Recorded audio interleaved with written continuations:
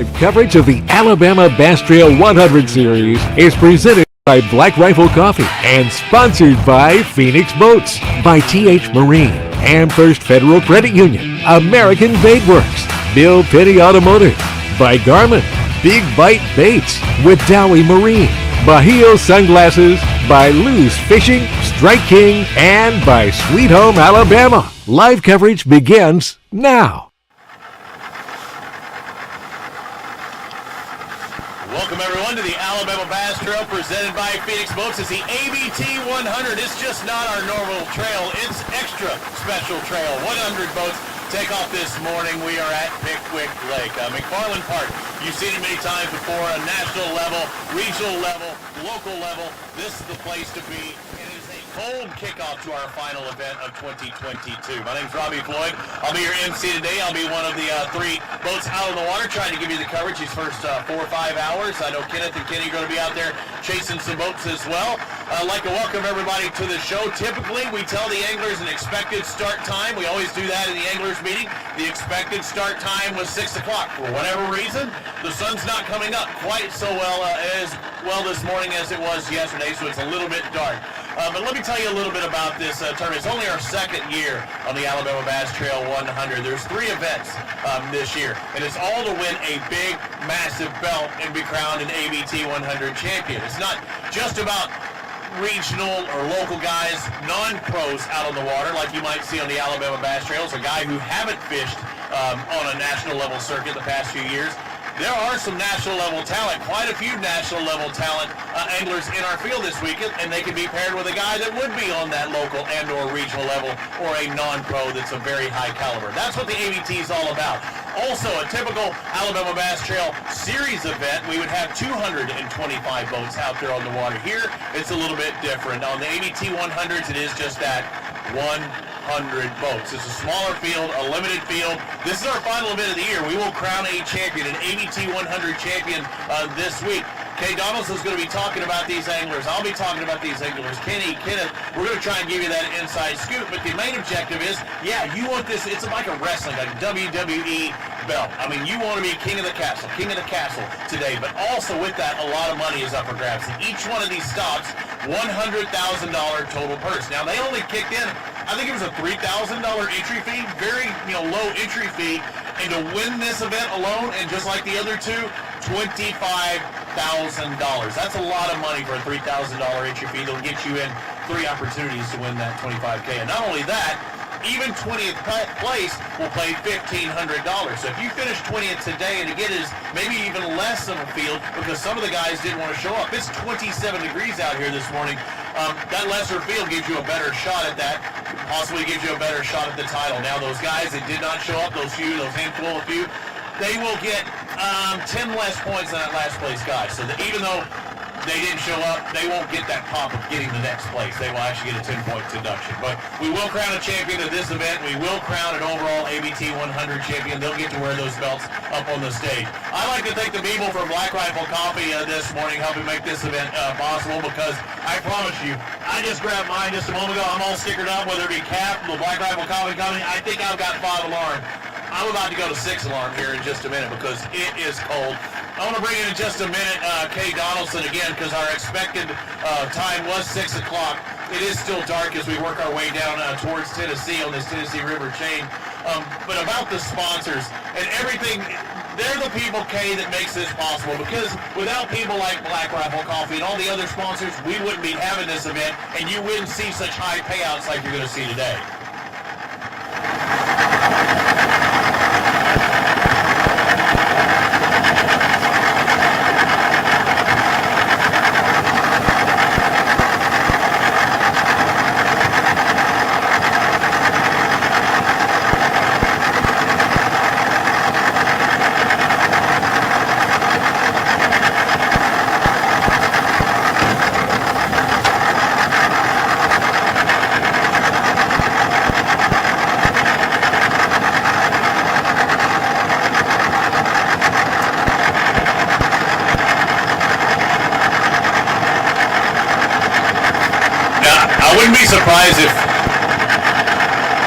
I wouldn't be surprised if down the road you made some boots, like special boots, ABT100 boots. I could see you doing something like that. Those belts look really good. They're awesome.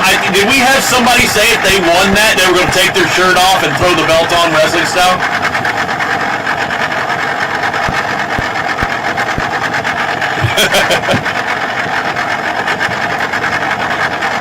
Okay. He would have some glass gutters if he did. It would be cold. Luke Duncan, the guy that would do that, he and Trey Swindle will be out there as well. Things are starting to line up. Let's bring up in our official tournament director, our Mr. Dobbins. Come on down here. Let's get in there. I want to stay in this spot. 6 o'clock, we always try and give them the maximum amount of fishing time we can, but for whatever reason, it just wasn't right this morning. Hey, we're not far away. We're getting close here. I think another couple minutes for the anthem, we'll be ready to roll. All right, so again, looking to the left, the sun's starting to rise up. Looking to the right, things are a little bit darker, but you know what we do on the Alabama Bass Trail? We started off the same way every single time. Let's unfurl Old Glory. Let's raise up, take off our hats, pay tribute to all of our soldiers here in the U.S. and around the world with a playing of our national anthem.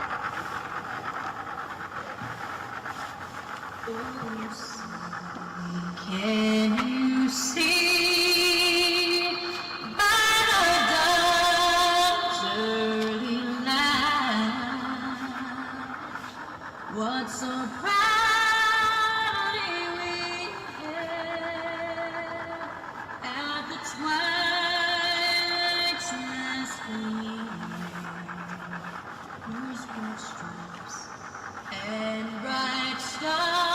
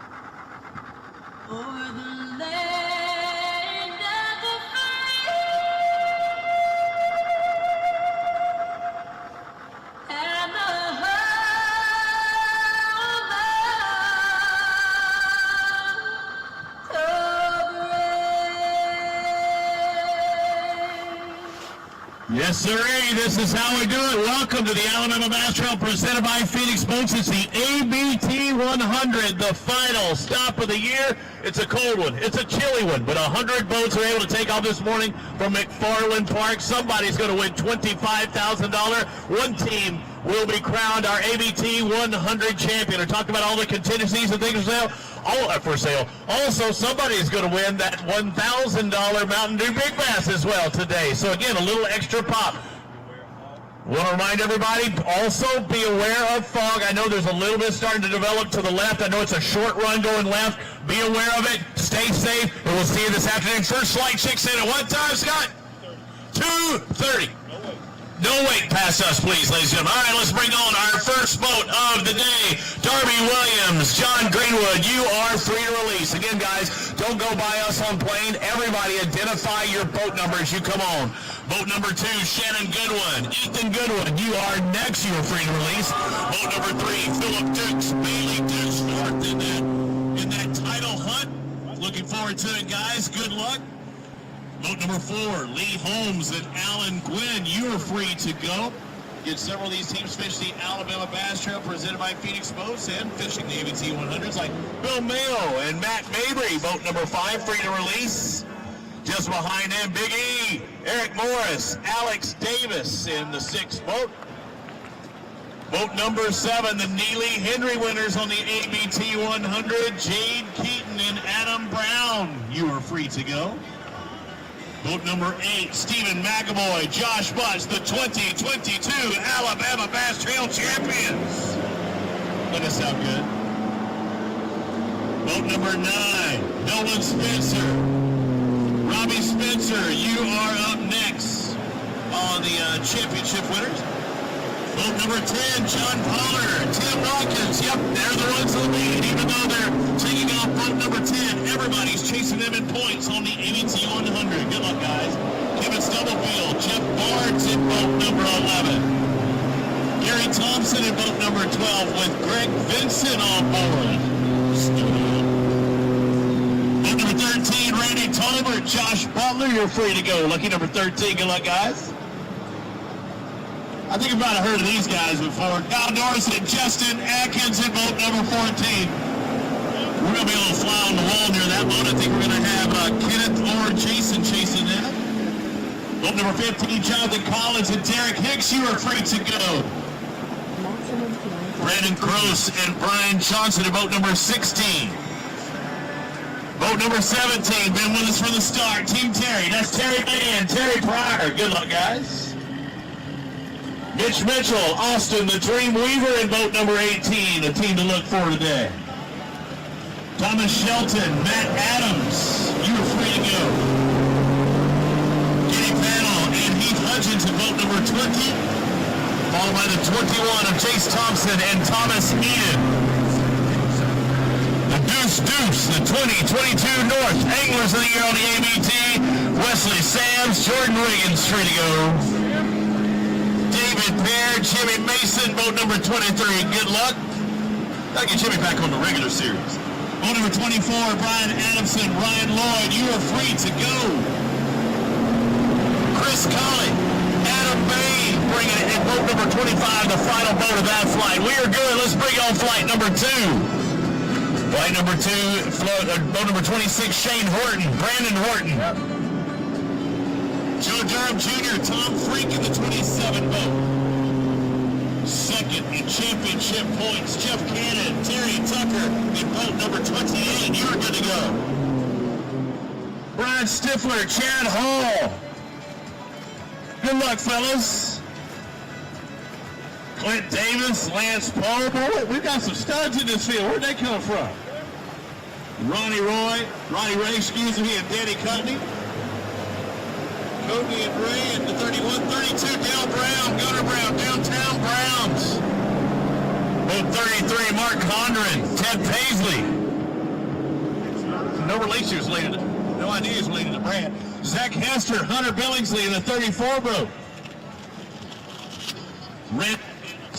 Randall Hamilton, Justin Mott. Boat number 35, Rusty Mass, Cody Farr in the 36 boat. Good luck, guys. 37, Caleb McNeil, Taylor Luna. KK, Kick Keys, David Campbell in the 38 boat. Michael Stevens Jr., Kelly Treese, you are good to go. Boy, my hands are cold. Hope you have the right protection out there, guys. Those fingerless gloves. Boat 40, Mike Rasco, Eric Johnson. Boat 41, Scott Canterbury, Terry Stevens. That Canterbury guy sounds familiar. I've seen him there. I see that guy somewhere. Oh, maybe it's Ed Lee Series. Kevin Allman, Jack Timms in the 42, 43, Brent Crow, John Maynard. Crow's done well on this boat, on this lake before. He's in the Richard Petty entry 43, 44, Clark Lawrence, Cody Nichols, 45, Wes Logan, Doug Logan. Good luck to Team Logan.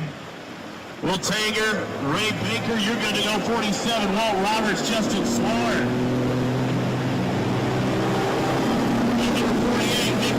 John Lane, the big guns of the ABT Tour.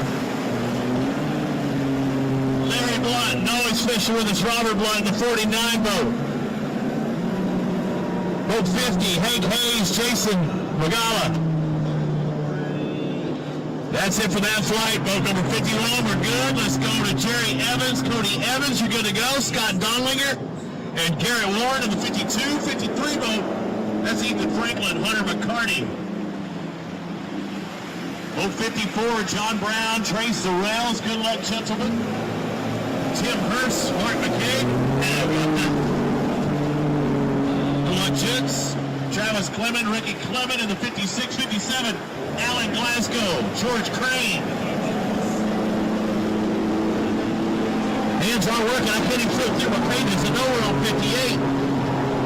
That's Luke Duncan, Trey Swindle. Oh, no wonder I was struggling. I'm looking forward to see a shirtless belt wearing Luke Duncan later on. Andy Chappell and Johnny McCombs in the 59. Yep. Jackie Flack, Ethan Flack. The Flack attack is back in boat number 60.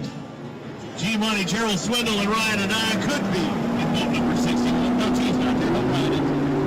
Boat 62, Barry Isbell, Matt Crane, you're good to go. Lynn Johnson, Andrew Johnson in the 63. Boat number 64, Austin Dunn, Joe Giserni. 65, Paul Davis, Josh Chappell. ABT regulars. Ken Walters, Dallas Weldon, the Lake Jordan winners in boat number 66. 67, third in the championship hunt, Matt Green, Jacob Walker. We'll go sleeping on him, Jacob, to sleep Walker. Hunter Hayes, Alex Alford in the 68-69, Chris Sprouse and Hagan Burnett. Benjamin Henry and Kim Carver in the 70 boat. 071, Scott Keeling, Bill Hamlin. Logan Johnson and Jeremy Christian, ABT champs. Craig Lowry, Ricky Campbell. In the 73-74, Cameron Robinson, Ronald Rollins. In the final boat of this flight, the Arm, Lee Pitt, Steve Engel. Good luck, gentlemen. We good to go on 76? 76 is coming up here slowly. These guys doing a great job working their way through. I'd like to thank y'all for not splashing us, guys, as well. Boat 76 will be the final flight. Kyle Schuchard, Derek Benz, thank you for holding back. 77, Jimmy Whaley and Terry Adams, fifth in the championship hunt. Donnie Beck and Tony Harvey in the 78 boat. 79, Philip Cohn, Dennis Miller. Oh, I love him on television. Matt Fincher, Jacob Kimbrough in the 80-81 boat. Justin Durden and Caleb Kuykendall. Oh, I can't wait to hit my Black Rifle coffee. 81, Justin Durden and Kuykendall. 82 be Jeff Kitchens, Randy Wiggins. 83, Casey Mims and Daryl Pete. Boat number 84, Waylon Mullins, Justin Hamner. You see the Hamner back. Thomas Roach, Kevin Williams in the 85 boat. Boat number 86, Brandon Staggs, Rodney Long. Won't be long for we're back here at weigh-in at 2:30. 87 boat, Charlie Williams, Michael Smith, followed by the 88 of Taylor Thompson, Zach Bennett. 89, James Chapman, Matt Garfield. The 90 boat, Michael Geiger and Jake Aiken. 91, Jerry Hartline and Robin Vaughn. I love doing that, Robin. I've got the same first name. My real name is actually Robin. Boat number 92, Lloyd Lemon and Zach Lemon. 93, Shane Mears and James Mears. Rick Mears into the first one. Tony Keefe and Brian Gregory in the 94. The 95 boat, Taryn Prince and Denny Wilder are free to release. 96 boat, Brett Post and Austin Post. 97 of Phil Nunley and Dee Dee Murphy. Boat number 98, Greg Werner and Cairo O'Brien.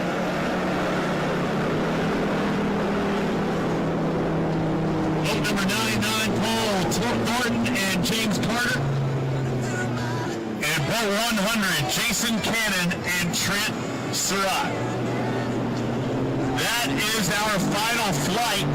Lorianne shooting the last few boats as they head on out of here. And Kay Donaldson, we have 100 boats that could show up for this event, but it's not always the case. You know, some of these guys don't want to show up on a 27-degree morning, but as these last few boats file out, it's important to note, and you were talking about all our sponsors, all of this payout, a lot of money is on the line, in a limited field, only 100 boats, and say if 5 or 10 don't show up, things, you know, it could be a big payday for many of these teams, and one of them's going to walk away $25,000 richer. That's right, Robbie. Someone's going to walk away with $25,000. And if you know the Alabama Bass Trail, there is a ton of contingency money on tap. Phoenix Boats, Wadowee Marine, AmFirst, Garmin. Some of these guys could walk away with almost $40,000 depending on the boat that they're in, Yamaha Power Pay, everything that is involved in the Alabama Bass Trail, all of the sponsors that do such a great job with our anglers. But one of the things you mentioned early in the broadcast were these fantastic belts. I want to hold those up. I mean, these are... we didn't really spare any expense when we went out and found something to award these guys for their time, their investment, their confidence in the Alabama Bass Trail. I just, we really wanted them to have something that would look great in their trophy case, something that they would be able to remember what a monumental year that they had. So we look forward to giving these away for the Anglers of the Year. That's the best of points over the course of the last 3 tournaments. I'm going to lay this down for just a minute, reach out of the scene here, and also show you this is what they're going for today. I'll hold that up. These are your ABT100 trophies. These are the first place trophies. The second and third place trophies are a little smaller, and they're black and finish, but this is the first place trophy for here at Pickwick Lake. So looking forward to awarding those today. I'll set those down. We'll get those out of the way, but we are looking forward to crowning not only a new champion here at Pickwick Lake, but also an Angler of the Year. We'll talk a little bit about Pickwick Lake. It's 45,000 acres. It depends on where you look at it on the chain. The Alabama section of the Tennessee River goes Gunnersville, Wheeler, Wilson, and Pickwick.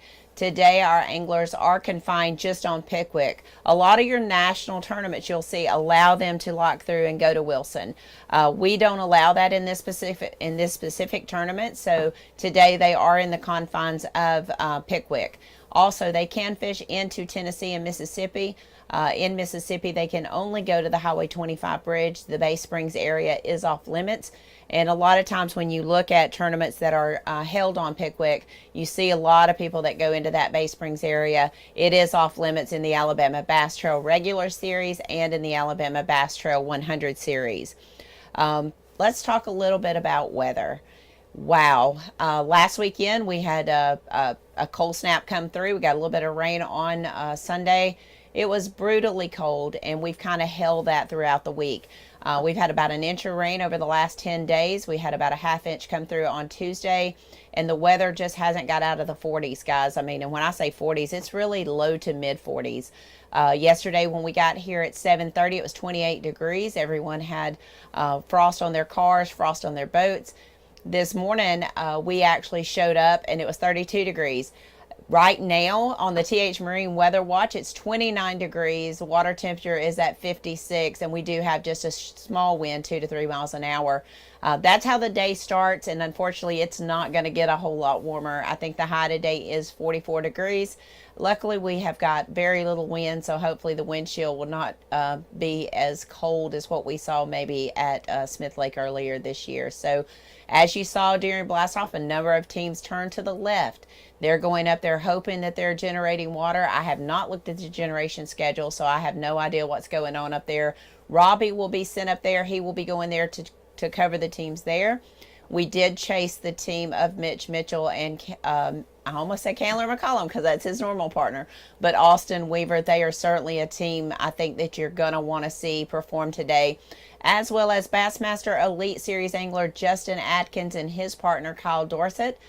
We talked with them last night. We kind of know where they're going to be. We have a tracker on their boat. We'll be finding them shortly. But there are a lot of teams. That number 100 team that just left here, Jason Cannon, Trent Surratt, you cannot count that team out. And they've got the longest time of the day to fish. So we'll be finding them as well. We do have a tracker on their boat. A lot of great fishermen here. You know, I know Robbie talked about the pros and fishing with an amateur.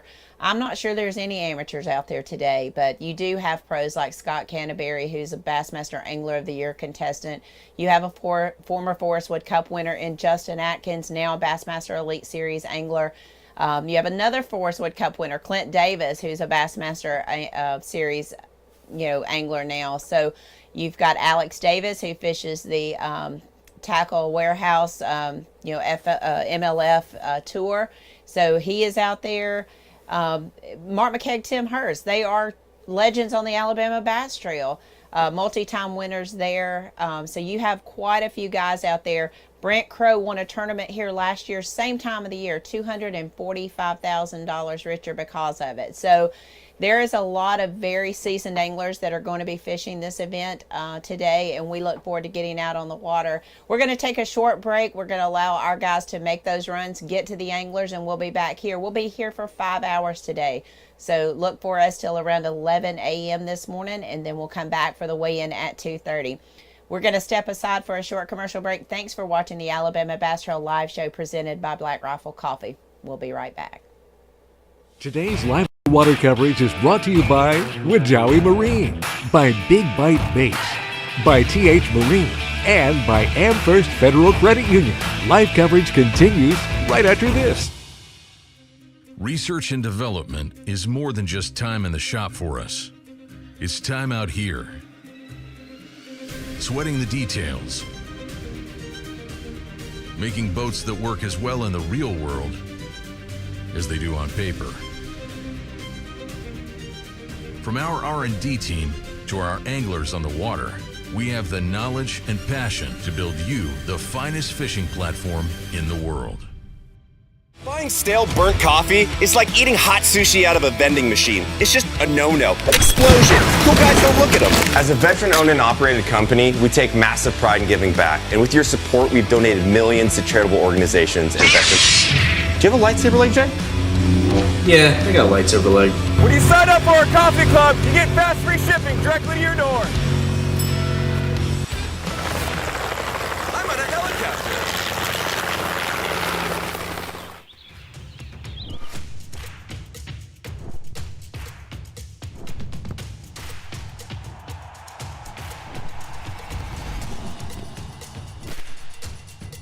For all the ways you love to play, Academy Sports and Outdoors makes it easier than ever to get what you need and have fun out there. Get free shipping on your favorite brands at academy.com or get free curbside or in-store pickup at your Academy store. If you didn't already know, AmFirst has great rates on auto loans and boat loans and motorcycle loans and really any loans, including ones for your business. With a variety of terms as low as 2%, we're kind of hard to beat.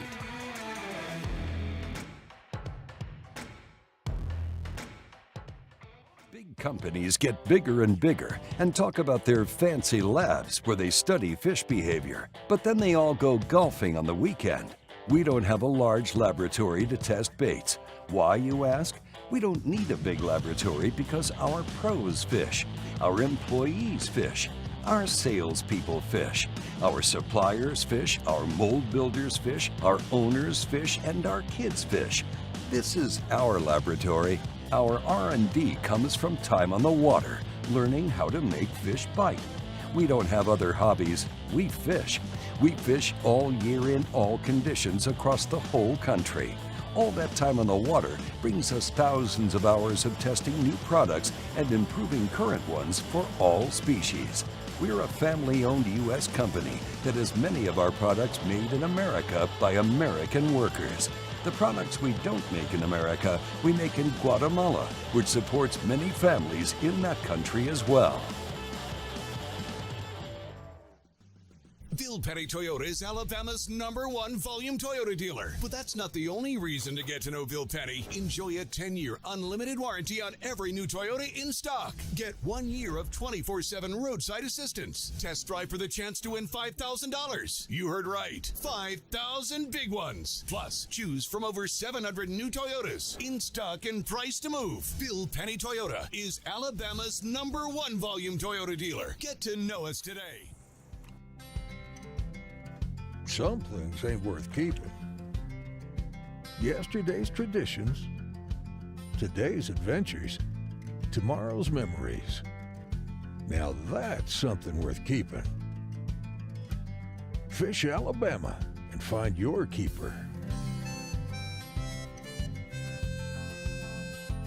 For more information, visit fishalabama.org. Jackson Blaylock, Todd Orton, Hank Terry. Let's go! Garmin Live Scope, I tell you right now, if you don't have it, you are behind. It's just wild. It's like a video game. If you do not have that Garmin Live Scope, you are definitely missing out. Bassmaster Classic Champion!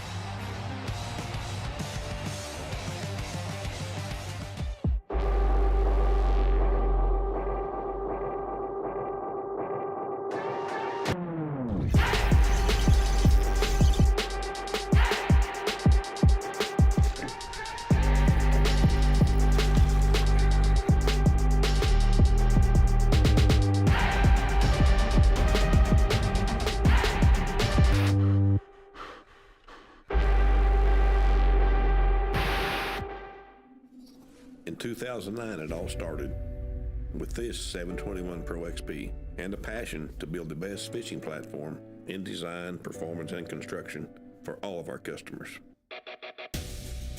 Through the years, motors have changed, electronics have changed, but the passion to build the best bass boat possible has not changed. Everyone at Phoenix believes we got it right the first time.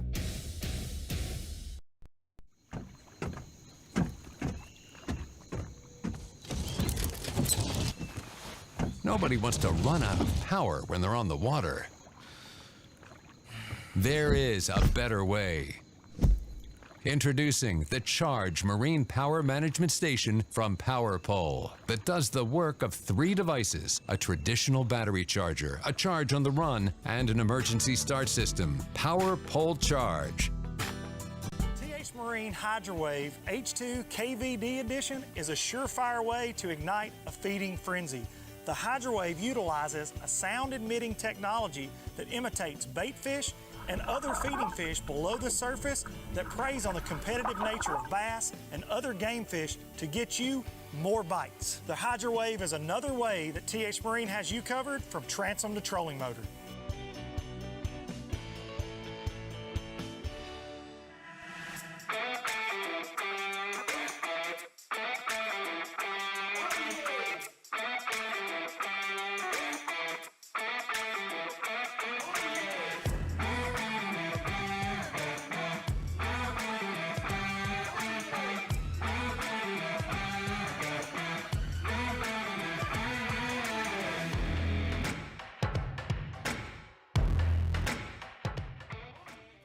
Research and development is more than just time in the shop for us.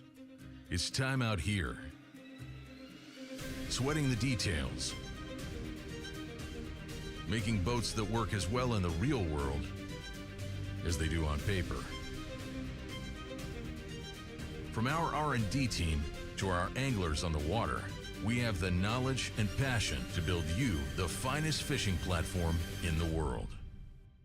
Buying stale burnt coffee is like eating hot sushi out of a vending machine. It's just a no-no. Explosion! Cool guys don't look at them. As a veteran-owned and operated company, we take massive pride in giving back. And with your support, we've donated millions to charitable organizations and veterans. Do you have a lightsaber leg, Jay? Yeah, I got a lightsaber leg. When you sign up for our coffee club, you get fast free shipping directly to your door.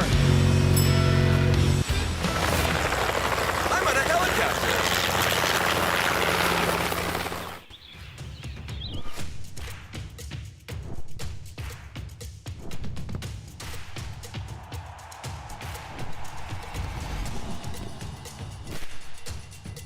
For all the ways you love to play, Academy Sports and Outdoors makes it easier than ever to get what you need and have fun out there. Get free shipping on your favorite brands at academy.com or get free curbside or in-store pickup at your Academy store. If you didn't already know, AmFirst has great rates on auto loans, and boat loans, and motorcycle loans, and really any loans, including ones for your business. With a variety of terms as low as 2%, we're kind of hard to beat.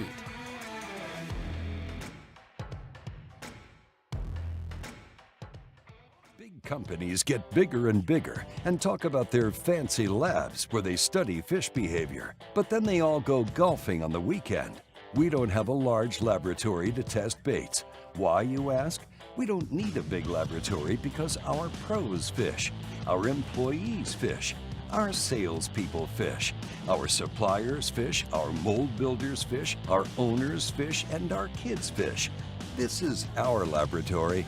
Our R&D comes from time on the water, learning how to make fish bite. We don't have other hobbies. We fish. We fish all year in all conditions across the whole country.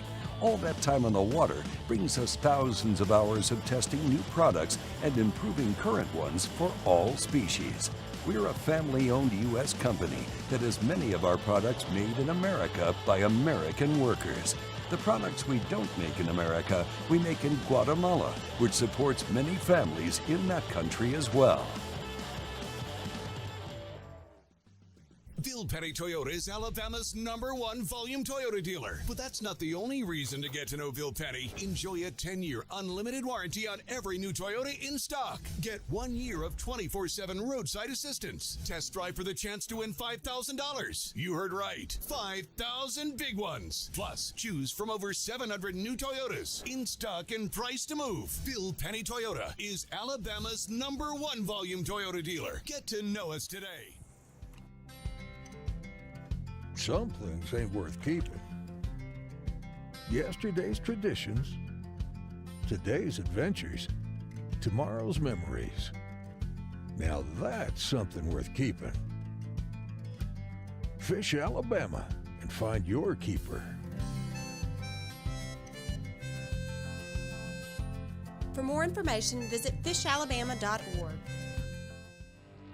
Stetson Blaylock, Todd Auten, Hank Terry, let's go! Garmin Live Scope, I tell you right now, if you don't have it, you are behind. It's just wild. It's like a video game. If you do not have that Garmin Live Scope, you are definitely missing out. Bassmaster Classic Champion!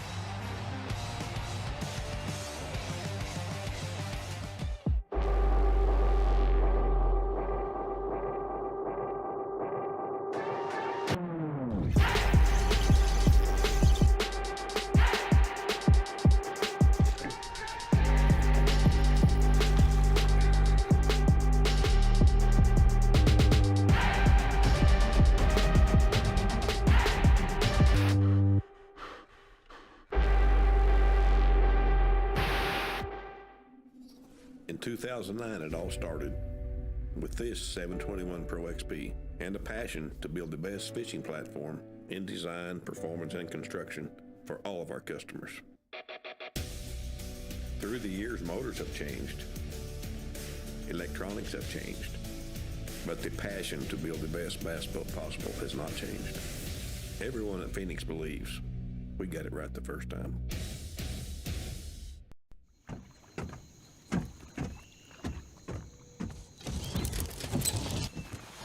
Nobody wants to run out of power when they're on the water. There is a better way.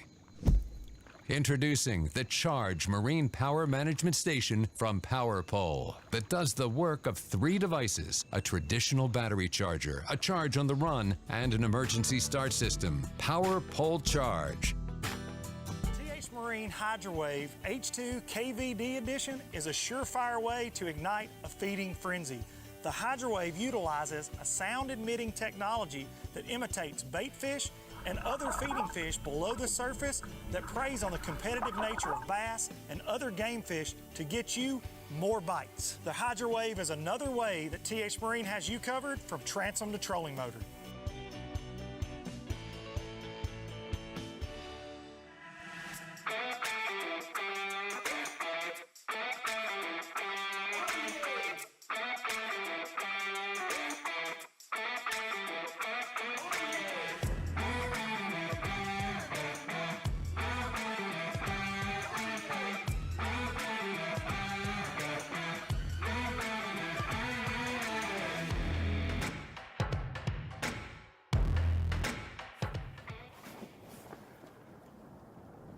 Welcome back to the Alabama Bass Trail presented by Phoenix Boats. It's the ABT100 on Pickwick and boat number 45. The first boat I pull up to, Wes Logan, Doug Logan. I pull up and I say, hey guys, you got anything in the boat or you have any hits yet? And you say, already got a 3-pounder. That's a solid start for one of your first casts of the day, huh? I'm not going to complain after the way practice has been, that's for sure. Tell me about practice. I mean, you had a reason to come here. Horrible. Worst practice probably I've ever had, but I mean, it's Pickwick, it's the Wilson Dam. I mean, you know it can get one up here, so I mean, that's where we're going to spend a lot of time early in the day anyway. All right, what's the thought? Bad practice doesn't mean it's going to be a bad game day. You already got a 3-pounder. What are you looking at here? What are you dealing with? I'm basically just drifting up here at the dam and the current. They're not running a whole lot. They're running like 35,000, I think, this morning, which isn't too terrible bad. It's just real random. I mean, you just kind of drift up here and make these long drifts, and every now and then you'll catch one. I mean, you can make the same drift and your bait not go by the same rock. So, I mean, it's kind of, you never know when you're going to catch one. You might catch a stripe, a drum, a catfish, a 5-pound smallmouth. You never know. Current's relative, and you say they're not pulling hard. They are pulling, though. You can feel the water moving. It's kind of a great scenario if you want to hang out in a spot. Yeah, for sure. Like, you can, like, there's some people up here that are spot locked, you know, sitting in one place, throwing it, maybe one particular rock or a couple of them, and then you got somebody like me that's kind of just drifting with it. But yeah, it's relative as far as running. It is running hard, but I mean, I've seen it with it running 200. So. Hey, you're not alone here, though. You see a boat literally in your front pocket. Another one's moving in. Another one up there to the right. You can kind of expect that in this area, though, huh? Yeah. I'm gonna be honest. I'm not trying to jinx it, but I thought there'd be about half the field up here. We're gonna spend some time up here and ease around and see what happens. Because the potential's up here. I mean, it's historically known. Okay, you're the first boat, say, as we go in towards that, and I know you're drifting back, but is there something back here that you like better than where everybody's heading up there? The few bites that I've gotten up here were back here. I don't know if there's something to it or there's a section of rock, but where he caught that one this morning was 20 feet from my waypoint from yesterday where I caught a 5-pounder. That's getting it done. What bait? Swim bait. Swim bait. Solid body. Good deal. We're going to watch you for a bit and hopefully get one on camera. Yeah, it's like a 5-pounder right now.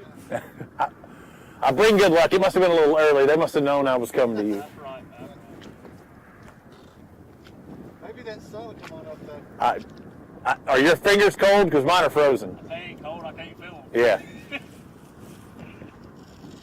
were cold for a little while. I think it just got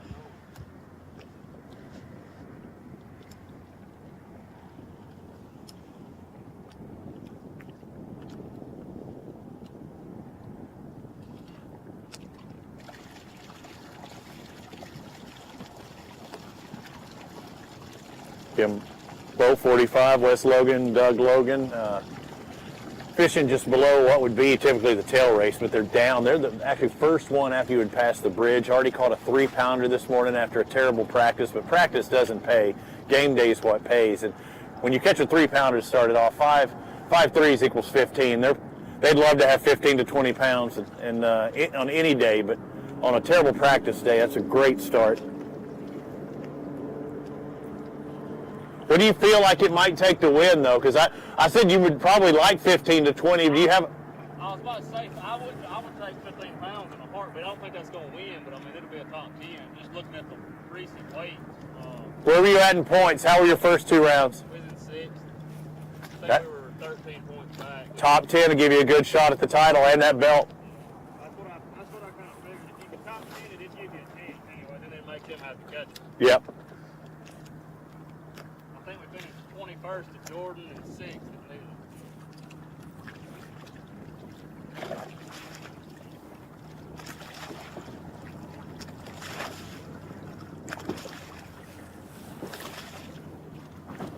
I'll tell you, for those of you watching at home, and I know I can say it's cold, but it was really cold. I only had about a mile run, if that, and hands were done, lips are done, face was done. Wes just said, he can't even feel his fingers, so he doesn't know if they're cold or not.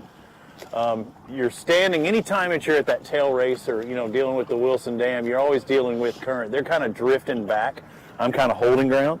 But here's what I'm noticing. So just say you come out here and you prepare yourself for the cold weather. You wear boots that don't have much flexion in them. I can't run this trolling motor worth a darn this morning. And if you're here, it's an imperative that you're on the trolling motor generally to hold somewhat ground. But again, do you have warm toes, or do you want them to be more mobile and cold?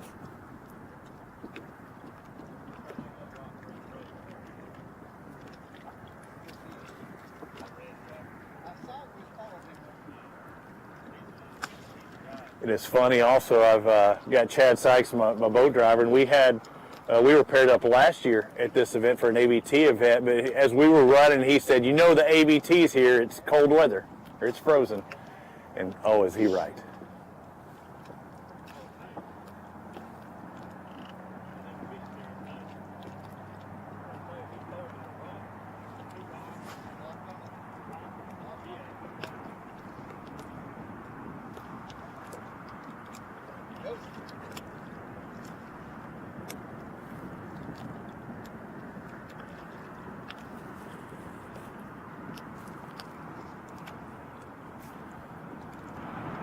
What species was that 3-pounder?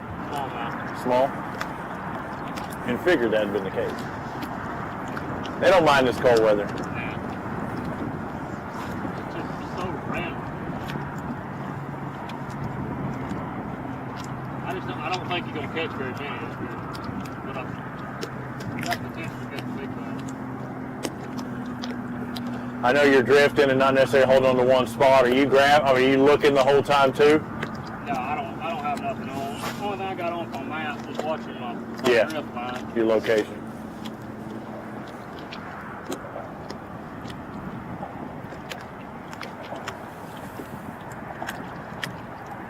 Ain't no different than the St. Lawrence, it's just a little shallower.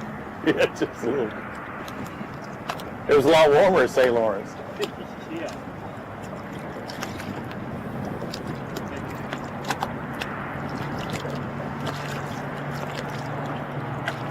And again, that's what you get with, national level turning pros like Wes, and, fishing different parts of the country.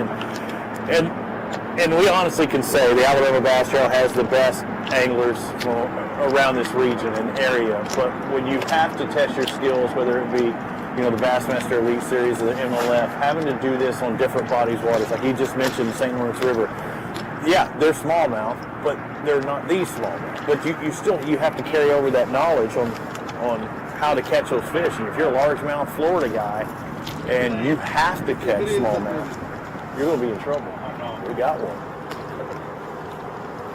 He's back boating you, and you're happy to have it. I just want to see what color. I don't think it's right species.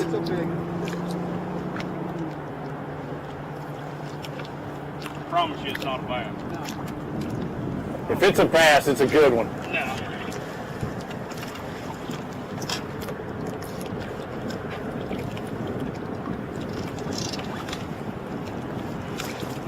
We got us. Big old drum. Well, we kind of felt it. If not, we were talking world record here for a while. It felt good for a minute. But it gives you hope. I know there's some guy on the bank wanting for some catch and release in the grease right now, but we're trying to catch bass. I ain't never ate a drum. You ate a drum? No, I haven't. I heard it's okay though. It's how you prepare it.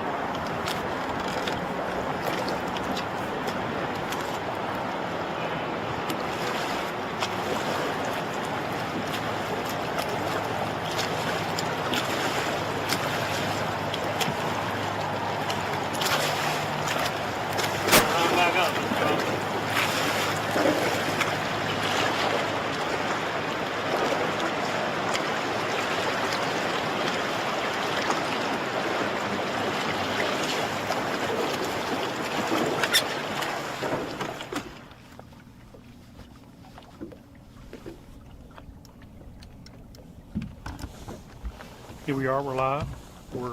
This is boat 18. It's Mitchell and Austin Wheeler.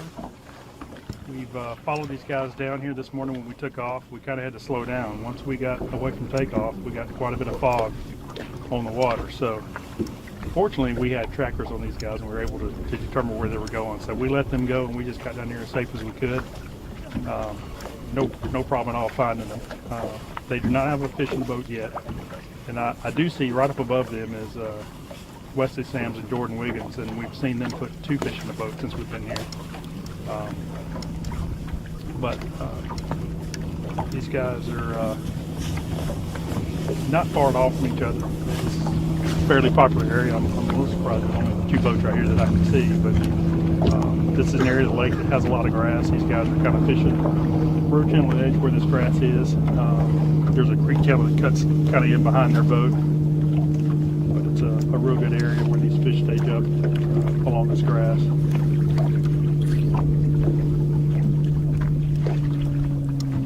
You can kind of see the fog in the background there behind their boat. It's kind of what we dealt with on the ride down here a little bit. Some places it was thicker than others.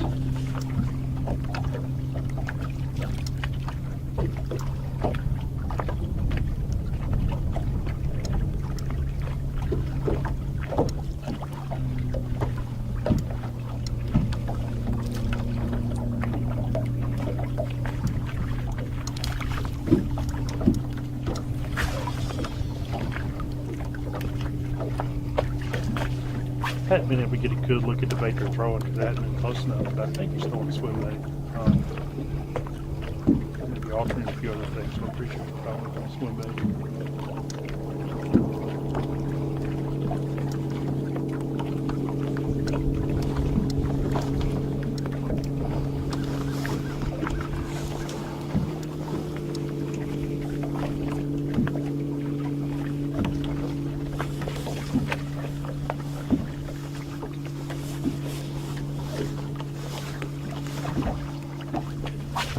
Both these guys have a lot of experience on Pickwick.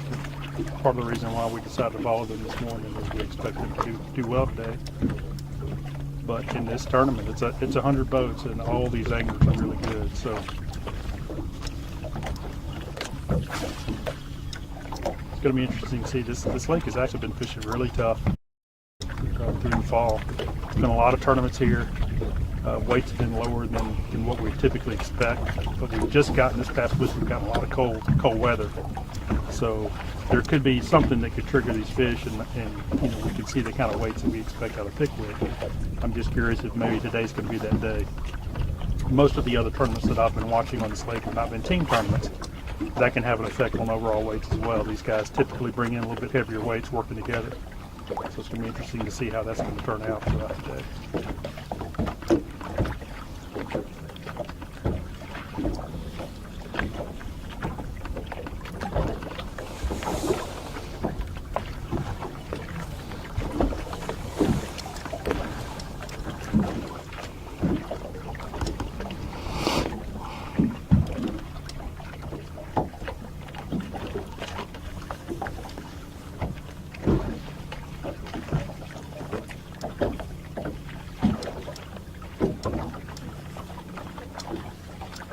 Got a little bit of current flowing today. I wouldn't say that it's real strong. It's enough to where these fish really should be positioned in certain areas.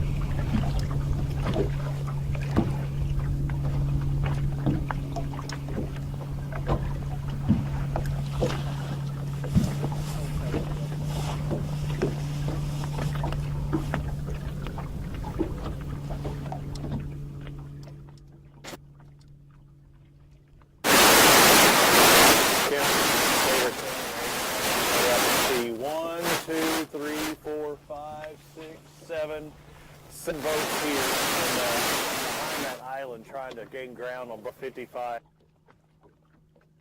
First and Mark McCain. Hello, Governor. Yeah.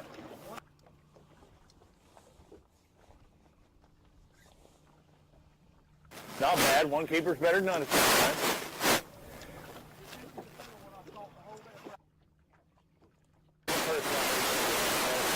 So,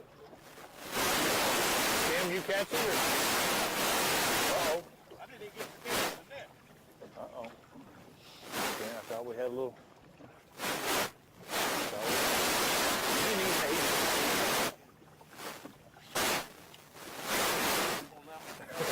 Didn't need a help on his pound and a half. Tim Hurst, Mark McKay, he said it's about a pound and a half or so, but it was practice. You know, we were talking to Wes Logan a moment ago. He was talking about the worst practice ever. So he's the second boat that we've gone to. Both of them keepers saying the practice was horrible. So today might be the day. And as Laura Ann, every woman shooting, yeah, on the left side. I know Mark might probably drift back into us. He had a strike just a second ago. I saw a fish actually blow up just a second ago. But one boat straight behind the island, and you have a line of three after. Would be good.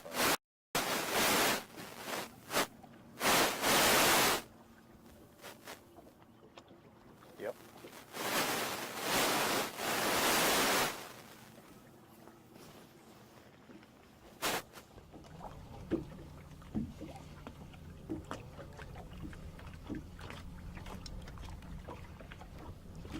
We're still here with Mitch Mitchell and Austin Weaver.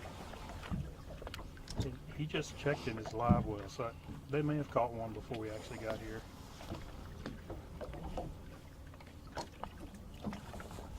How many fish you caught so far? We got one. Okay, what size? Maybe a little over 3. Okay. So they caught that fish before we got here. So start off with one a little over 3, looking for more. It's a good way to start.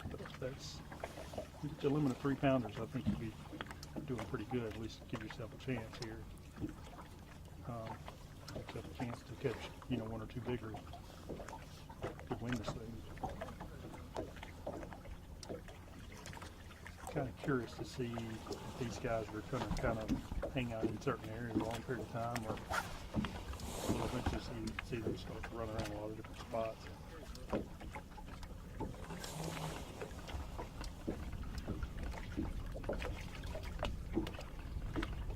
We've also been watching Wesley Sams and Jordan Wiggins. They're just up in front of this boat. I can't turn the camera there because it's blinding in the sun. We have seen them two in the boat since we've been here.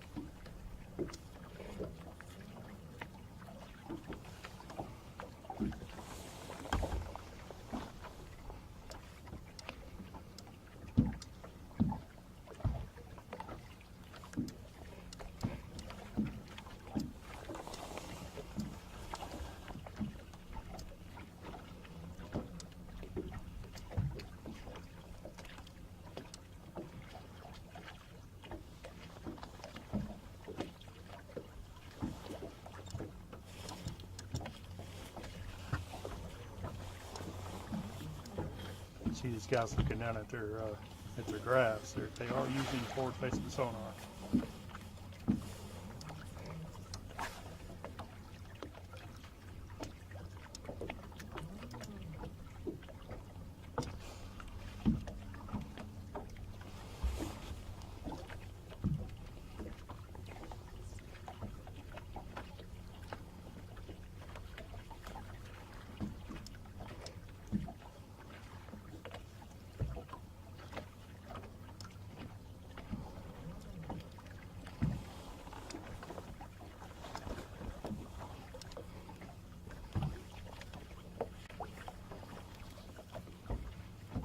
you know, the forward-facing sonar is not always used just to find fish. Sometimes you're using it to find the bait fish pods as they move in and out. But also he is fishing kind of a grass line there, so he's able to pick up that grass. Sometimes you can kind of scan around on your trolling motor, and it makes it a little bit easier to stay on that grass line, knowing what's ahead of you, where it is. The grass doesn't necessarily grow just in a straight line. There's, you know, areas where it kind of juts out a little bit further than others, or creates little indentations, and sometimes that's kind of the key spots. So being able to look ahead of your boat with that live scope will really help you kind of stay in the right area, help control your boat a lot better.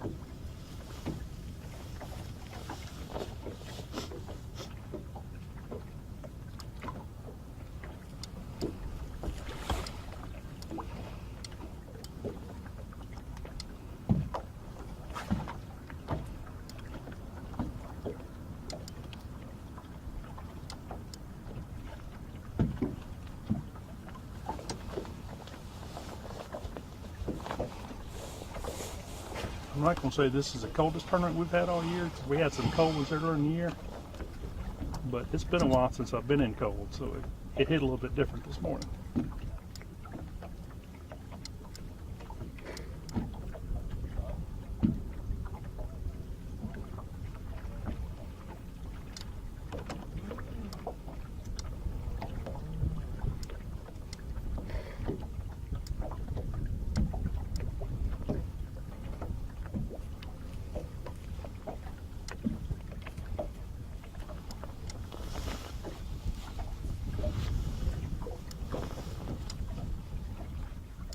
It may actually make the bite better this afternoon as well. Sometimes you get this first real good cold snap, cools off the surface temp a lot quicker. It kind of shocks the fish a little bit. Sometimes a little bit later in the day, it's a little bit more consistent on the bites. That's kind of the other thing I'm kind of looking for today, to see how these guys attack this lake. I know they all know that it's been fishing tough, but at any moment that light switch can go off and really change things. And there's enough really good anglers in this field that if it happens today, there'll be some guys take advantage of it.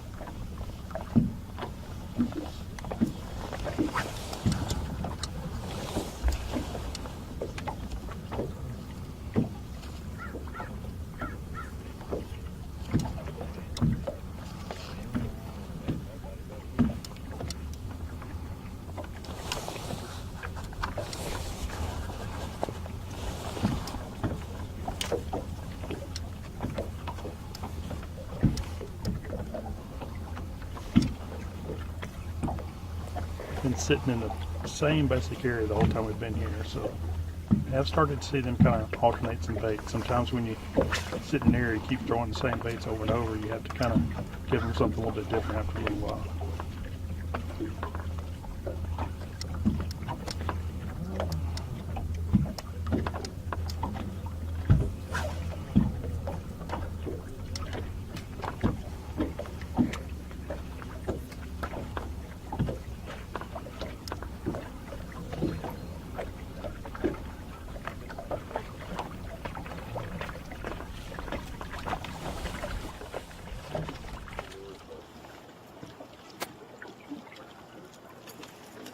He's just swinging his bait around, looking at me. I mean, Brent Crow in the Richard Petty entry, boat number 43.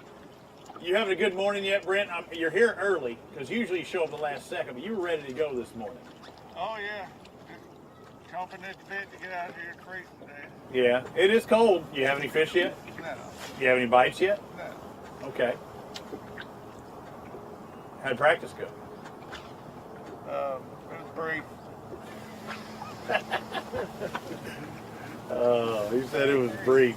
Now, in case you didn't know, Brent won $1 or $2 on this body of water. Last year, how much money did you win on this chain, on this little portion of Pickwick here? $247,500. $247,500. That's a good. Man, you could get you a boat and just cruise like that bird's doing over there in the current. You want to see how fast the current's moving? Look at that bird. That floating bird there to the right. He is cooking. I can't see that far. I didn't know his name. It said his name was Pelican. Someone flying into the right there, but that boat is not in the speed limit because he's going faster than 20. All right, so literally, you came up to the dam. You know it could be good. Why did you come here, and what are you seeing now, and why things aren't going your way? They hadn't been up here good all fall, and like today, there's a little too much current to do what I want to do. There's no activity, it's cold, and I don't think there's anybody caught a fish up here that I've seen. Well, that's what you see. I may see different. I think Jason Duran wanted to know if you're throwing a weight bait today. That's what I'd be throwing. What do you? Ken, that's that. What do you got on right now? What are you throwing? Wake bait. Yeah, the kids was right. But I don't know. The conditions, it ain't right. I'm just kind of hoping for a minute before I go down the river. Okay, now you're tight to this island too. I mean, out of all that current. Why are you so tight? What is it about here that's worked for you in the past? Just out of the, I actually fishing for a largemouth. Okay, so yeah, there are largemouth mixed in here, and I asked somebody who caught a fish earlier. You're expecting smallmouth out there in the depths possibly, but largemouth is a little tighter to. Out of the current. Yeah, tighter to this island out of the current, and you can see the current just beyond where he was casting. I mean, this is an island just south of Wilson Dam as it dumps into Pickwick.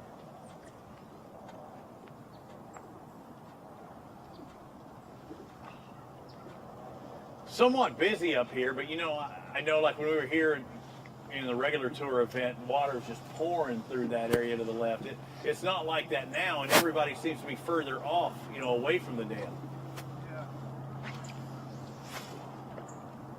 Well, when you got the spillways up and then the water runs through in the horseshoe, like with those spillways, it's all just flat water. There's not a whole lot of activity anywhere. I mean, like I said, the only reason I'm up here is just try to catch one big one, which I don't think there's much possibility. Well, at least you're keeping that positive outlook, Brent. It's called reality, Robin. Reality. My man who's won over $250,000, right at $250,000 on this body of water is Mr. Positive this morning. He's saying it's reality. I'm pulling for you, brother, because I know you might have won that event, but we're still looking for that first win on the Alabama Bass Trail. Yeah, I know. Don't remind me. No, I'm saying we're still waiting. I know you've got it in you, though. Yeah. And I may go down the river and get halfway decent. That's where it worked for you before on that tournament, wasn't it? Yeah. First 2 days down the river, third day up here. Okay. Well, this is a one-day tournament. You've got a good partner in the back of that boat. You just as soon, tour guide him all day and have him catch him. Oh, yeah, I can run the net. Absolutely. Got a couple studs over to your right as well. It's getting a little crowded. Yeah, I mean, there's a lot of history up here, obviously. That's what everybody thinks. But the conditions have to be right. Well, things are going to warm up a little bit. I know that's hopeful, and warm up is relative, but good luck out there. When the water warms up, they turn the current down, so they're doing it the opposite of what I needed. I needed not much current in the morning and then turn up next day. Yeah. But we're not getting that, so we have to deal with it. Okay, keep fighting.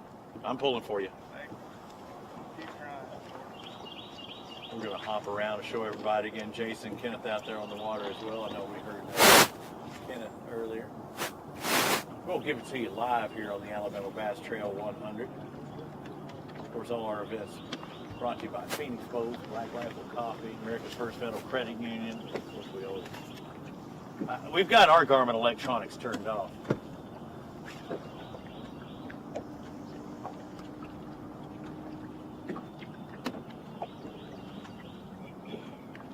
giving it to you live. We'll pull over here. I told you there's a couple of studs over here to our right. John Collard. I want to say Dallas Welded, but I know that's not the case anymore. I can't say that because Tim Watkins goes, I look nothing like Dallas Welded.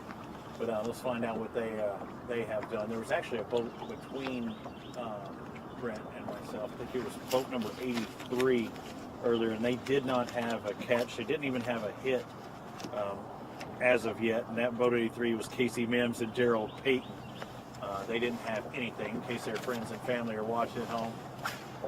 Got a different partner, but is the outcome looking? I mean, it's looking pretty good. Your angle of the year. We thought it was for a minute. They were here when we first got here. Really? All right. So what did you have? Any? We actually got 2 in a live well. I lost probably one about 3 and caught 2 shorts. Did you just hear that? We've had a bite since. All right, so let me get a little closer, and I want you to let that back out again. Again, your angle of the year leaders. You come to your first spot, and it's wham bam right off the start. Yeah, they were here when we got here. Set up this current scene. First one I stuck was probably 3-ish and lost it right in the boat, and then caught a short, and then caught 2 keepers, and then caught another short. Just in basically 5% cast. And maybe we've had a bump or 2 since then, but they just hadn't set back up. And we're hoping they will here in a few minutes, or I can't sit here all day. 2's a good start, though. Oh yeah, I'll take it. What do you think these 2 keeps weigh? They're 2.5-ish probably. 2.5 apiece? Yeah. No, that's good. Because I mean, 2.5 combined is not good. No, yeah, no, they're 2.5-ish probably. Maybe a little more. What you got? Pulse vibrating head.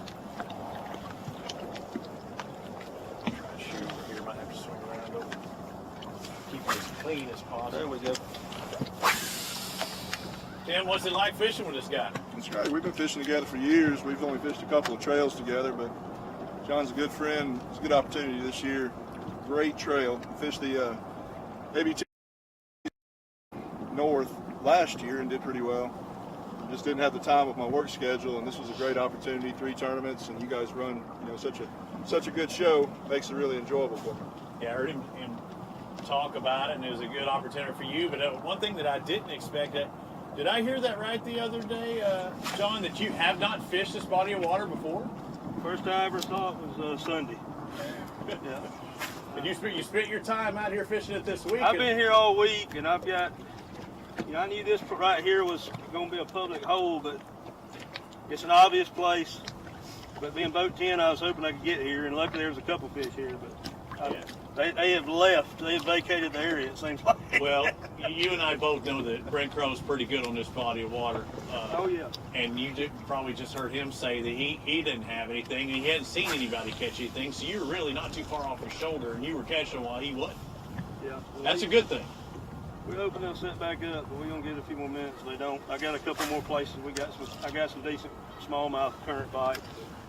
I don't know. I don't know enough about the place to know if I found anything anywhere really. I've got some good bites, but I hadn't really just found them.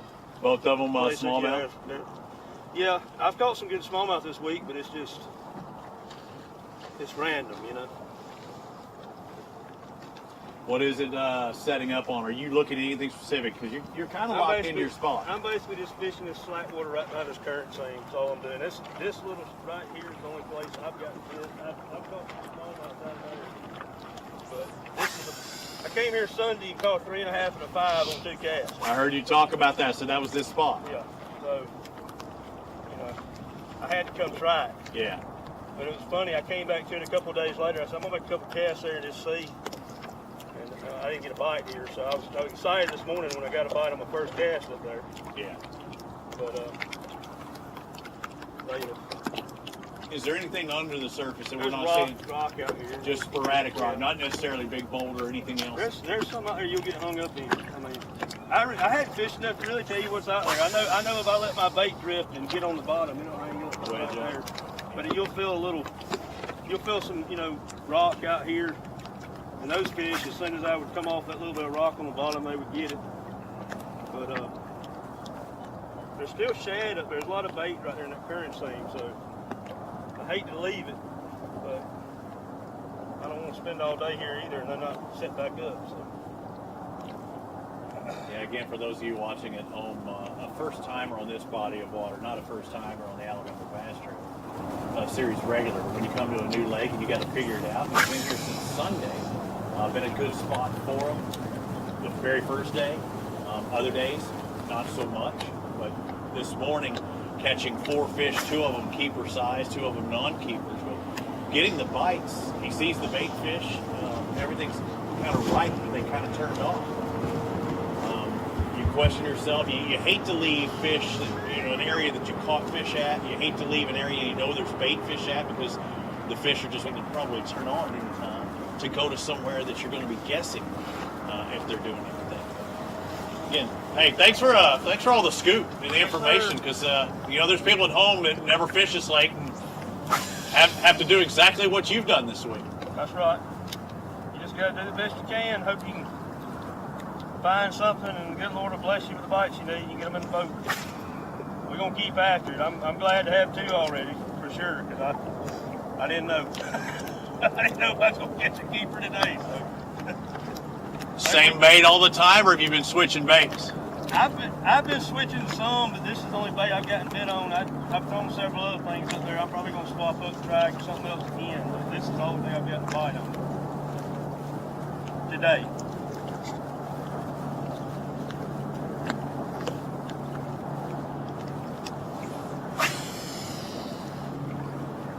I've been catching them in the current on a swim bait.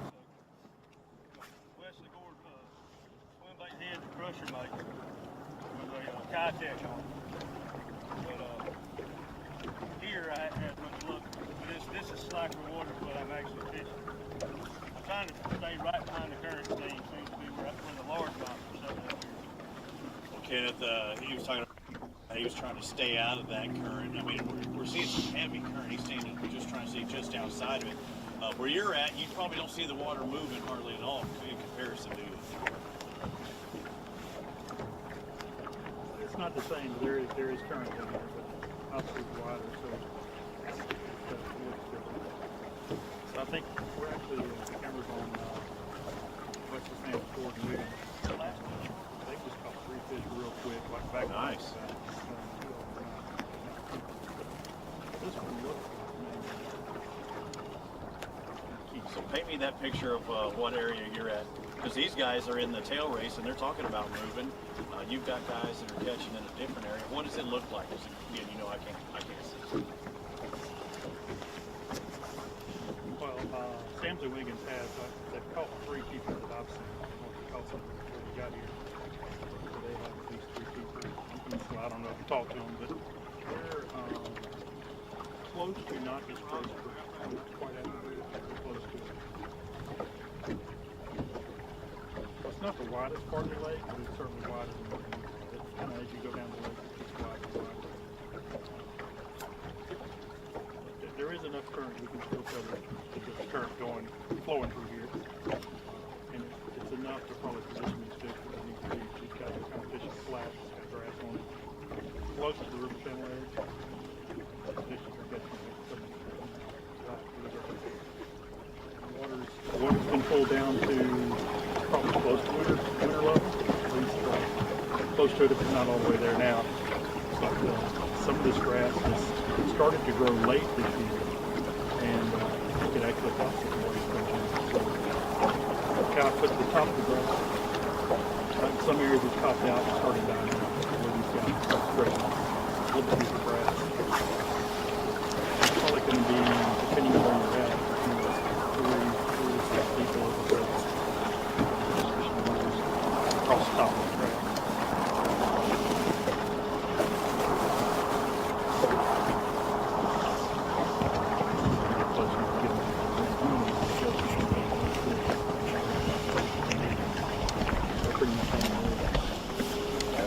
Our side looks different. I know we've been here one time. I've been here for many times, but I haven't actually gone out on the water.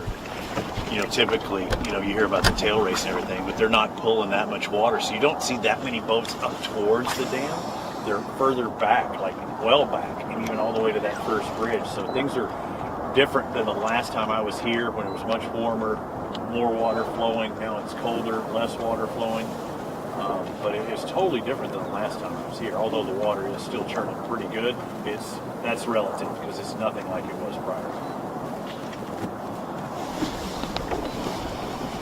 there, it comes down to the current seams, and those current seams are different depending on how much water is flowing.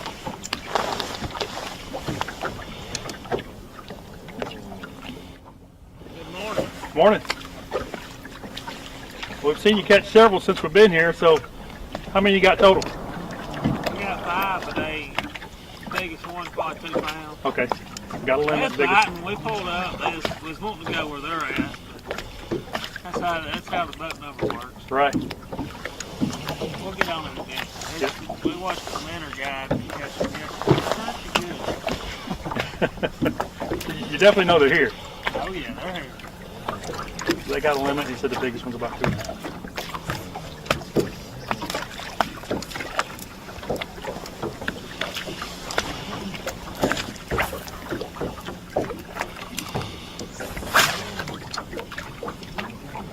Well, he said he's not really on the spot that he's wanting to get to. There's another boat sitting there, but he knows there's better fishing here. Hooked up now.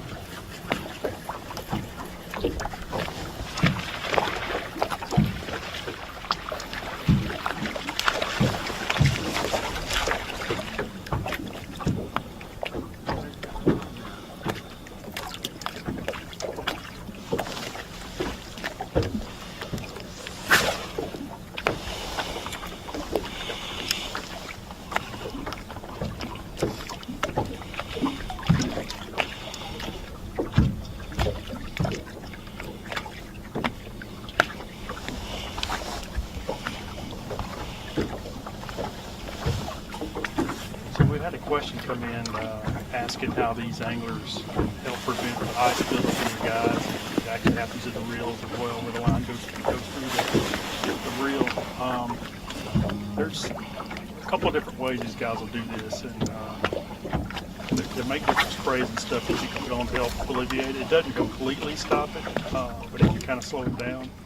Generally what happens, I have not seen a lot of it yet this morning. You may be above freezing now, matter of fact, but lots of times you end up having to dip your rod in the water in order to kind of break that ice free.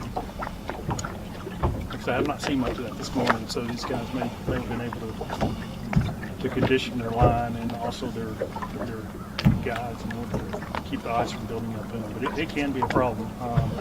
The other thing that happens, a lot of these guys are using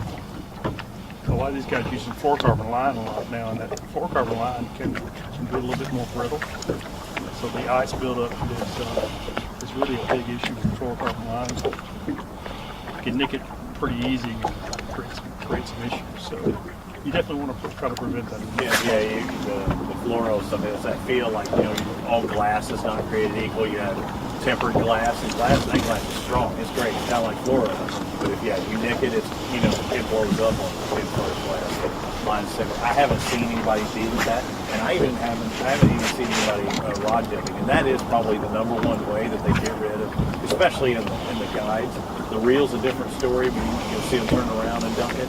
But 9 times out of 10, they're not necessarily spraying anything on it because they don't want a chemical, but they will dunk it into the water because that water temp is like a heater for them. So, but I haven't seen one person dunk their rod. But again, they don't want to mess with even more wet of a situation and get their hands even colder than they might either. So they don't want to put it in the water if they don't have to.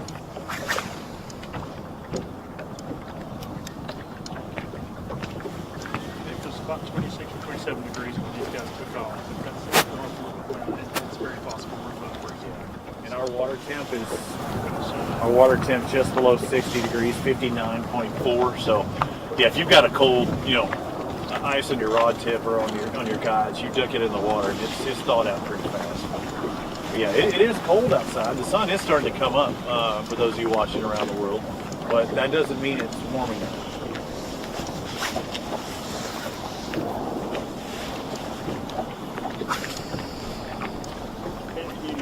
You did mention the water tip, that does help. If it's 60 degrees, it makes it a lot harder for it to get the freezing point even up on the rod itself. As opposed to tournaments, let's say in January, February, where we fish a lot, where we do see a lot of the ice build up. That water temp is a lot colder. Again, it's in the high 40s, mid to high 40s. get to freeze. Yeah, it's just like those signs at the bridge you always talk about. It's going to freeze up quicker on a bridge. Well, the same thing. I'm not sure this is fast, but if it is, it's good. We've got big drum of the day so far.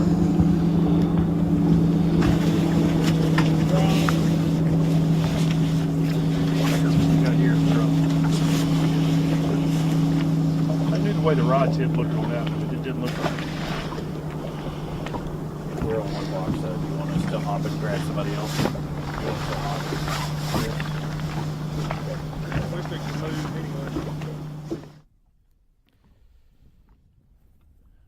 Well, we have made the long run. I guess we drew the short straw today. I'm not really totally sure. We have made it all the way down to J.P. Coleman. If you're not familiar with the lake, that is probably a 40-mile run from takeoff. Kenneth said he's around the Tracy Bridge. That's halfway to here. And we have just pulled up on Justin Atkins, boat number 14. And we pulled up on them. We saw that they had one pretty quick catch. Haven't had a chance to talk to them yet. But Kyle caught one. Kyle Dorsett's fishing with him, caught it in the back of the boat, caught one, and they released it. So I don't know if it was short or not. It looks like they're doing a little live scooping here. We're kind of just trying to stay back away from them right now. Don't want to get in here and mess with them. And as tough as fishing's been lately, they definitely don't need us interfering with it at all. So we're going to sit back just a little bit and watch. I may get in a little bit and have some conversations, but give a second here and try to figure out what they're doing.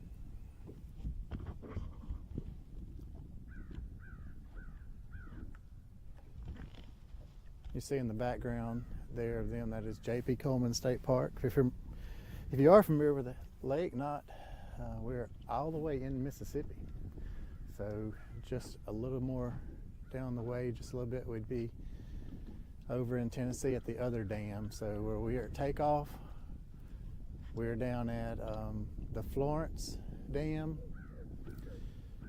and then here we will be all the way down at what we would call the Pickwick Dam. So made a long run.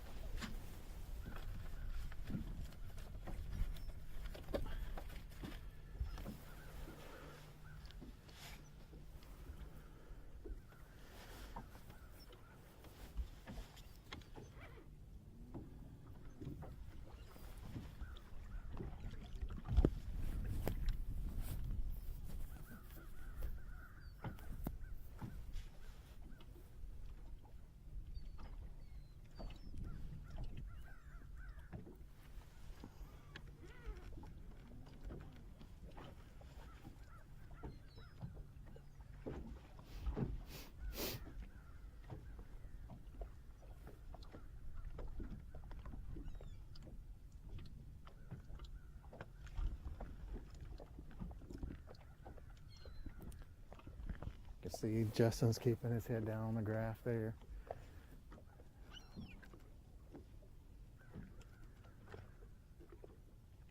Really targeting these fish using electronics, obviously.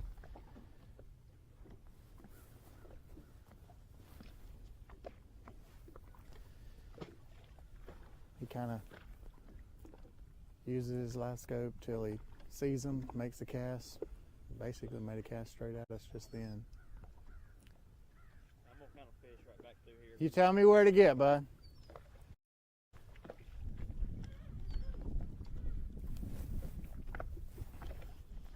Justin, how many y'all got?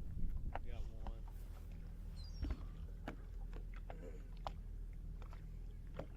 If I'd have known you was coming this far, I'd have stayed at my mama's house.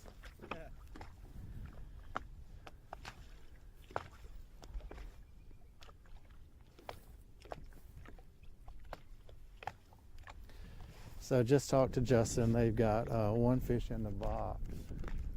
We're trying to stay off of them.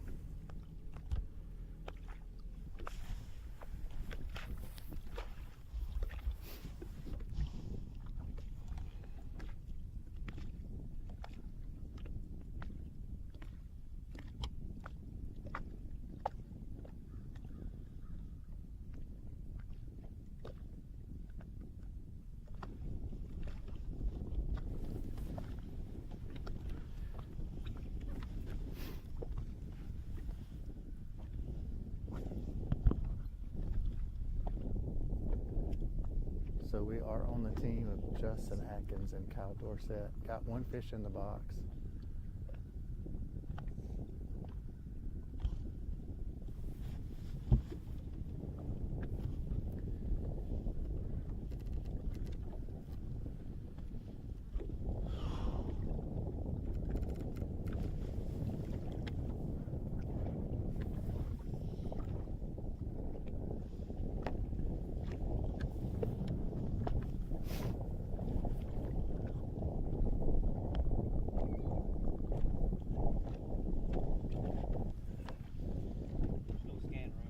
All right.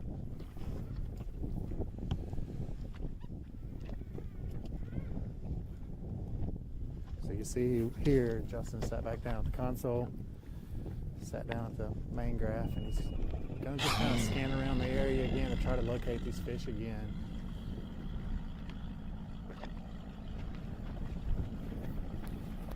He's not going to go very far. He's just going to kind of ease around right here and try to find where these fish are. You know, you've heard at times a little activity in the area will get these fish to turn up a little more too. So we're just going to let them work the area here.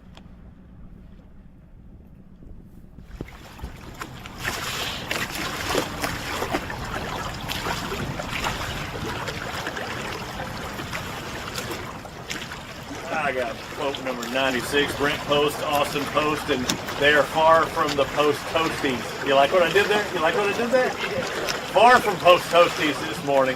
But you could see the ice on their deck. We were talking about the ice and the guys. Y'all haven't been dealing with any ice in the guys or anything because the water's so warm. You have? Okay.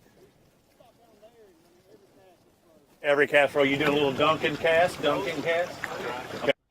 I saw you with 2 catches a second ago. Either of them keepers? No, all both short, 14 and a half. Okay. 14 and a halfers. Got to be what, 15? Yes, sir. 15 to keep, so just under. How many total catches you think you caught today? 2. Just those 2? Oh, yeah. Well, you're on fire. We need to get back to that spot, right? They're just spread out everywhere. I mean, we ain't found a fruit roll yet. What are you throwing that you got the hits on just then? Different types. He's got a contact, and this is I don't know what it is. Okay. Just wanted to catch up with you. I saw you in a little flurry there, and I wanted to make. We can't find the big one. Give it time. We might. Never know. Yeah, and that's Brent Post, Austin Post, boat number 96. No keepers. They caught a couple of shorts, and no keepers as of yet. But they had a little flurry there for a second, guys. You know, Jason, Kenneth, myself, giving you 3 different boats. Hopefully, we'll get another catch here. I don't know if Kenneth's drum was near as big as ours, but we had a big one earlier. This is not an Alabama drum trailer. Get that in the middle of it.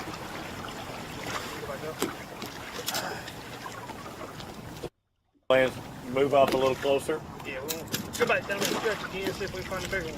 Okay. We'll mosey on up that way. We might see it. Yes, sir. So you just drifting the whole time, not locking into one spot? No, not until we catch one. Drifting until we get a bite, and then once we get one.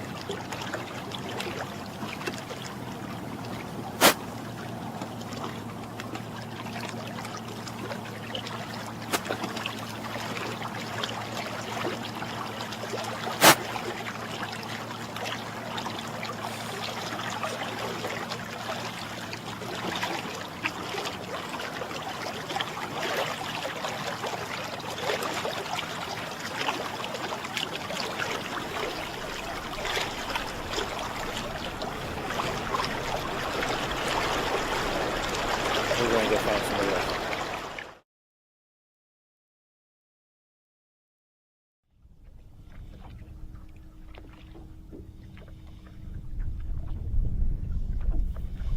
We're still here. We're right next to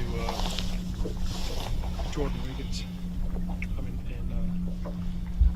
Sam. And they have not caught anything since we were last on, but what you're actually seeing on camera is Mitch Mitchell and Austin Weaver. They did catch one non-keeper just a little while ago. And these 2 boats have pretty much been sitting in the same spot since we showed up this morning. So Mitch and Austin have one keeper a little over 3 pounds. Jordan and Sam are still sitting at the limit. Nick's pretty low over 2, so their limit's probably about 9 pounds.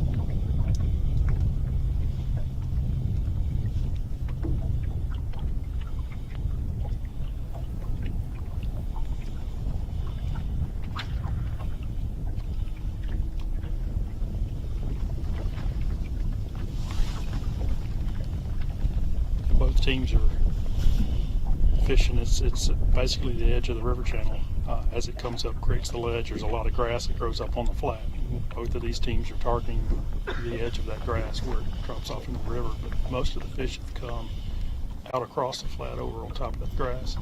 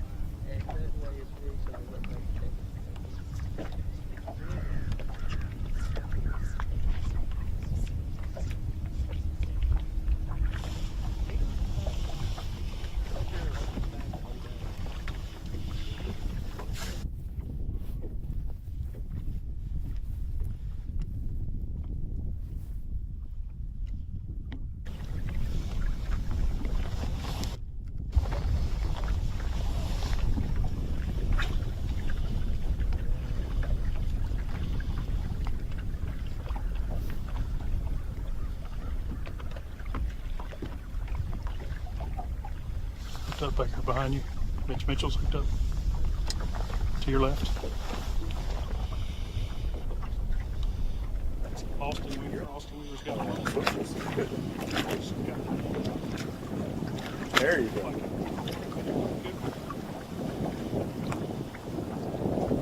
They're going to come down in just a minute, but whoever Kenneth Swiss caught was.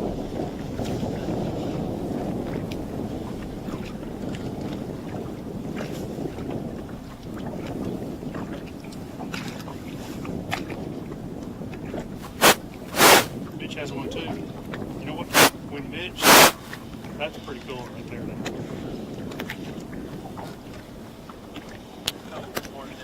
Mitch dropped his rod to help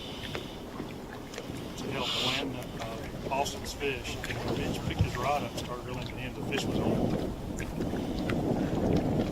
So that's two quick good ones. I don't want to ask you everything. I want to do it whenever they come to us. But whoever they're with caught one, so they're trying to go single lock for them. Where did you catch your single?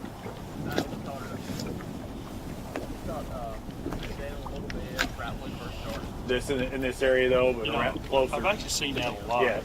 The more live coverage that we see this happen a lot. Well, that's good. Yeah, the only time I've been here, everything was busy up here at the front. One of the anglers catches a fish, they just drop the rod, leave their bait in the water, and get that fish in the boat, and all of a sudden when they pick up their bait, that bait just sitting there, lots of times will catch a fish. So if you guys are watching fish team tournaments, you know, don't, if you need to net your partner's fish, don't reel your bait in real quick.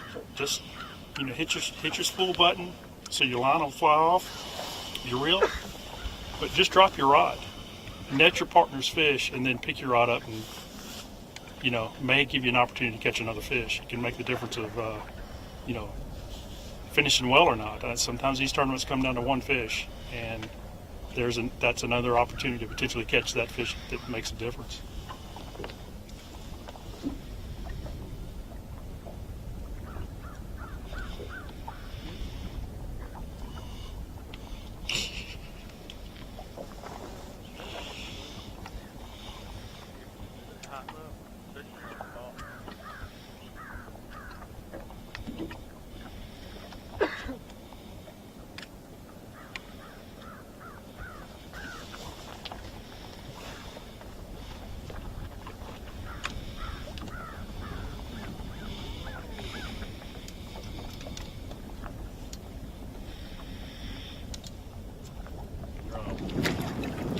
That might be bad. Yeah, I think it's bad. Hey, bring it up. Welcome everybody to the Alabama Bass Trail 100. I'm Robbie Floyd, and that was our pair that we were talking to just a minute ago. They went from non-keeper to keeper. I saw a brown fish. They got them smallmouth, and that brings me to our Black Rifle Coffee first sip of the morning. I've got the calf. Black Rifle Coffee. Actually, what do I have? I've got 5 Alarm. I'm ready to see what this takes. Oh man. Oh, that's delicious. But I know Kay's just black and she likes that flavor better. I've got the 5 Alarm. So either way, we are Black Rifle Coffee.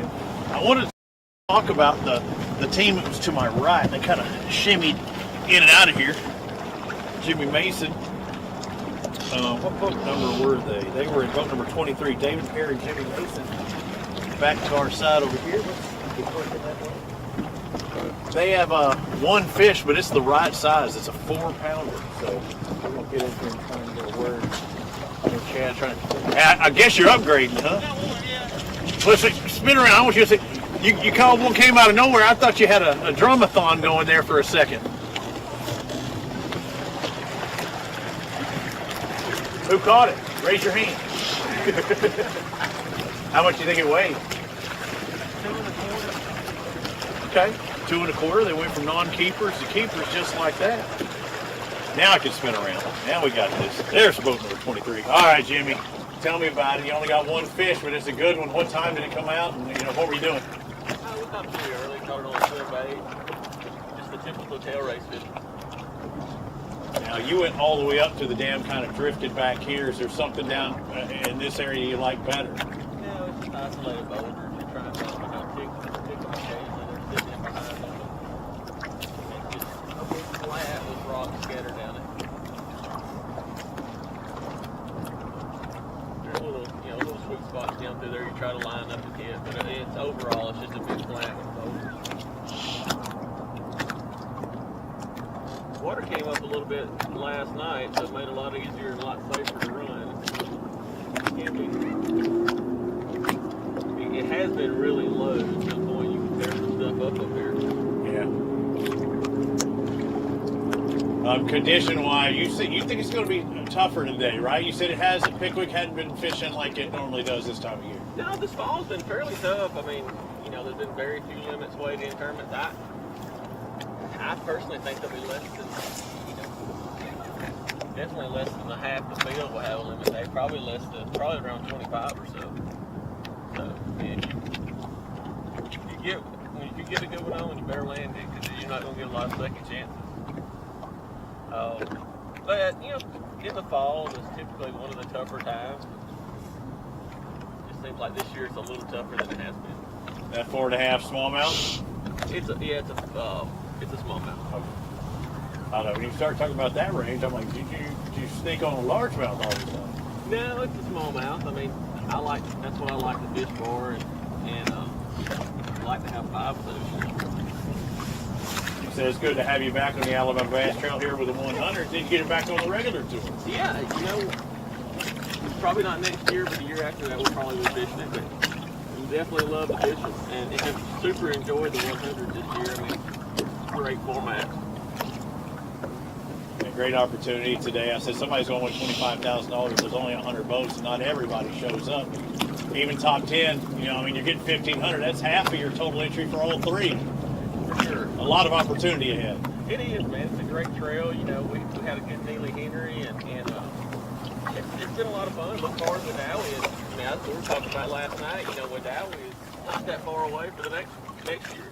Yeah, Neely, one of the other two that we've had this year. I mean, that you kind of fishing with house money at that case. You have one good finish, and now you can say, okay, I got this. Absolutely. Where are you at in points? Jordan has to add up, unfortunately, too, and swinging in there. What do we got here? We got one. Come on, net man, you got this.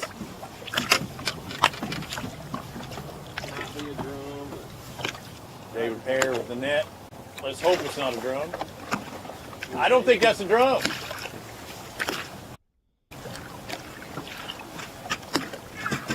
My man. That's pretty fish.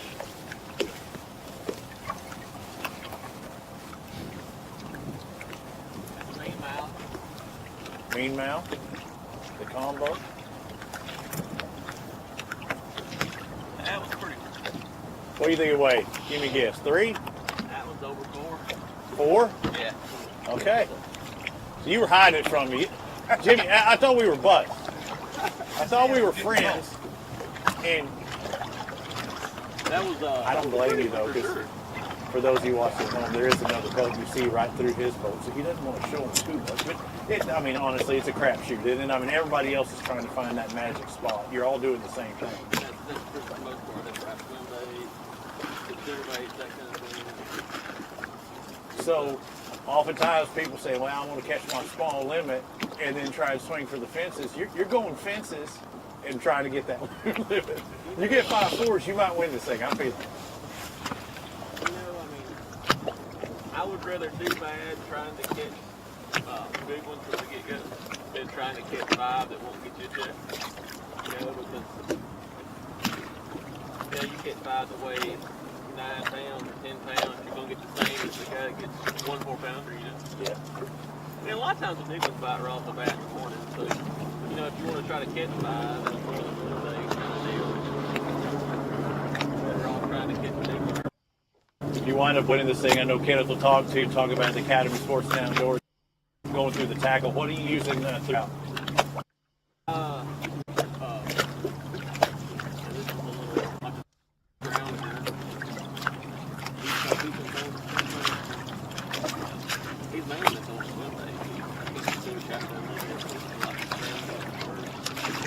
You'll see that a lot of scrounger, a lot of swim baits. Not big swim baits, but usually 3 and a half. Yeah, I mean, the shad's a little bit tinier.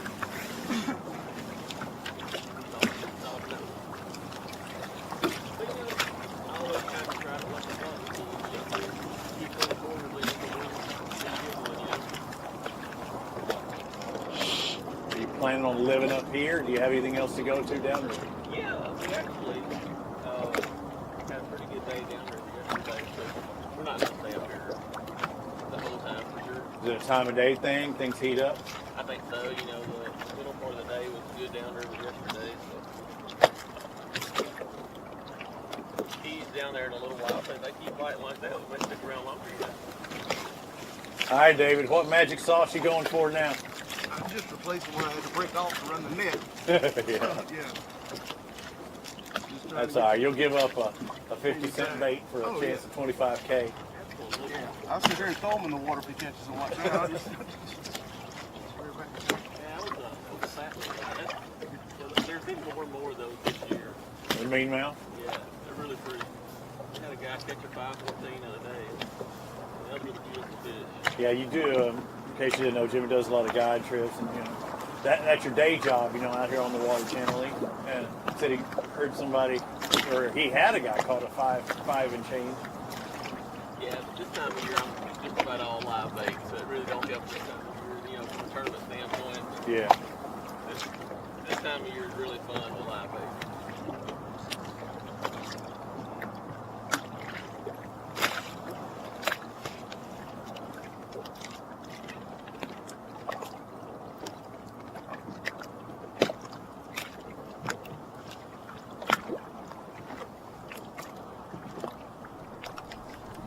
bring coffee and donuts? All right. Y'all bring coffee and donuts? I do have coffee. Dorset and Justin Atkins. That was good seeing the Black Made a Rifle long guys. run this morning all the way down here to the J.P. Coleman area. Pulled up on them. They were catching one fish, and it looked like it might have been short. They released that fish, and they do have one fish in the box. It's fishing out here in the middle of the creek and just really taking their time, doing a lot of live scope scanning, it looks like, and just kind of chasing these fish as they see them. So we're stayed back away from them a good bit, and they scan around for a little while, and then they find the school, and then they make the cast. So kind of a little bit like what we saw at the championship a couple weeks ago. Guys really just taking their time, using their electronics out here in open water. I do know this area pretty well. There are a couple of humps out here, got some brush tops on them as well, but they're just really fishing off the side of the humps, just taking their time, picking these fish off. So they're just hoping sun gets up a little bit, these fish get a little bit more active. It was pretty foggy on the run down here. We went in and out of fog all the way, and probably about a 40 mile run down here, 30 to 40. Nice, cool, brisk morning.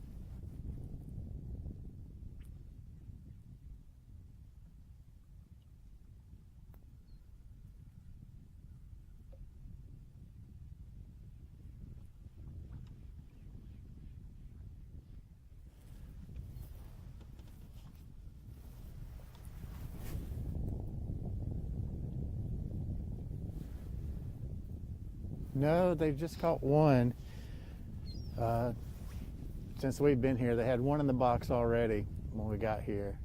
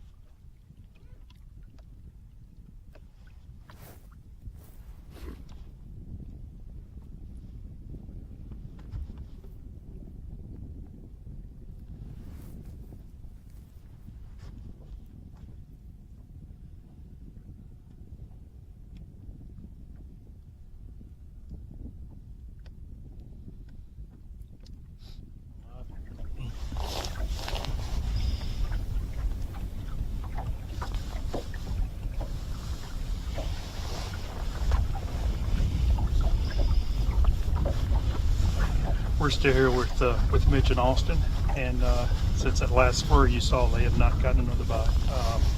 They have gotten hung up a couple times, so there is some scattered wood down here. There's some stumps and some treetops, which can be key sometimes with this current flowing. But I think we actually saw Wesley and Jordan get hung up as well. But it's not uncommon. These ledges will have scattered brush that gets kind of pushed up on them, and then the stumps have been here since it was impounded. But those can be kind of key, and obviously the grass is just a bonus on top of that as well. But these guys have been staying roughly, I just checked again, they're basically sitting in one spot. They've got their trolling motor locked in that area and just keep making repeated casts. And they caught one just over 3 before we got here, and then they had a little bit of a flurry that I think you guys saw on live as well. But it's kind of the way it goes sometimes. These fish kind of move in and out. And if you have enough patience to kind of sit in the general area, that you have a chance of maybe taking advantage of those opportunities when they come around.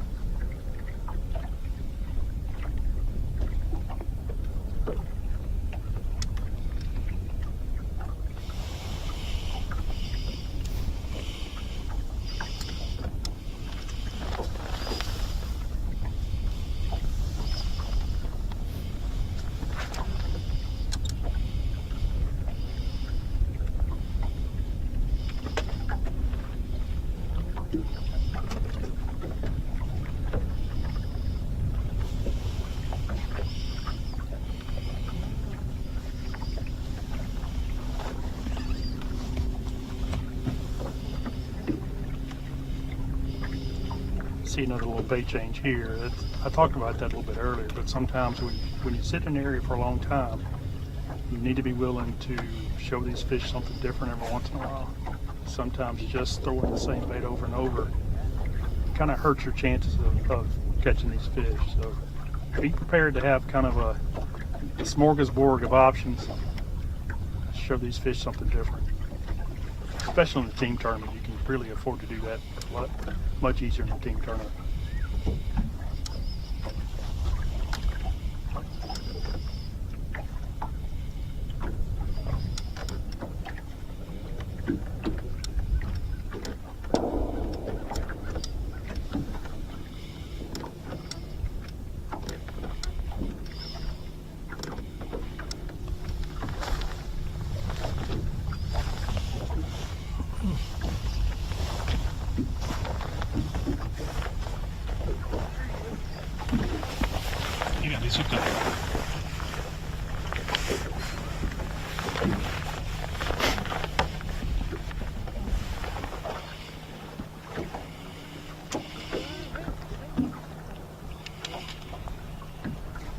Another quality fish. May not be quite as big as his last one, but that's still another really good fish. That's going to give him four fish.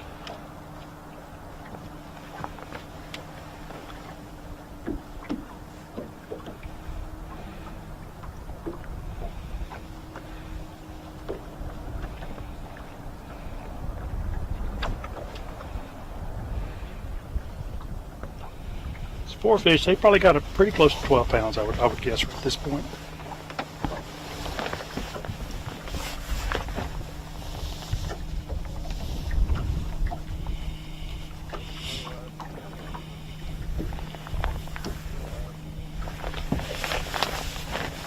As you can see, these guys are still going to catch them. I think they may catch them all day long. We've really just gotten started. We've had some really good live coverage so far, but we're really just getting started. I think the bite's going to get better as the day goes on. We should see a lot of fish catches. We're going to take a moment to see a few things from our sponsors, but hang tight with us. Don't go anywhere. We'll be right back shortly. This hour's live action is sponsored in part by Garmin, by PowerPole, American Bait Works, Bill Penny Automotive, and by fishalabama.org. There's a lot more to come. Research and development is more than just time in the shop for us. It's time out here, sweating the details, making boats that work as well in the real world as they do on paper. From our R&D team to our anglers on the water, we have the knowledge and passion to build you the finest fishing platform in the world. Buying stale burnt coffee is like eating hot sushi out of a vending machine. It's just a no-no. Explosion! Cool guys don't look at them. As a veteran-owned and operated company, we take massive pride in giving back. And with your support, we've donated millions to charitable organizations and veterans. Do you have a lightsaber leg, Jay? Yeah, I got a lightsaber leg. When you sign up for our coffee club, you get fast free shipping directly to your door. I'm on a helicopter.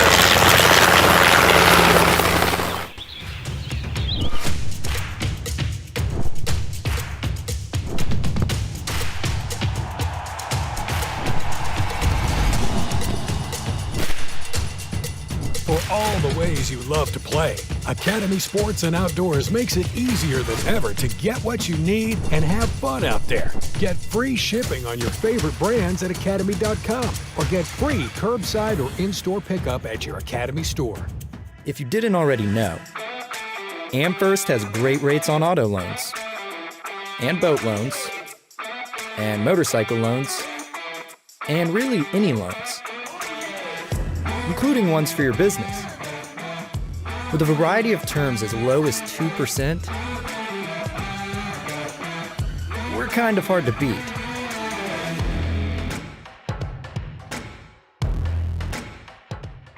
Big companies get bigger and bigger and talk about their fancy labs where they study fish behavior, but then they all go golfing on the weekend. We don't have a large laboratory to test baits. Why, you ask? We don't need a big laboratory because our pros fish, our employees fish, our salespeople fish, our suppliers fish, our mold builders fish, our owners fish, and our kids fish. This is our laboratory. Our R&D comes from time on the water, learning how to make fish bite. We don't have other hobbies. We fish. We fish all year in all conditions across the whole country. All that time on the water brings us thousands of hours of testing new products and improving current ones for all species. We're a family-owned U.S. company that has many of our products made in America by American workers. The products we don't make in America, we make in Guatemala, which supports many families in that country as well. Petty Toyota is Alabama's #1 volume Toyota dealer. But that's not the only reason to get to know Bill Petty. Enjoy a 10-year unlimited warranty on every new Toyota in stock. Get 1 year of 24/7 roadside assistance. Test drive for the chance to win $5,000. You heard right. 5,000 big ones. Plus, choose from over 700 new Toyotas in stock and priced to move. Bill Petty Toyota is Alabama's #1 volume Toyota dealer. Get to know us today. Some things ain't worth keeping. Yesterday's traditions, today's adventures, tomorrow's memories. Now that's something worth keeping. Fish Alabama and find your keeper. For more information, visit fishalabama.org. Stetson Blaylock! Todd Auten! Head Terry, let's go! Garmin Live Scope, I tell you right now, if you don't have it, you are behind. It's just wild. It's like a video game. If you do not have that Garmin Live Scope, you are definitely missing out. Bassmaster Classic Champion!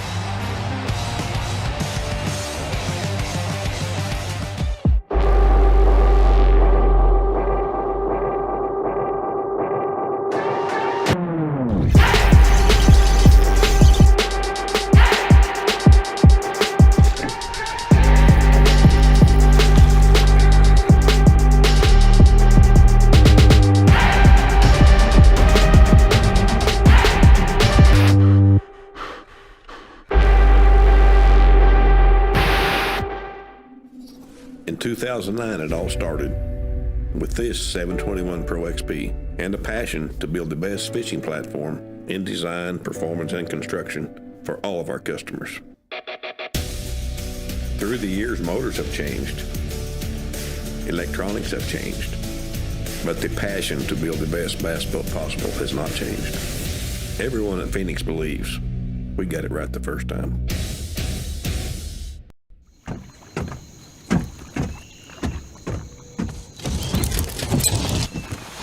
Nobody wants to run out of power when they're on the water. There is a better way. Introducing the Charge Marine Power Management Station from PowerPole that does the work of 3 devices: a traditional battery charger, a charge on the run, and an emergency start system. PowerPole Charge. TH Marine HydroWave H2 KVD Edition is a surefire way to ignite a feeding frenzy.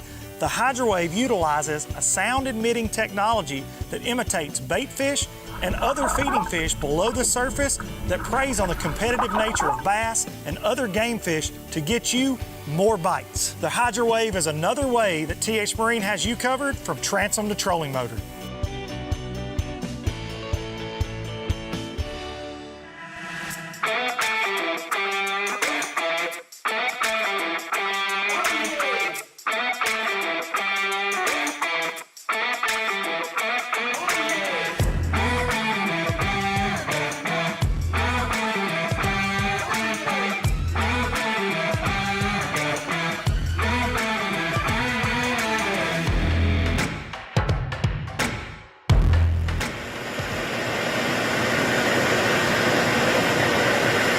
Welcome back, everyone, to the Alabama Bass Trail 100 from Pickwick Lake. It's the final stop. A champion will be crowned not only for this event, but for the 3-event series here.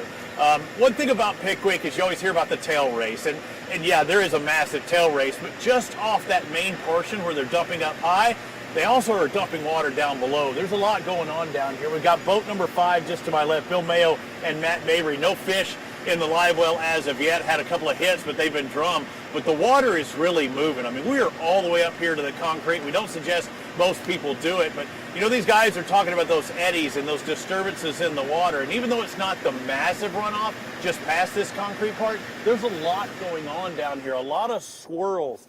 They're dumping water low, they're dumping water high over there. You see how rough it is out there where the pelicans are? That's typically what you think of when you think of the tail race, but that doesn't mean the fish aren't here as well, because when they're moving water and it creates those disturbances, some of those fish are going to be waiting on the backsides of rocks or what have you that's normally here, and that's where we're going to go try and trap those bait fish. So nothing yet for these guys. They're hoping they can catch some here or drift down, and they'll probably go in the main portion of the tail race.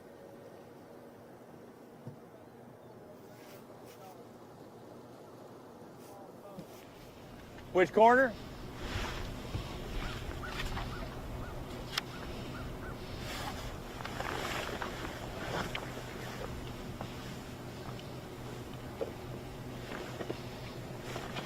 So we've made a move here a little ways from where we were.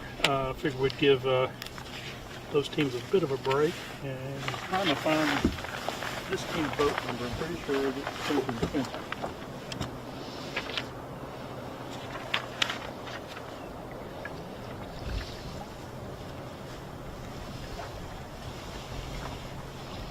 Okay, this is boat number 9, Nolan Spencer and Robbie Spencer. Trying to get position where I'm not messing them up. They're kind of fishing a pretty big flat area here. I'm just going to try to sneak up on them, stay out of the way. We heard they had a pretty good practice, so we figured we'd come down here and see how their day has gone so far.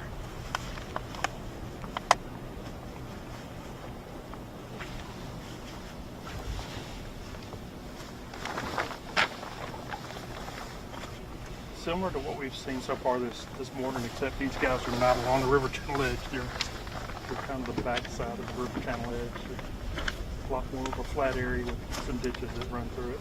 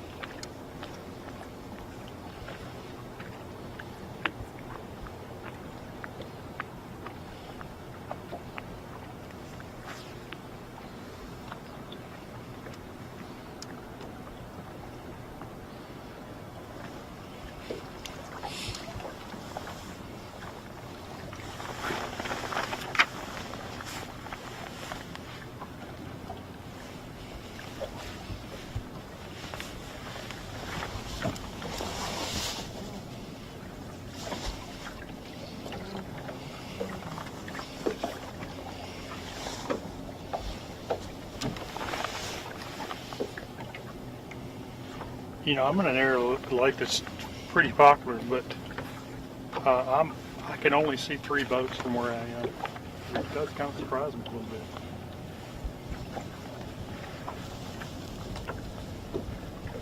How's your day going so far this morning? It's been slow. We got one. We lost a good one. And then we caught like a 20-pound blue cat. What size is the one you got? Probably 2.5. Okay.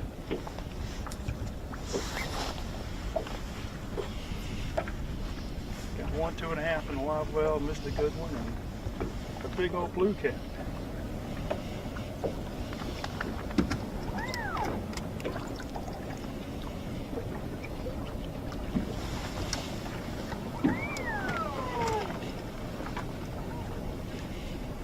Has there been a particular time of day these fish would bite better? Do what now? Have these fish been biting better in a certain time of the day? Well, that was our dilemma. We caught fishing here. It was all up in the day. Okay. It was probably 11 to 1 o'clock. But it was the best thing we had. We caught multiple good ones in here, so this is the only place we had that we felt like maybe we could start and catch right off the bat. Everything else, just grinding, getting a bite here and there. Right.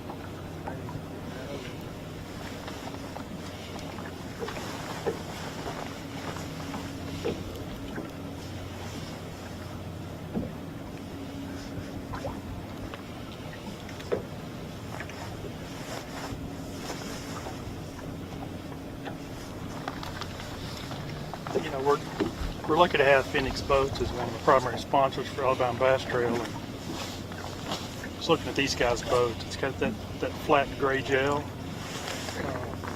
Good looking boat. The sun hits it just right. A little different, and it looks really good.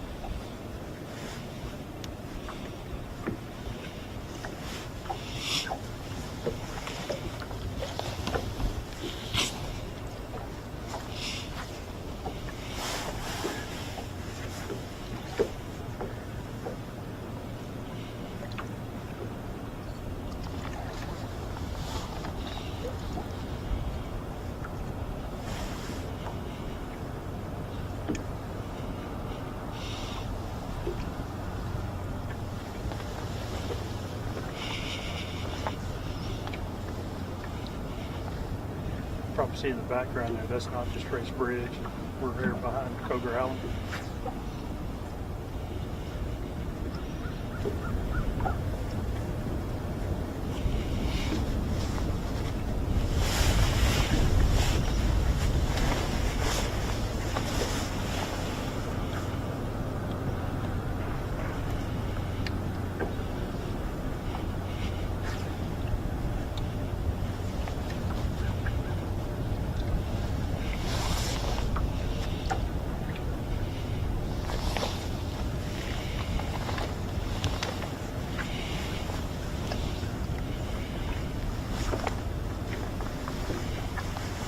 Actually floated up over across this flat, and there's actually the grass is right below the surface here. The water's very clear here.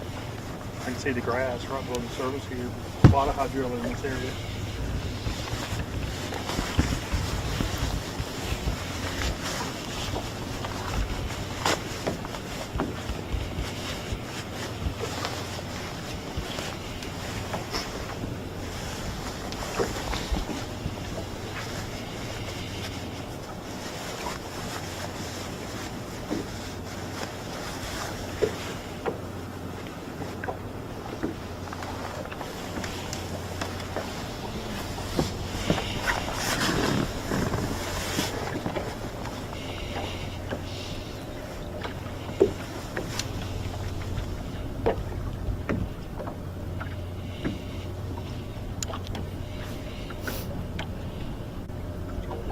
Since we've made the move back towards takeoff a little bit, we left the J.P. Coleman area and we're just sitting out here at the mouth of Bear Creek, right on the river channel. We're still on the team of Justin Atkins and Kyle Dorsett. They did have one fish in the box. We got on them earlier this morning. They had caught one fish since. It looked like a short fish. They did release it. We are just right out here on the river ledge. Probably could call it a community hole. A lot of guys have fished this area right here a lot.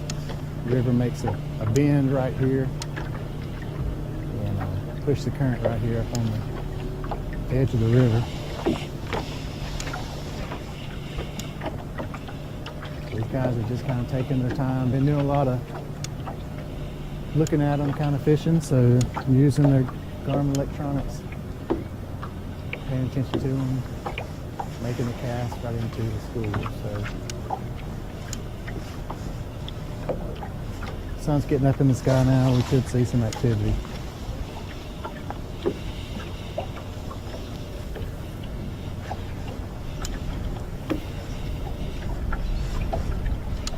We don't have a graph on.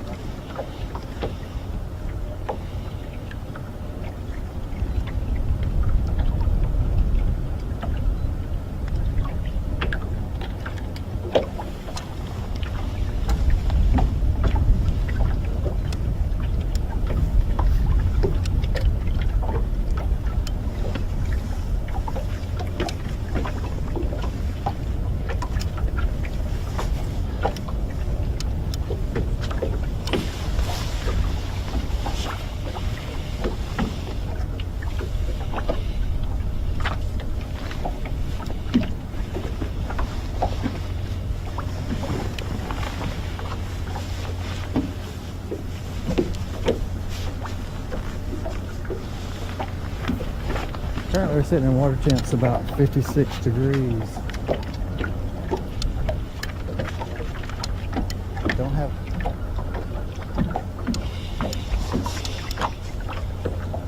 slide into our TX Marine. Slide into TX Marine weather watch here. Temperature is 32 degrees. UV index is 1. Where I'm sitting, the skies are bluebird skies. See what we can do right now. It does feel good to have the sun beating down on us a little bit.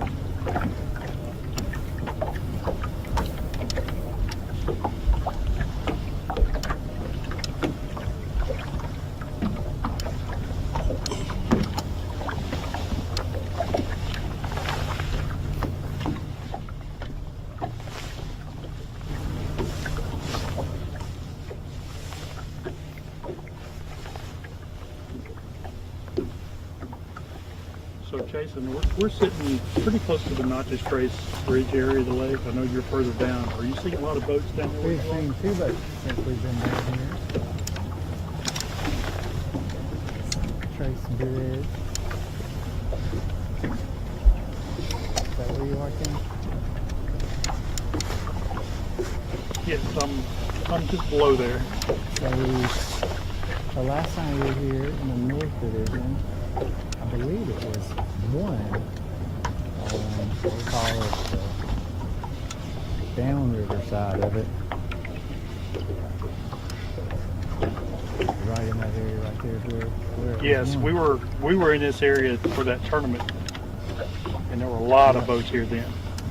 I can only see 3 boats with my eyes. Now 2 of the boats I've talked to, and their boats catch pretty good. But I'm a little surprised that there's only 3 boats that I can see in this area. Do you have any current? I noticed coming down this morning up on that end of the lake, we had some current on the buoys as I was passing. I don't really see it down here. Yeah, I could notice the current when I was on the river channel side. I'm kind of back off the flat now. I don't really notice it back here. But on the river channel, you can. It is nice.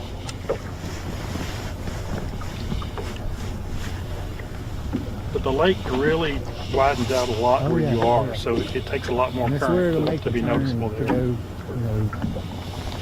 towards J.P. Coleman, it makes a turn right here. This is where they kind of usually push them up right here. That's where Justin's really kind of just pulled in, fishing this ledge. Be a good summertime spot usually right here, hot summertime.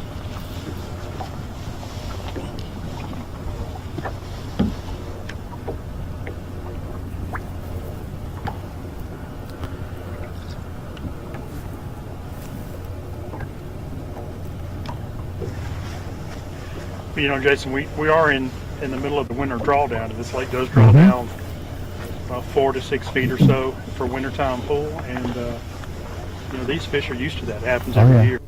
So I think what happens, these fish kind of get out on those outer edges along the river channel, those creek channels that kind of wind through there. They kind of get to where that deeper water is, so they're a little bit more consistent water conditions, and they feel a little bit more comfortable being there as that water's being lowered. You know, they do that. The water fluctuates sometimes through this time of year, and especially in January, you'll have a big rain, and you know the park where we are for takeoff, and if the rains will get flooded, you know, just all of a sudden. So they pull this down to be able to manage that water as it flows through the system here. And like you said, those fish are kind of, in the summertime they're out here too, but you know they kind of find a new little ledge as they move out. And this is kind of that, hanging out in that deeper water where it stays consistent. And really, these fish are kind of waiting for that current to turn on, and they'll start feeding. We haven't had a lot of current lately though, and it's kind of been a thing here, is for whatever reason, you know, it's a power-driven thing, it's a rain-driven thing. We haven't had a lot of rain lately.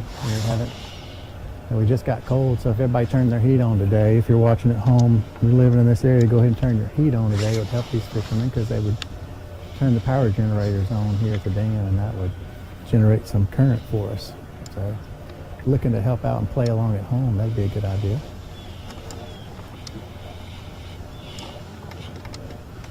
I checked the generation schedule this morning for both Pickwick and Wilson Lake, and it looks like we're going to average somewhere between the 30,000 to 40,000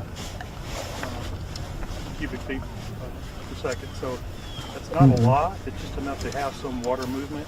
So I think at certain times today, these fish will get positioned based on the current, but it's not enough to have them there all day long. It's still going to come down to timing for a lot of these teams, getting the right place at the right time.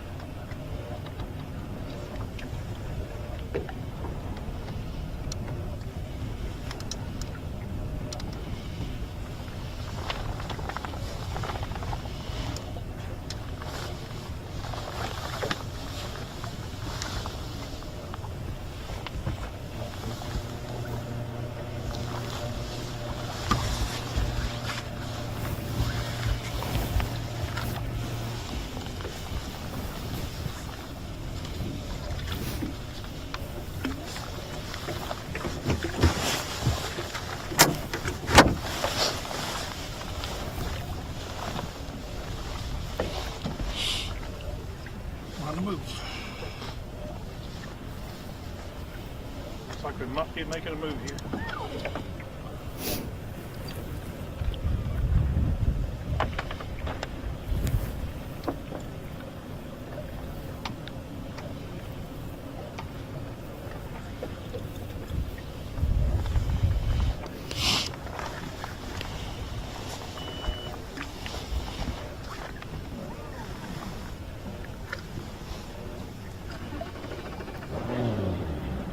I mentioned that earlier. That is a good looking fish. Except for that orange teeth that sits on the windshield.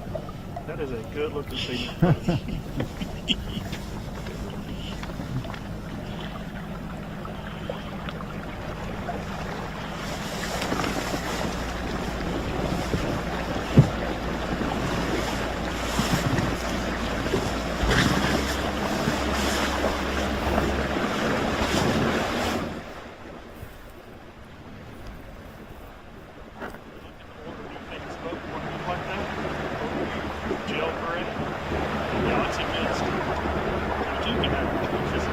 Yeah, calling the colors this morning. Good job.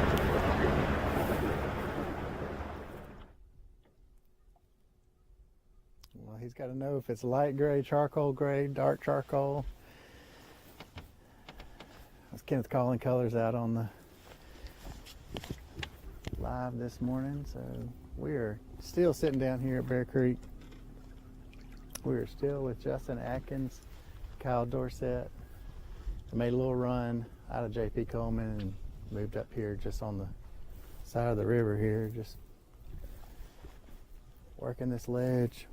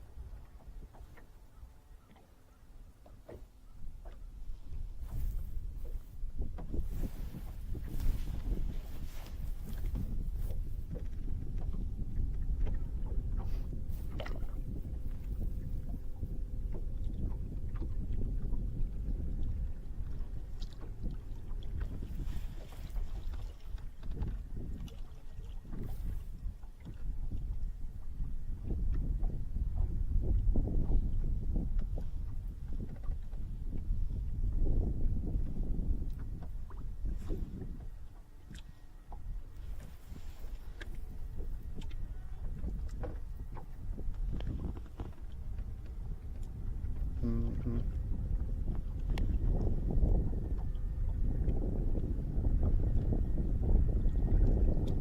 Mm-hmm.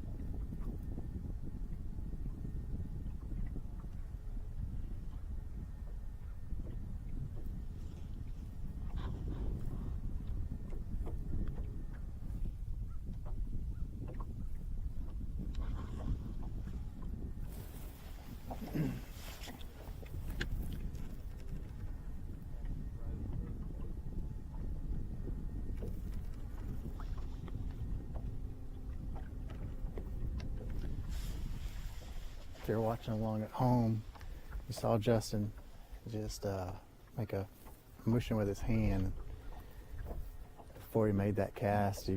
He's really watching these fish, and he says, they're just, I think he was just kind of making the motion. They're kind of skittish. They're kind of just darting off. But then he scanned around again, and they made a cast right towards the school again.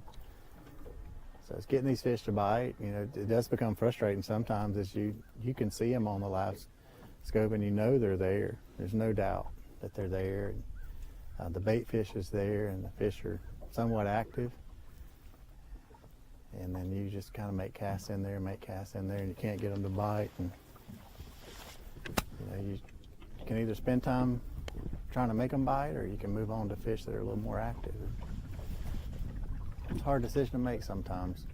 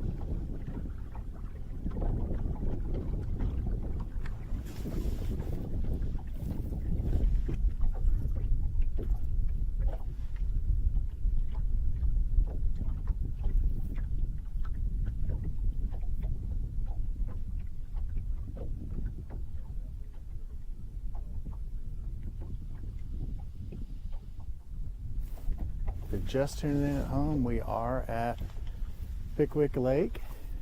This is the ABT100. 100 teams today fishing for a grand prize of $100,000 to the field. This is the third stop, final stop.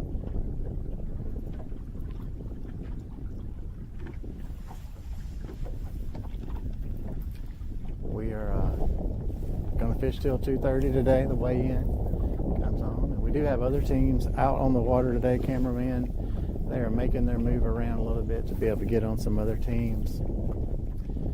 Getting some more action here. I know I've made a run down here all the way down to Bear Creek. Justin Atkins and Cal Dorset here have one fish in the box. Have seen some good fish catching earlier today from our other guys. They're just kind of getting repositioned now to be able to bring us some more coverage.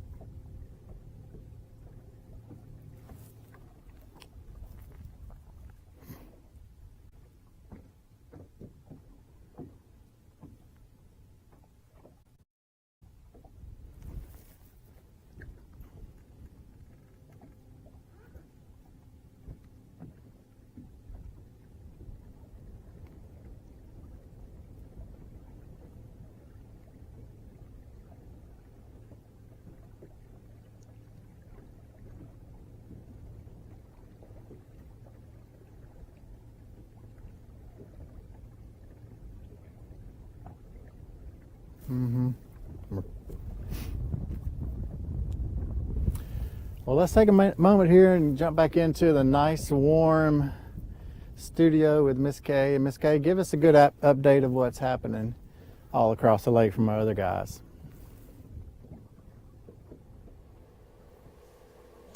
Welcome back inside the Alabama Bass Trail Live studio here on the banks of Pickwick Lake. I am at McFarland Park. I do hear the guys outside. They are starting to set up the weigh-in stage. I did just want to do a quick recap for you because we've covered a lot of teams this morning, but I think it is important to recap that. Currently right now, boat number 22, Wesley Sams and Jordan Wiggins have 5 fish for a little over 12 pounds.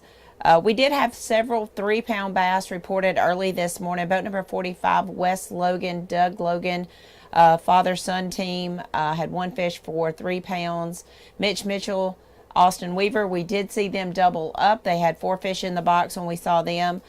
So they are making upgrades. As the sun gets up and things warm up, it looks like things are starting to fire. We have gone to a 2-box with Jason. He is still on the team of Justin Atkins and Kyle Dorsett. Bassmaster Elite Series Justin Atkins. This is his home lake now. Justin used to fish with us when he was at Mississippi State. I don't think that one's going to go in the box, though. I think that's part of the band. If that was brown, that would be a nice small one. If that was brown, that would be a nice one. Man, we're seeing a lot of band members today. All the drum section is coming out. So just to remind everyone, we did see Brent Post and Austin Post put a fish in the boat. Mitch Mitchell, Austin Weaver, I think we saw them with 3 to 4 fish in the boat. John Pollard, Tim Watkins, boat number 10, we covered them early this morning. They have a 7-point lead in Angler of the Year. They had 2 fish in the boat that went for about 5 pounds, so they're around the right kind of fish. A gentleman who won a tournament here last year won over $250,000, Brent Crow, fishing with John Maynor. No fish in the boat when we saw them at 7:15 this morning. So we will get back out on the water here shortly. I know that Robbie has made a long run down to the 7 Mile Island area, and based on our trackers, there are quite a few teams there. So we will get back out on the water. But right now we're going to get back out on the water with Kenneth. I think he might be with the team he covered earlier this morning just to get an update from them. So Kenneth, tell us who you're with.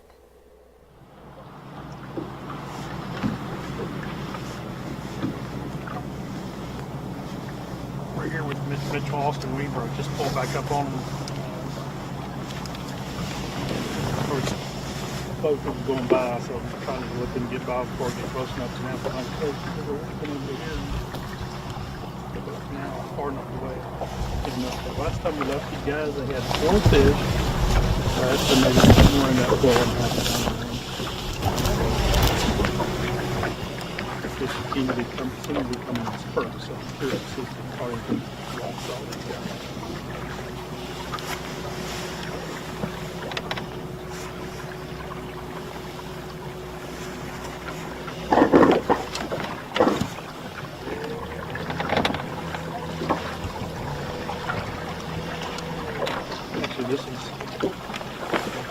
Wiggins that didn't switcheroo on. These guys had a limit last time we saw 12.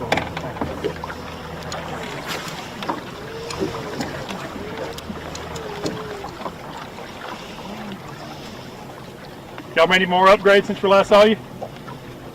Yeah, we caught her 1 over 5. Okay. What do you think your total weight is right now? What's that? What do you think your total weight is now? 12. Okay. 12, and then we ain't got another one over 2 pounds. We got a lot of room to upgrade. Yep.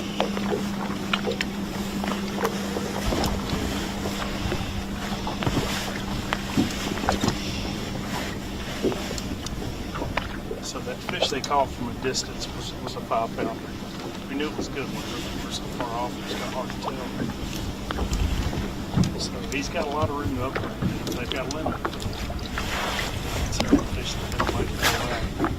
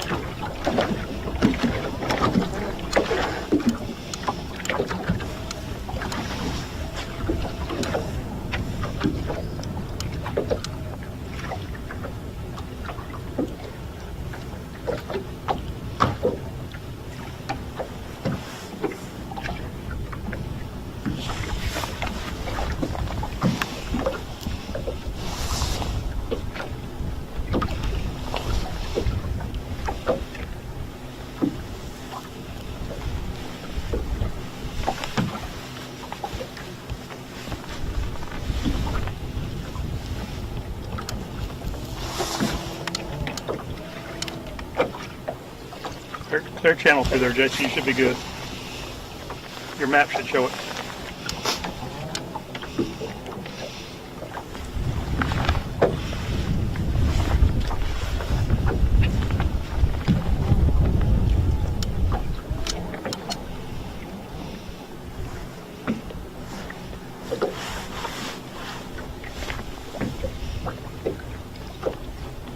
Hooked up?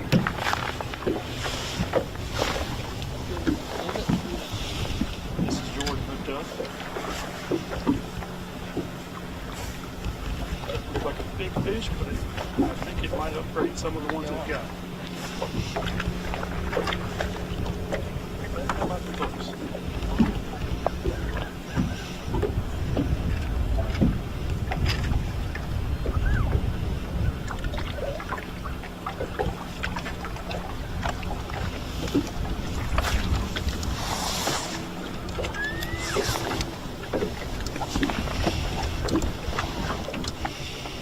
I think they have about 12 pounds. Big fish, about 5.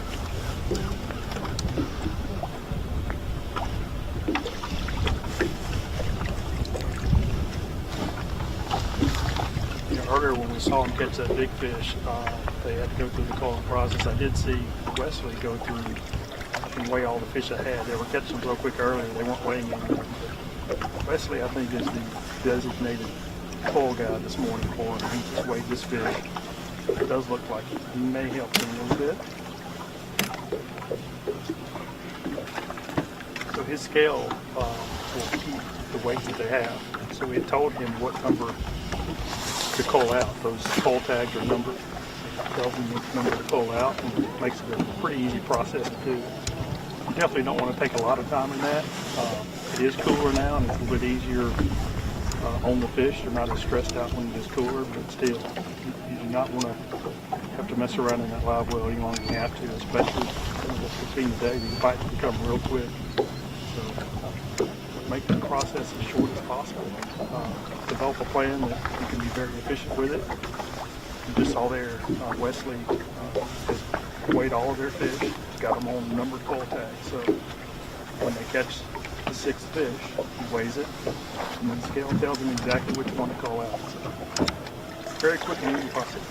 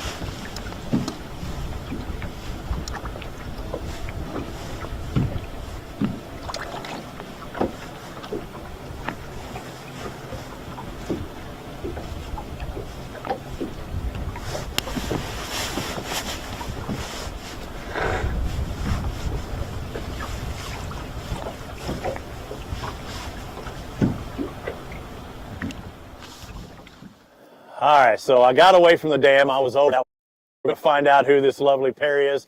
Just got through putting on a casting exhibition here. I believe that's Luke Duncan and Trey Swindle.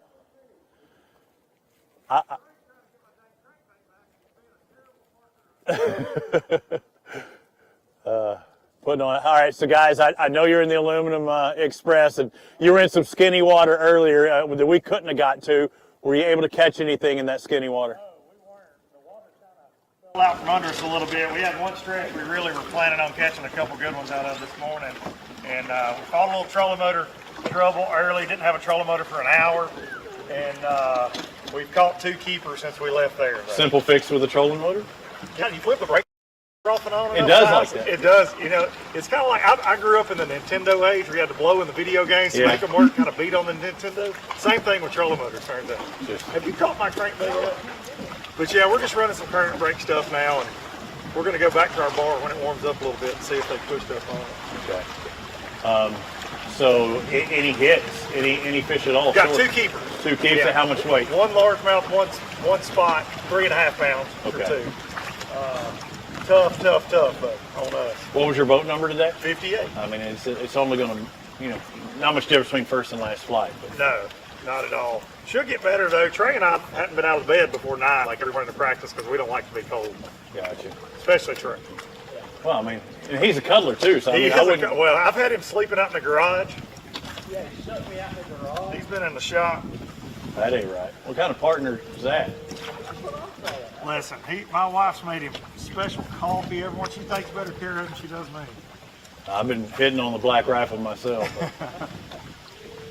Yeah, we every tournament this year kind of starts this way for us. And after lunch, we end up figuring it out. So just build is the day.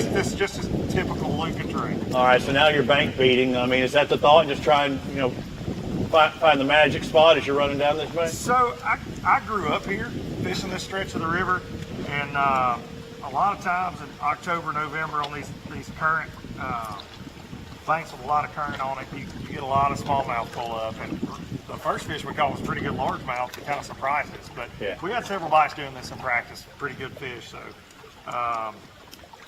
we're really planning on that bar paying off at some point.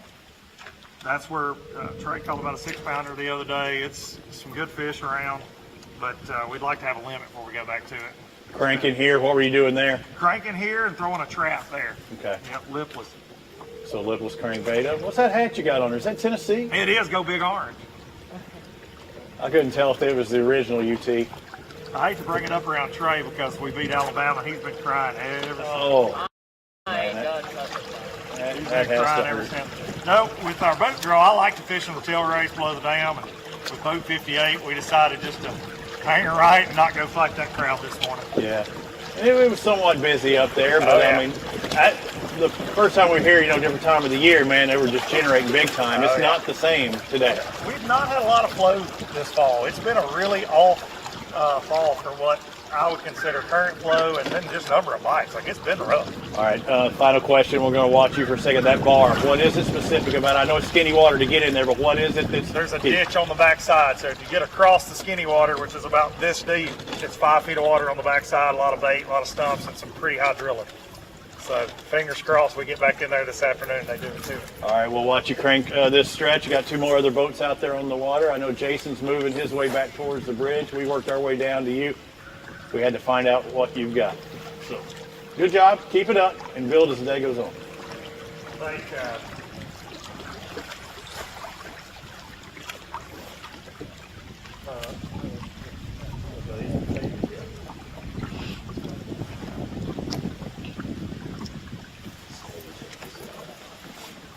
This one? All right, it'll be good. It'll be good again later.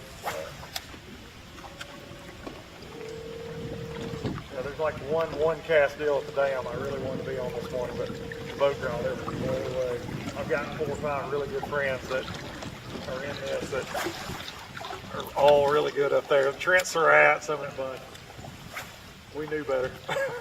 Did you hear people catching them in practice? Did anybody say that they caught them? I mean, you caught 6. I mean, I'm saying. Yeah, Trey and I up at the dam, we had a really good one morning, really good, but we knew we couldn't get on what we needed to do. Well, you know there's going to be people catching today. I mean, I know conditions aren't right, but somebody's going to catch them. Somebody's going to catch them up there. I just don't think, what worries me, there were so many locals that I know in it, it almost cancel each other out to a certain extent when it's this tough. Like, somebody's going to catch them, but everybody's not. And with us kind of in the, a chance right now of the year, we just, Now, we haven't talked about that. Kay did at the top of the show, and I mentioned something. You're going to do something special if you win this bad boy? I am, yeah. I'm going to take my shirt off and wear that belt. That paints a pretty picture in my mind right now. I'm gonna tell you. For you, Robbie. I appreciate it. Don't take one for anybody else. I appreciate it.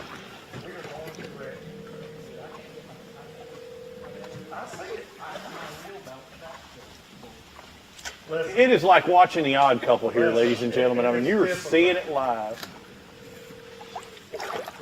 Trey's reel is broken. And I'm still trying to hold it. And when he goes to get unhung at back school, it's like the biggest thing I ever. You think it's Uncle Gerald. I think he's got a signature reel coming out. He might have a Gerald Swindle reel that'll work, but so far, I don't think that's one of G's reels, though. No. What brand is that, so folks? Not everybody. Okay, it's Quantum. Shout out Quantum. Yeah, it's not a lose. I'm telling you that right now. It's not a lose, for sure. At Quantum He's struggle. going to lose this crankcase. Or I'm going to lose my trolling motor prop over here on the garage.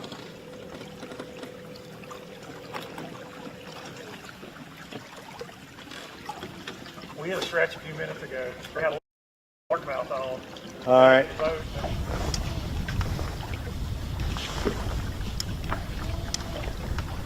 So we've caught back up with Mitch Mitchell and Austin Weaver. This is a team we started on this morning.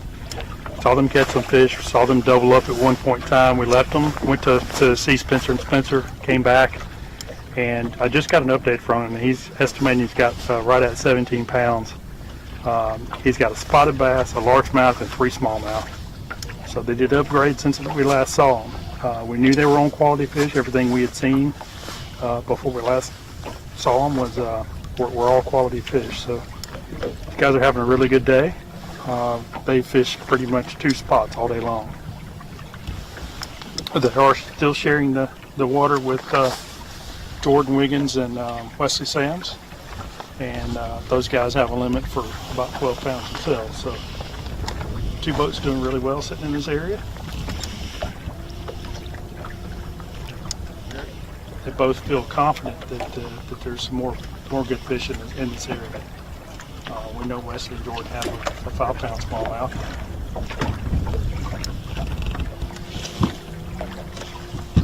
No.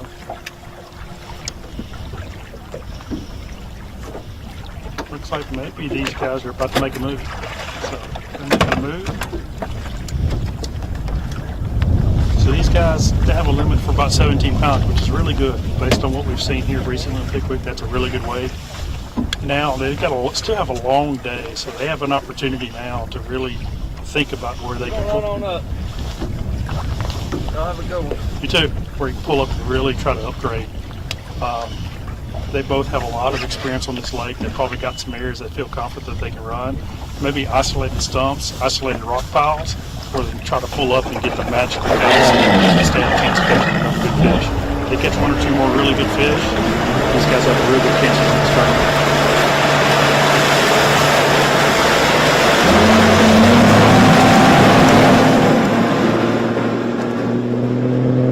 Okay, this team's leaving. We're going to send it back into you. Give us an update on what else is going on across the lake.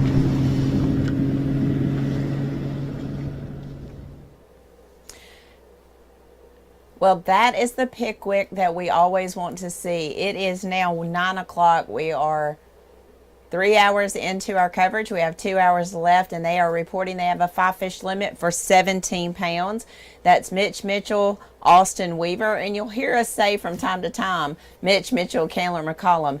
That's his normal Alabama Bass Trail partner, but he did switch up in the 100. He is fishing with Austin Weaver.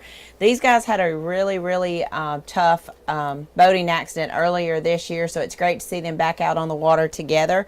But they are your unofficial leaders at this point. Again, that is boat number 18. They will be in the first flight, due in at 2:30. They are reporting they have a 5-fish limit for 17 pounds. They have 1 largemouth, 1 spot, and 3 smallmouth. So 1 largemouth, 1 spot, and 3 smallmouth. So they are headed off to try to upgrade those other fish in there. I really called 20 pounds winning this event. may be a little bit of a stretch, but I believe in the teams that we have out there. We'll be right back, guys. We're going to go to a short commercial break. We'll be back. Thank you for tuning in to the Alabama Bass Trail Live Show presented by Black Rifle Coffee. We'll be right back. Alabama Bass Trail 100 Series live coverage is brought to you by Phoenix Boats, Bahio Sunglasses, Strike King, Luz, and by Bush Light. There's more live on the water coverage right after this message.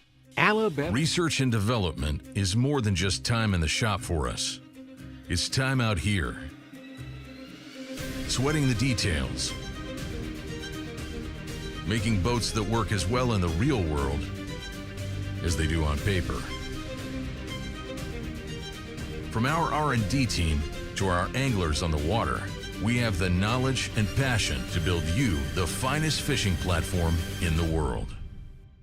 Buying stale burnt coffee is like eating hot sushi out of a vending machine. It's just a no-no. Explosion. Cool guys don't look at them. As a veteran-owned and operated company, we take massive pride in giving back. And with your support, we've donated millions to charitable organizations and veterans.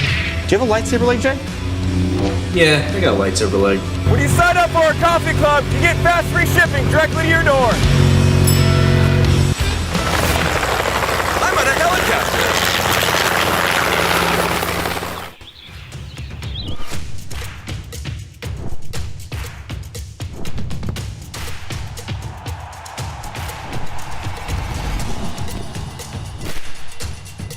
For all the ways you love to play, Academy Sports and Outdoors makes it easier than ever to get what you need and have fun out there. Get free shipping on your favorite brands at academy.com or get free curbside or in-store pickup at your Academy store. If you didn't already know, AmFirst has great rates on auto loans and boat loans and motorcycle loans and really any loans, including ones for your business. With a variety of terms as low as 2%, we're kind of hard to beat.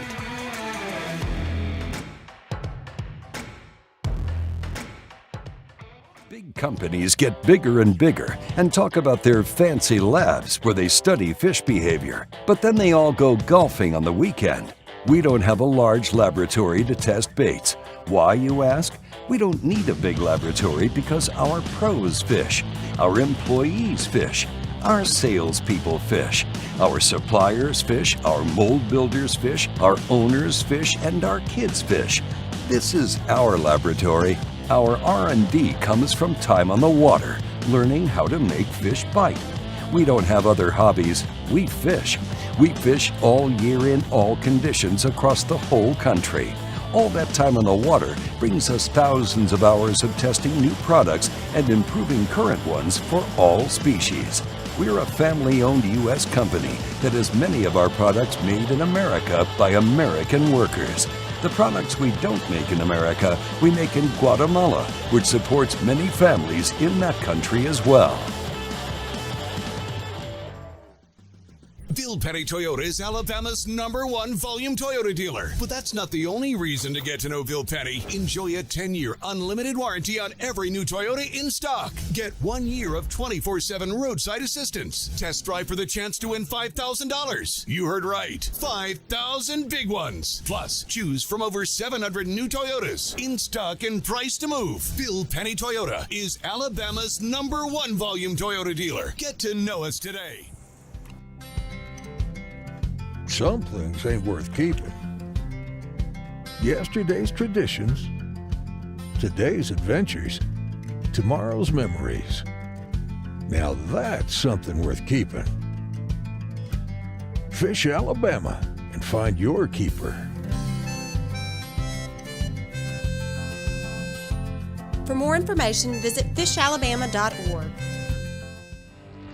Stetson Blaylock, Todd Auden, Hank Terry, let's go! Garmin Live Scope, I tell you right now, if you don't have it, you are behind. This is just wild. It's like a video game. If you do not have that Garmin Live Scope, you are definitely missing out. Bassmaster Classic Champion!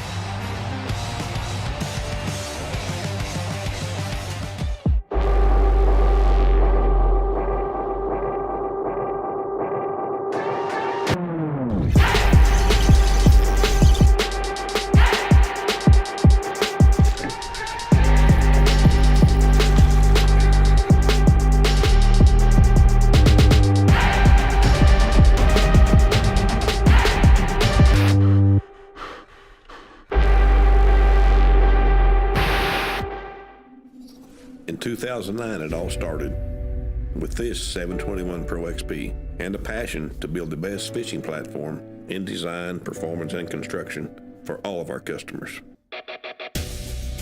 Through the years, motors have changed. Electronics have changed. But the passion to build the best bass boat possible has not changed. Everyone at Phoenix believes we got it right the first time.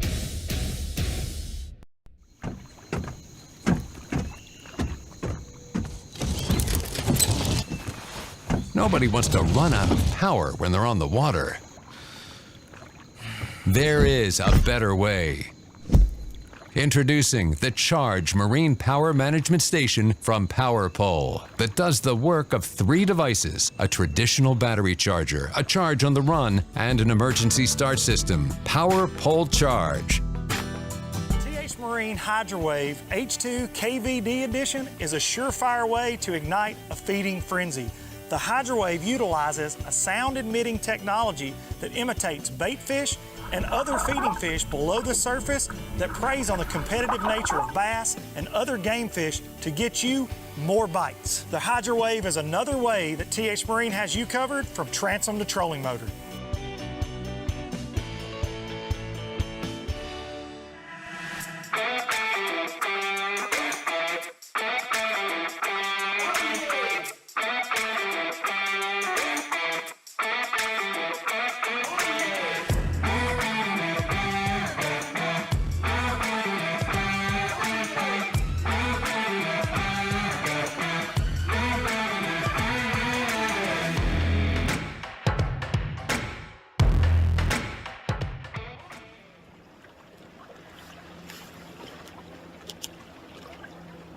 Cold start to Pickwick this morning, about 27 degrees when we started. Terry Pryor, a little chilly.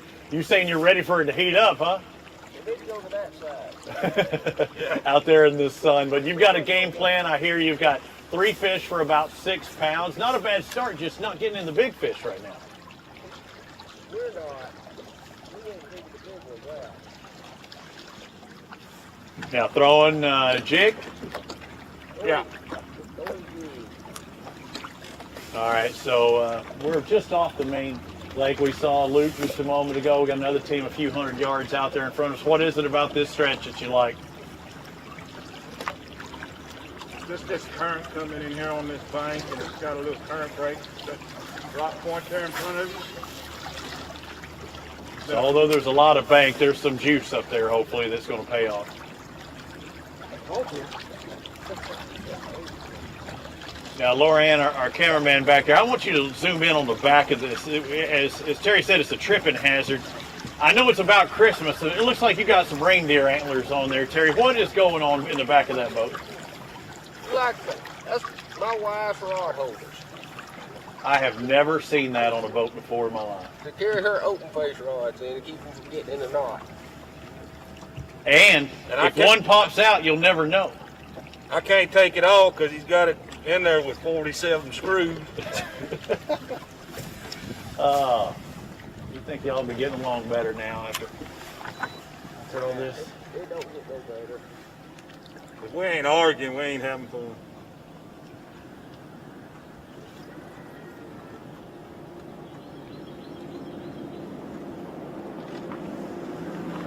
Started seeing more and more boats look like working their way downriver. Something down there that they're heading towards. Maybe some of those tail race guys ready to try something different. We haven't done much downriver. It's so low. It's so low? I had never fished it with it this low. We'll probably go down here in a little while, fish some of that grass. See if we can get lucky. Did y'all practice at all this week? Yeah. Way too much. Yeah. Did you do good? How did practice go? About like this. Just catching some here and there, not catching a lot of size. Man, it's been cold, it's been foggy, really foggy down in the mornings. Really? You didn't want to make that run and have it, socked in, too? I don't like to run in the fog. So No, heck no. I wasn't up for that this morning. And it's a lot worse down there than it is up here. I can hang my jig up. There's a lot of kids in them rocks. We don't have to back in there.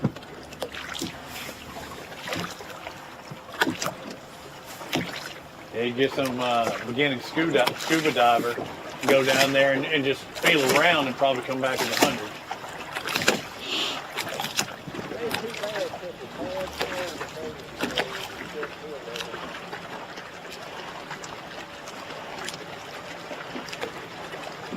How'd y'all do in the first two ABT100 stops? Good in the second one. 20-something in the first. 11th or 12th in the second. Do you even know where it has you right now coming into this final stop? I think in the 20s somewhere. In the low 20s? No chance. There's still that chance of $25,000. Oh, we still got a chance of that. There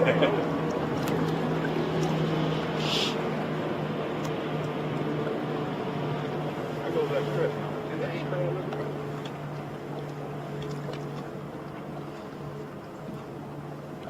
Pay attention to your G.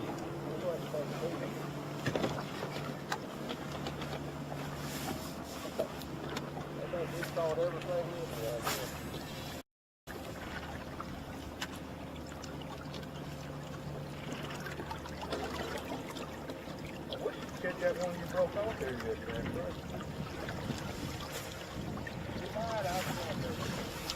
So you can see as we're looking up the river, basically Wilson Dam will be up there, a few miles.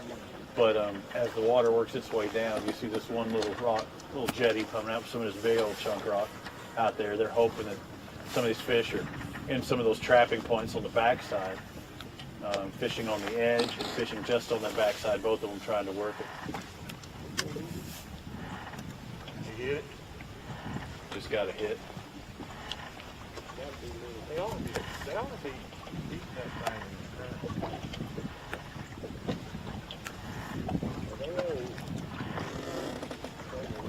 We've had a lot of them just hop at one time and not. That one thump it pretty decent or no? They eat a hard voice. Yeah. Little fish, little smallmouth, and what is it?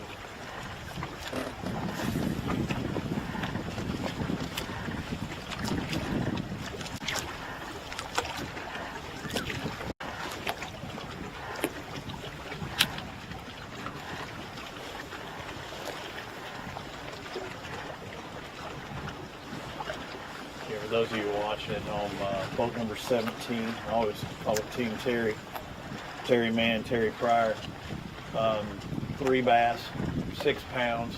That's not what they're wanting. They're having 3 bass at this time of day is good, but they just need bigger size. So they hadn't been catching much as far as size is concerned. They've gotten some hits. They said some of the hits they've get have just been one thump and that's it. They really aren't, latching on or coming back. Could be a small fish, just might not be that interested. Either way, I know Jason and Kenneth have been moving around. They're even further down the river than we are. I think they're working their way up. And we're going to kind of do that as well. We've seen a few boats running at speed going downriver, so they're going to be heading towards Jason and Kenneth. The one boat that we had in front of us just a moment ago, they're picking up. What's that? Is that a bullet?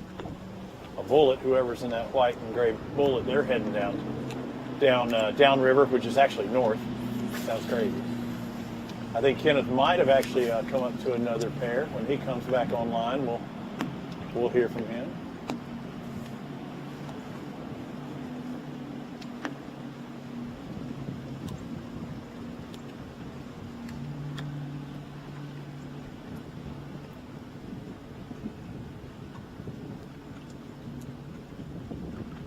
You think anything's going to be dependent on the weather? I mean, the sun coming up, maybe getting a little bit warmer. Is that when you make that decision to go down a little bit and hit that grass?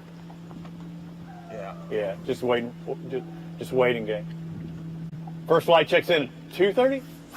Yeah, I think we're at 2:30. Yeah. We probably need the dark. Or tomorrow at 2:30.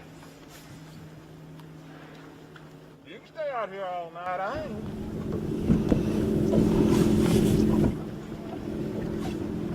Kenneth, who'd you catch up with? I got Team Terry here, and you swear it's the odd couple, and I don't know which one's Walter Matthau.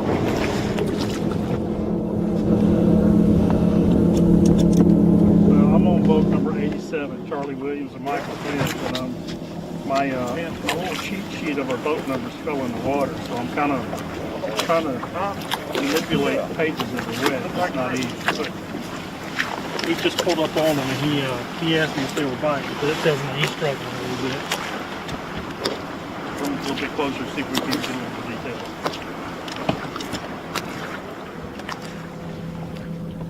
Boat 87.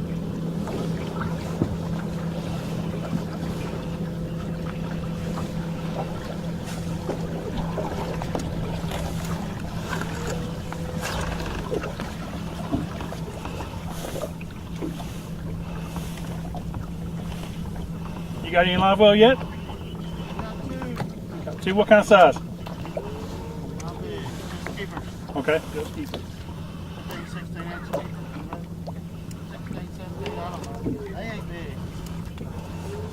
What was your boat number again? 87, I think.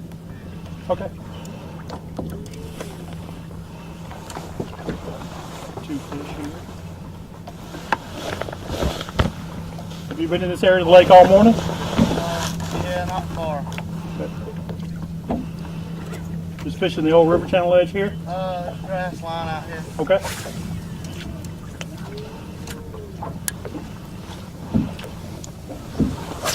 First day the wind ain't blue. Yeah.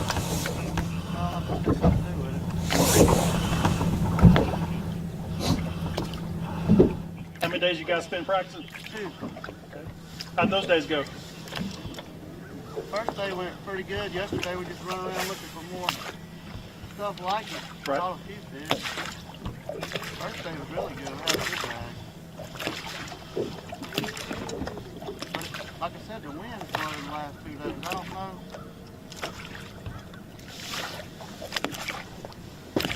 Fished one of our best fishes a while ago. Didn't get a bite. Well, we thought we were going to fish.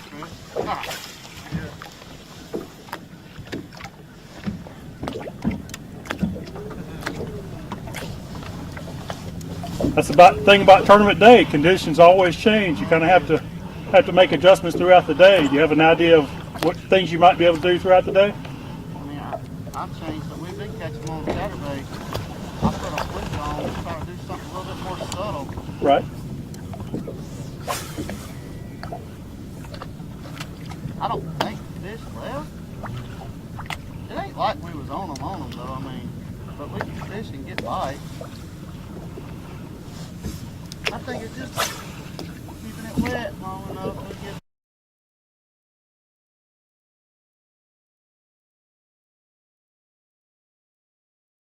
Gotta help. It ain't gonna hurt. Right.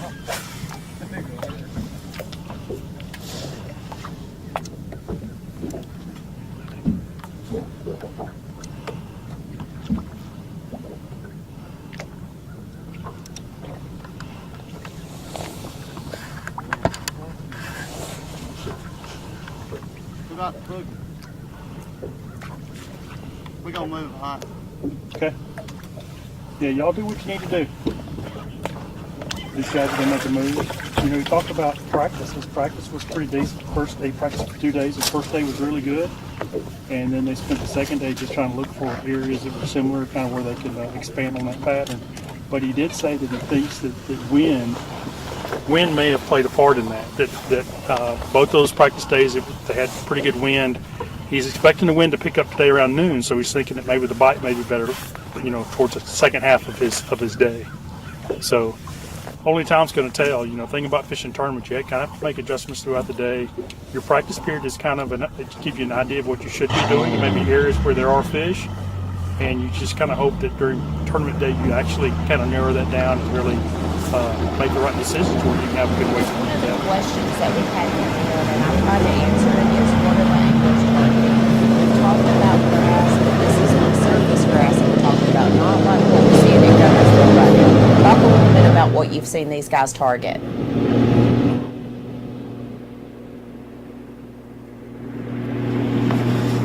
Okay, so, you know, what I've seen on the water is the teams that I've been on, some of the guys have caught them really well. It's grass, but this is predominantly hydrilla, and the hydrilla grows a little bit deeper.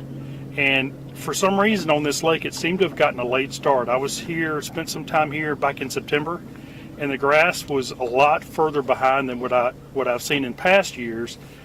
And you know, back then the water was up full, summer pool, and in that 7 to 10 foot range is where that grass was predominantly growing, and it was topping out 3 to about 6 feet under the surface. Well, the water's come down now, and that grass is probably about to stop growing, but that's actually really good for this time of year. And those teams are actually targeting that deeper grass, what was deeper grass, but there's still, you know, 3 to 5 feet of water on top of that grass, and they're just slow rolling baits along the top of that. And that's where the fish are keying on. Those teams are also right along the main river channel, and there's different, you know, indentions. It can create kind of eddies. We got a little bit of a current flowing, so there are some eddy areas. But we also saw those teams get hung up on occasion. So there's some scattered stumps. Some of these stumps on the river channel here are like huge stumps, like as big as the front deck of my boat. And those can be key when the current's flowing, because these fish will get right behind those stumps. It's kind of the only area that breaks up the current. It also it gives them protection, but it also makes it easier for them to feed. So that's kind of some of the things these guys are looking for. Now that's this particular part of the river. You get further downriver and you kind of start losing the grass. It becomes more of these gravel bars, rock bars, but they kind of use them the same way. And then Robbie spent a lot of time up below the dam, and the key right below the dam is where the current flows through there and creates what we call current seams. And those fish relate those current seams, and those seams can change. It can change throughout the day, can certainly change from day to day, but it's all dependent upon how much current is actually coming out of the dam. And where he was, that's actually Wilson Dam, so he's on the lower end of Wilson Dam. And current flow today is not supposed to be real strong. It's basically just enough to have current. But a lot of those teams are probably kind of struggling or moving around up there, trying to figure out where the right current seams are and try to stay in them long enough. I do think the team that we were on down here that we know that had 17 pounds, they left us and went upriver. I have a feeling that's where they're going. I think they're going to spend the rest of their day right below the dam. They're in a position now where a 4-pounder or 2 4-pounders can make a really big difference in what they have and give those guys a really good chance of winning this tournament. And it would not surprise me at all if that's where they're going to go, or they're going to camp out up there. We know that there's a lot of big fish up there. They're just hard to catch lots of times. But knowing you have 17 pounds already in a live well makes it an easier decision. We've seen a lot of teams start to come back downriver now. We've seen quite a few passes. So what happens a lot of times is these teams will start out below the dam, hoping that they can figure out where these fish are and get on them good. If they struggle, they kind of lose interest. There's a lot of teams up there, they're having to fish around, they kind of lose interest, and they start working their way back down the lake. Where Mitch and Austin kind of did the reverse of that. They've started down lake, and I think now they've gone upriver to try to upgrade on their limit. So these are all the things that kind of interesting to me as we do this. We do the live coverage. So you know, it all kind of comes to an end when we see weigh-ins. When we see weigh-ins, we put it all together. We see certain areas of the lake that perform better than others, or what techniques actually worked, and how these guys make the adjustments throughout the day. But that's always the interesting thing to me, is these are really great anglers. All 100 teams are really great anglers. Someone's going to put it together real well, and by the time we get to weigh in, that's when we know how it all happens. So stay with us. We're going to have a lot more live coverage coming to you. Try to cover it as well as we can. And you know, one of the things about this team, Mitchell and Austin Weaver, is Mitch is one of the only teams that had, well, 2 teams that have 4 wins on the Alabama Bass Trail. They've won at Wheeler. They've won at Weiss. He's won at Wheeler, Neely, Henry, Weiss, and Pickwick. They're no stranger to this. He is one of the only teams that have weighed in what we call the trifecta, when you have a largemouth, a smallmouth, spotted bass, and meanmouth, for over a 30-pound bag on Wheeler a couple of years ago. So fishing the Tennessee River is not foreign to him, and he knows how to catch these fish. So it's going to be really interesting to see how this plays out. We talked about they are going back downriver, which is actually downriver is north and upriver is south. So they are headed back in that direction. I can see them on our tracking platform that we have here. They have not made it to the dam. They've stopped a couple of different places. As you've seen, you've got guys that are fishing a little bit deeper. You've got guys that are trying to fish bank, but what you have seen is a whole lot of people looking at their forward-facing sonar. We saw that a couple of weeks ago at Lake Jordan. We are seeing the same thing here, using a variety of baits, whether it's swim baits or crank baits. We haven't really seen that reaction bait, that chatter bait or spinner bait or anything like that. So it's going to be interesting to see the whole story unfold at 2:30 when we get to the weigh-in. I do want to remind you, if you're planning on coming out today, please make sure to dress warm. Also, we have a real small area of bleachers that you can use, but you might want to bring a lawn chair as well. The ground is kind of soaked from the frost that we had this morning, and without having any warm weather today, we expect that it will stay kind of damp. So bring your lawn chairs, bring your coats, your mittens, and your beanies, and we'll be glad to have you come out and enjoy the day with us. I do know that Jason is on a new team, so we're going to go ahead and get out on the water and see who Jason is covering at this time. Jason, who are you on right now? Miss K, we just slid into boat number 82. Jeff Kitchens and Randy Wiggins. Guys, how many y'all got today? Any size? 15, good deal. Sitting on about 15 pounds. We're on the back side of 7 Mile Island.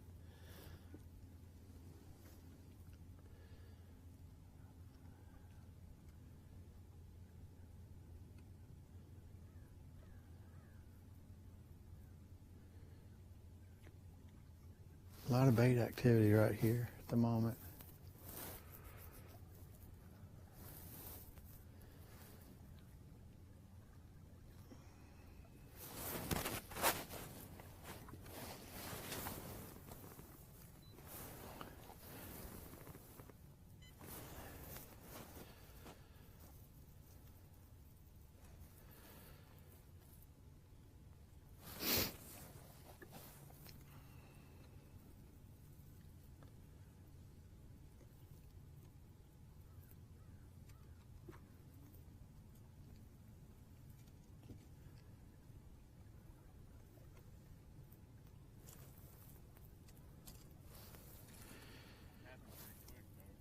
So this morning, pretty quick,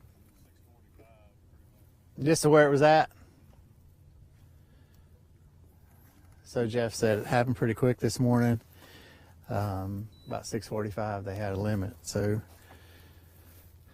sitting on about 15 pounds, that's a good way to a check for sure. We are on the back side of 7 Mile Island. Sitting in about 17 foot of water. If you can see ahead of us here, we've got a long point that comes out. So to your right would lead us towards the dam. It would meet back up with the main river, and then to your left kind of goes back in a pocket way back up in there. So you can see here that the current is flowing through here. Just not what we would call a swift current, but enough you got to stay on your trolling motor to kind of keep from getting pushed back down the lake a little bit.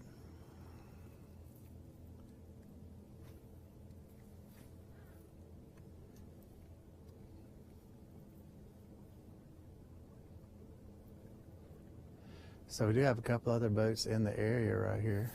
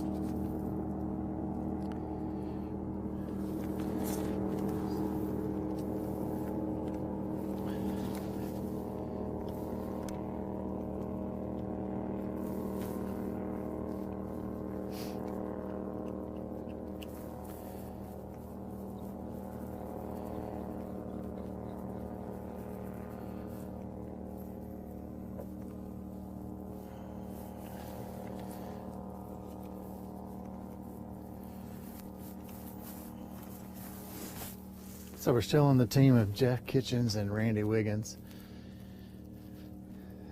They do have a limit of about 15 pounds. Said that it was kind of a flurry this morning. 6:45 they had a limit. We're on the back side of 7 Mile Island. Fishing, casting it real shallow and dragging it out into about 17 foot of water here where we're sitting. Water temp's 57 degrees. Pristine for Pickwick.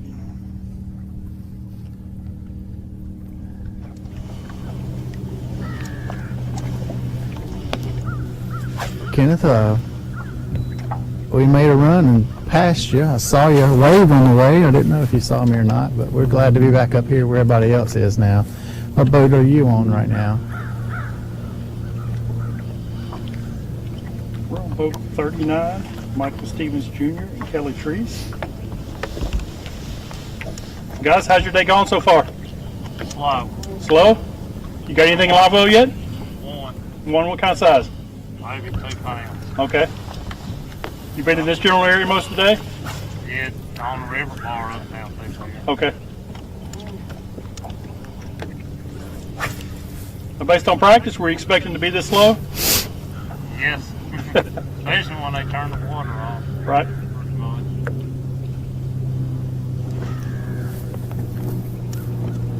You think that'll change sometime during the day? Not on Saturday. Yeah. They probably won't run on it much. Yep. But what it showed earlier, it wasn't.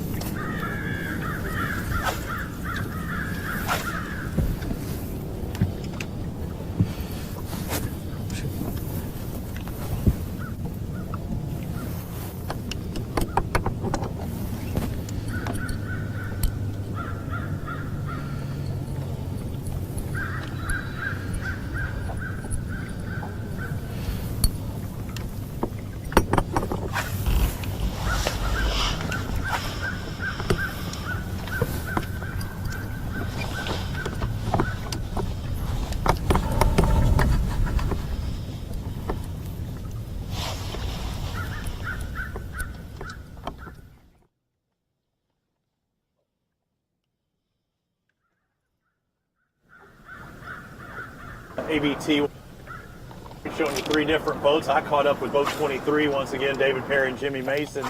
And Lorianne, look just to the left. I want everybody to get the big picture of where and what we're doing. See that? There's the mobile unit. Kay's inside the warm, close confines there. Chris Brown, our producer's in that truck. We're at McFarland Park. We're just outside. And oftentimes people say, well, what's off limits? Where can you not fish?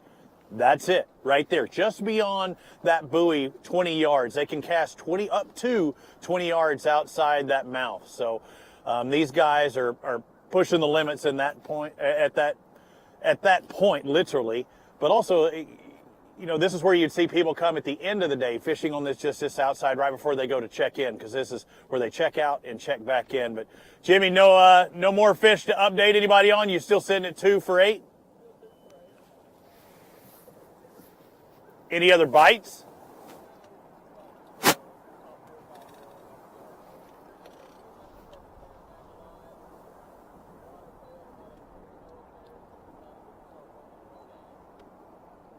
Yeah, I know you said later on you were hoping to make that move, but will that move pay off?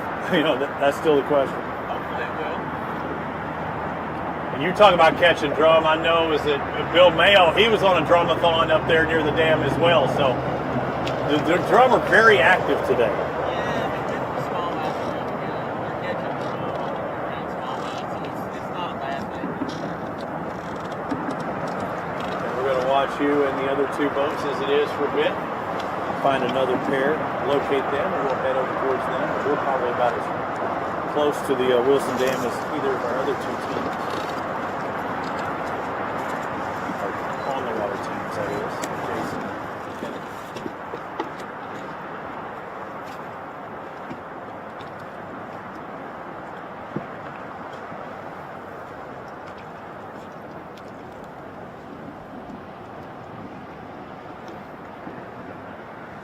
I like that.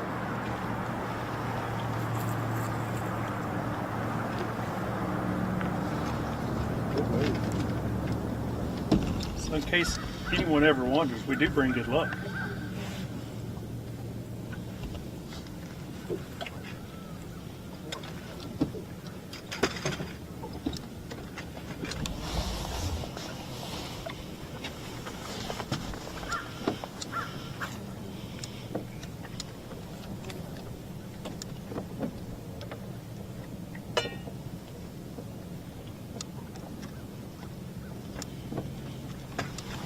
Definitely keeper, so that gives them fish number 2 now.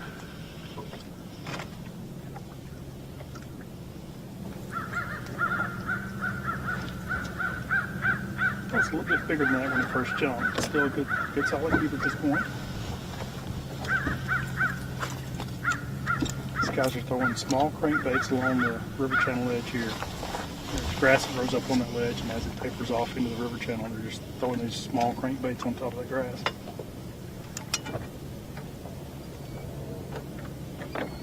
Guys told us that they thought the bite was better when the wind was blowing. The wind was blowing pretty good on practice days. Has not been the case today.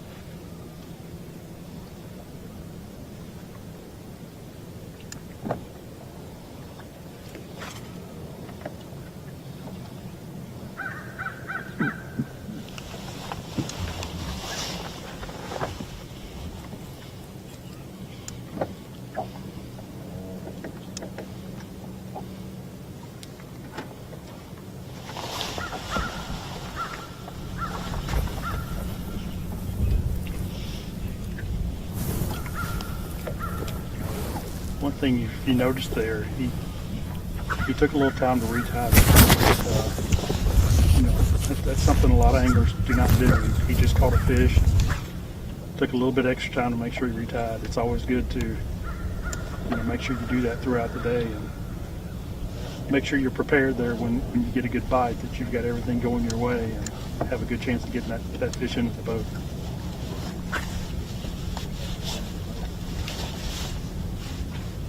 If I had to guess, sometimes these small crankbaits, you fish them on fairly light lines. So if I had to guess, it's probably fishing around 10-pound lines. So it's always good to check that line and retie when needed.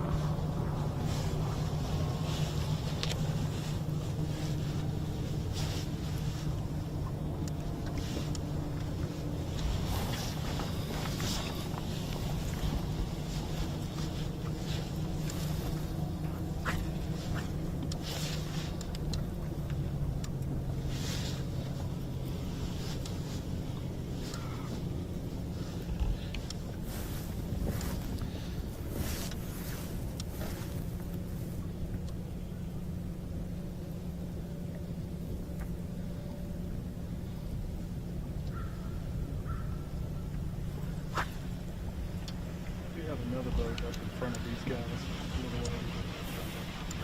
Guys fishing by myself. I'm going to assume he's in our tournament, but I have not seen him catch fish since he's been here. Kind of doing the same thing. Same last one.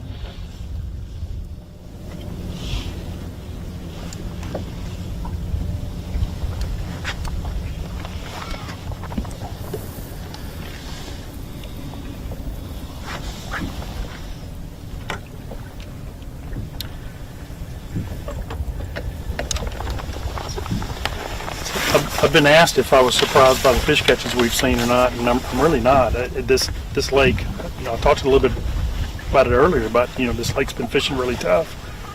But I think a lot of guys have still been catching fish. The hard thing has been catching a lot of big fish. But as it gets cooler, and still gets cooler, it'll be even better once the water temps get in the 50s. But I have expected the bite to keep getting better. I know this lake still has a lot of good fish in it. It's just been strange a little, I guess you could say, in the fall. So I'm expecting to turn on at any time, and maybe today will be that day. I mean, that's what we want to see. We want to see a lot of big fish wade in during the weigh-in. So hopefully today is the day. If not, it'll happen soon. But there's a couple of things happening here. You got the winter drawdown, so the lake gets drawn down, and the water surface is starting to cool back down.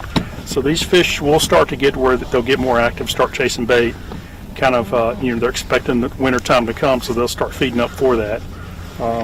It's basically them taking advantage of the opportunities, because these bait fish will kind of group up and start schooling up, and makes it a little bit easier for these fish to feed. So I'm really not surprised. The key when we get to weigh-in, though, is what's it going to take to win? What's it going to take to finish in the top 5? Are the big fish going to show up? That's to me is the difference here. Where we've seen a lot of weights, and most of these have not been team tournaments, so that is a difference as well. But a lot of these weights have been in that 7, 8, 9, 10 pound range, and 15 to 16, 17 pounds wins the tournament. But I would expect, this being a team tournament, especially knowing the teams that we have in this tournament trail, that the weights would be better today. But I also think maybe the fish get more active and maybe more big fish show up. So that would certainly help us.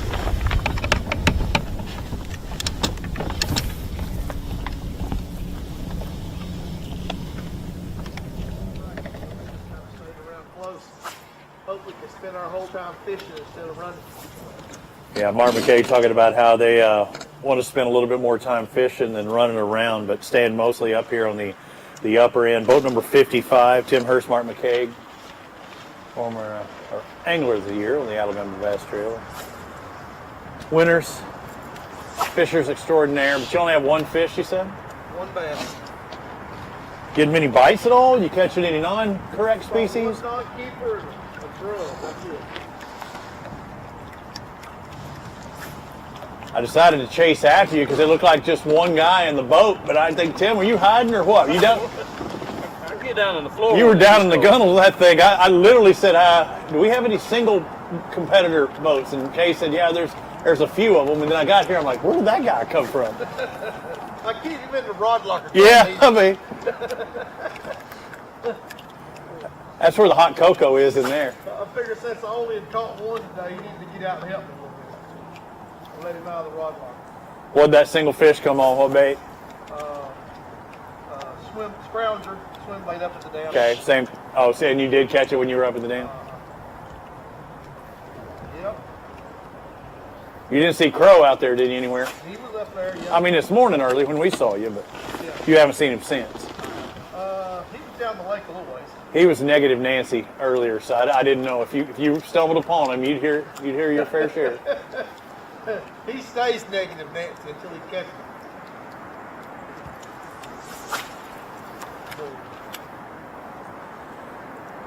Sun's coming out. Things, ambient temperature's kind of warming up. Does that change your direction on what you're going to be doing today, or no? I had 2 bites in here yesterday afternoon, kind of late, so we came in here to see if maybe the sun getting up and make a bite. I don't know.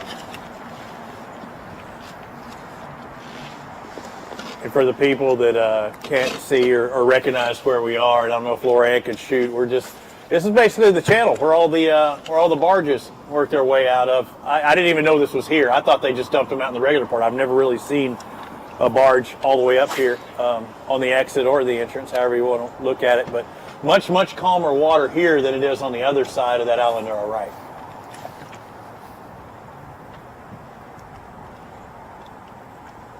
We figure we'll fish here for a little while and then go back up there this afternoon late. See if we can catch something up there. That's just a timing thing, right? I mean, you know there's fish there. They're there all the time. But when they bite's the question. It's not real hard to tell when you're up there because there's so many boats. You know, you fish around and you can kind of see if people are catching them or not. Yeah.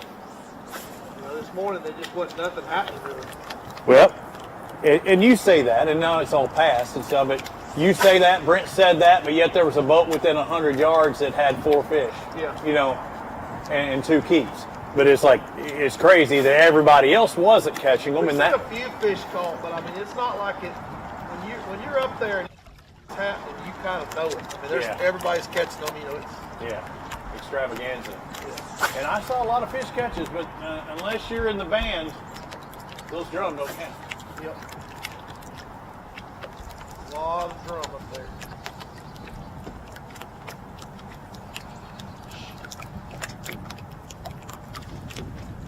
And those of you watching at home, boat number 55, Tim Hurst, Martin McCaig, one single bass. It's a keeper for about 1.5 pounds. We've got about 1 hour and 10 minutes left in our coverage here, our Black Rifle morning show, and I hate to say it, the White Rifle is out of Black Rifle. Lorianne and myself have been drinking the 5 Alarm. That's the coffee of the day. Now Kay's just black. She likes just black. It's a medium roast.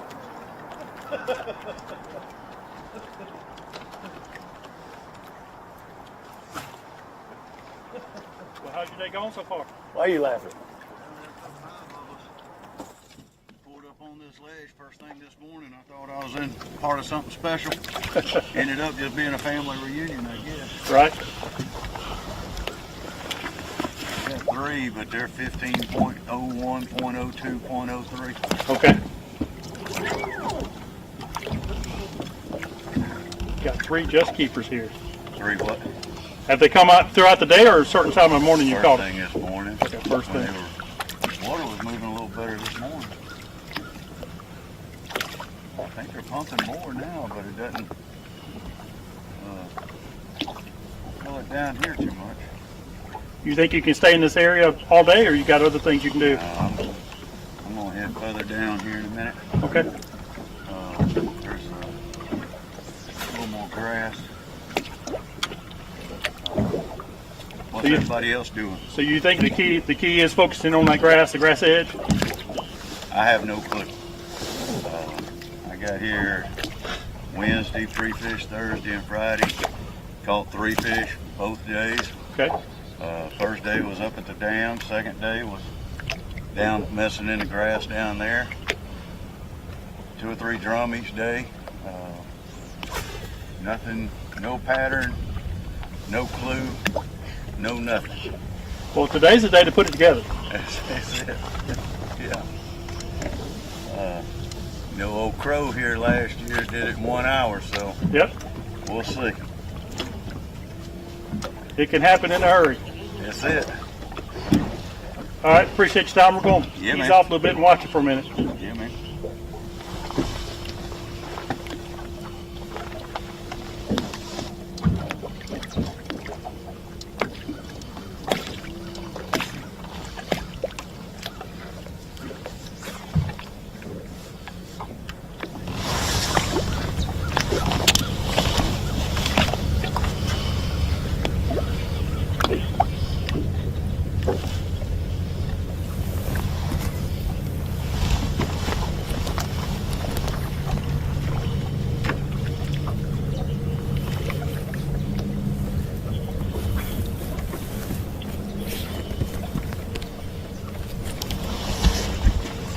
Partner got the flu and had to cancel. I called him. I told him he needed to at least come out here and be a part of things.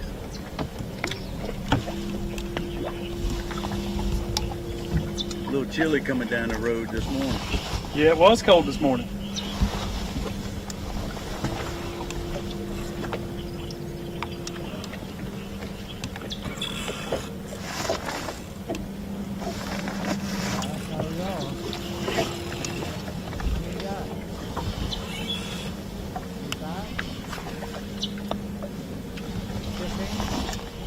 Good deal, guys. That's what guys are saying. So we just pulled up on Waylon Mullins and Justin Hamden. Got a limit of about 15 pounds.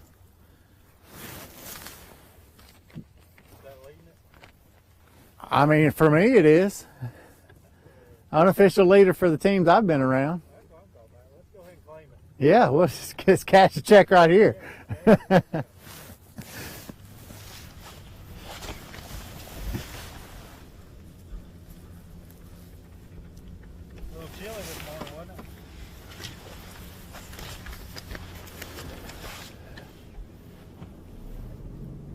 So what was working this morning then? Obviously you've probably changed a little bit since then. Really, kind of the same stuff we're doing right now, just throwing little jerk baits, crankbaits on the edge of these stumps and stuff like that. Okay. They were just feeding this morning. That's one thing, it doesn't matter how cold it is. Yeah, they got to eat, right? There's always a daylight bite. Yeah. So it might be freezing, but they still feeding.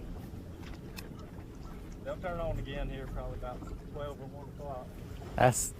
That's typical right there now. Yep. We kind of in this little lull.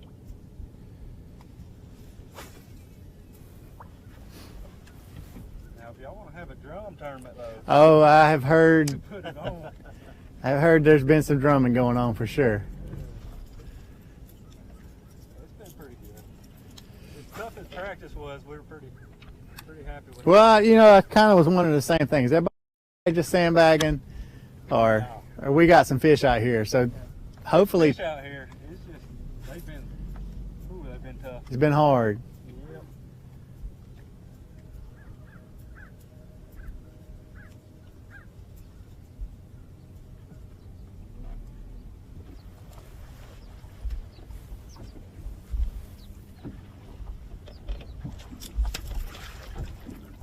That's kind of the other key. There's a little bit of grass right here.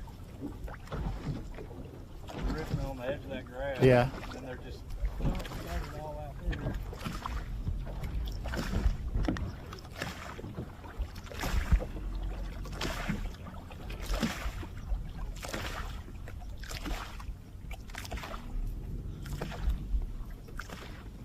How many fish you catch this morning, you think? 15 probably. Something like that.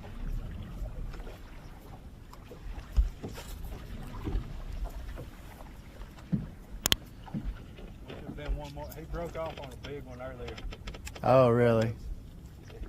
It was a good one. We got one about 6, but it was, I think it'd put that one to shame. Yeah. I don't know. He's still thinking it might have been a drum. Let's hope that, right? Yeah. It makes feels better that way, at least.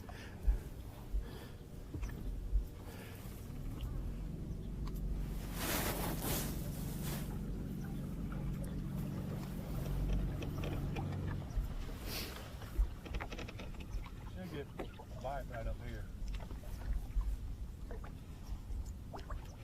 If I didn't jinx it.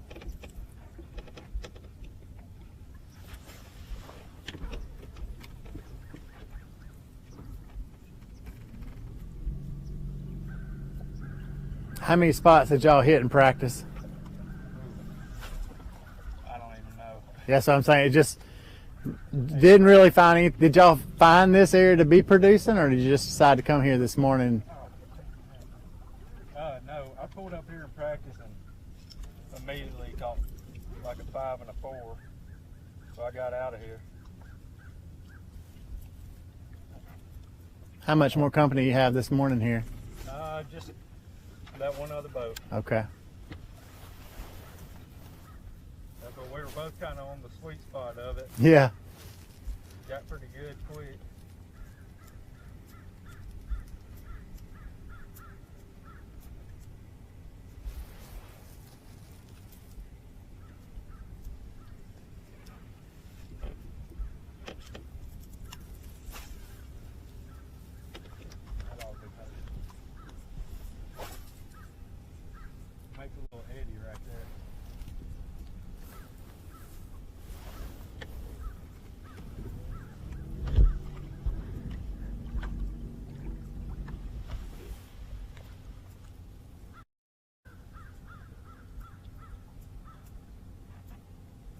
It's not a lot of current rolling through, but it seems like there may be enough.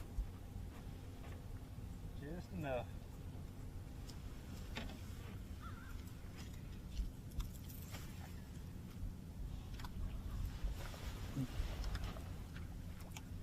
What is it?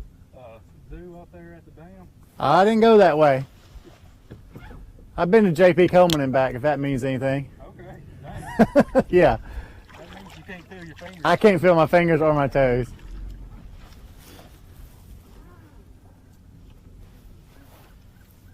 Well, I didn't have to make that right.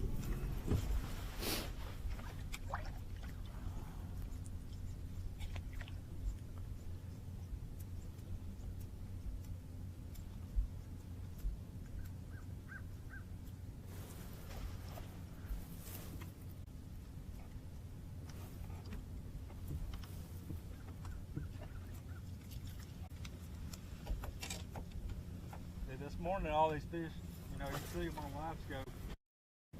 As soon as they see that jerkbait, they come up there and just eat it. Wow.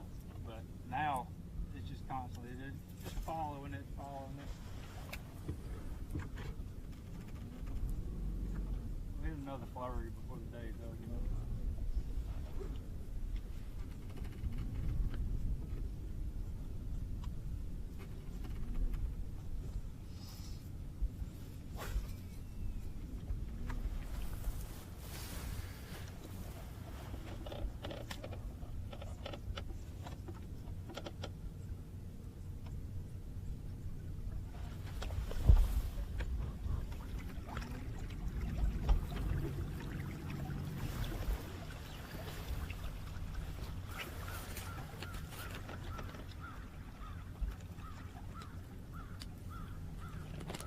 Once again, we're on boat 84. Waylon Mullis and Justin Hamner. Got 15 pounds. Got one over 6. Around 6. Caught them all this morning really quick. They spent a lot of time in practice trying a lot of different other areas, and really this was just a morning bite deal. And they came around and fished this area in practice and caught a few and got out of here, and then showed up this morning and went to work and got their 15 pounds in. And you know, early predictions were that if you can catch about 13 pounds, you pretty easily get a check. So I don't know what all the other weights are out there in the field, but 15 pounds is a pretty solid bag at this point in the day. Plenty of daytime fishing left. Jerkbait bite.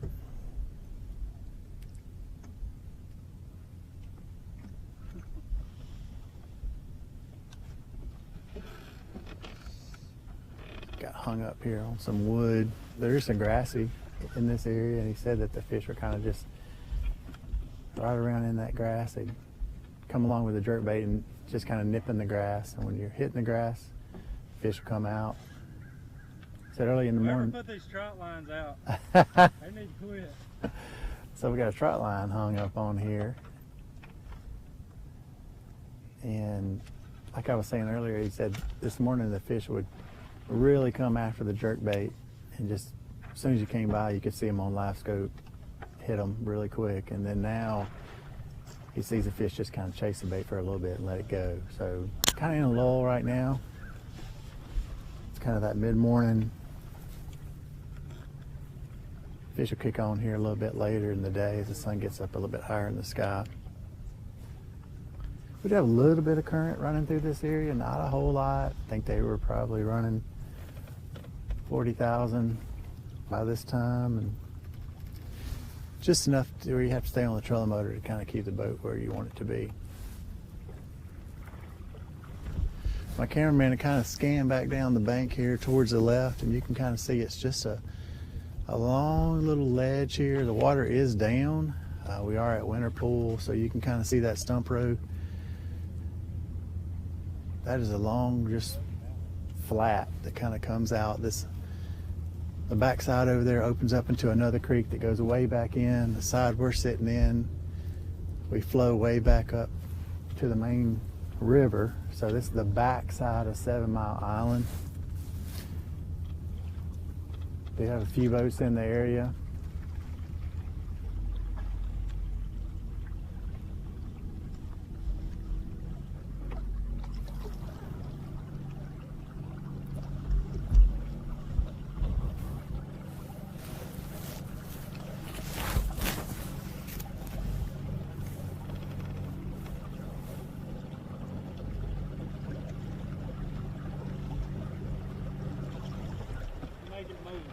I got to move.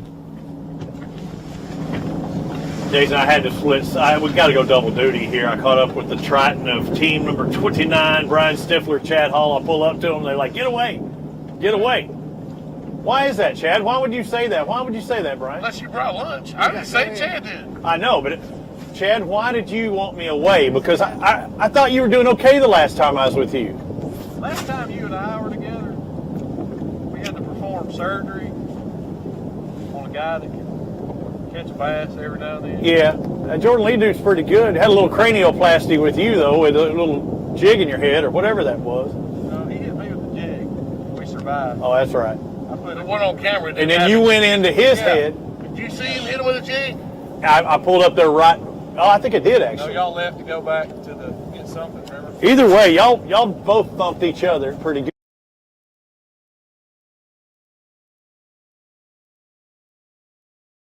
Okay. We've got one bass for how much? You got 5 pounder?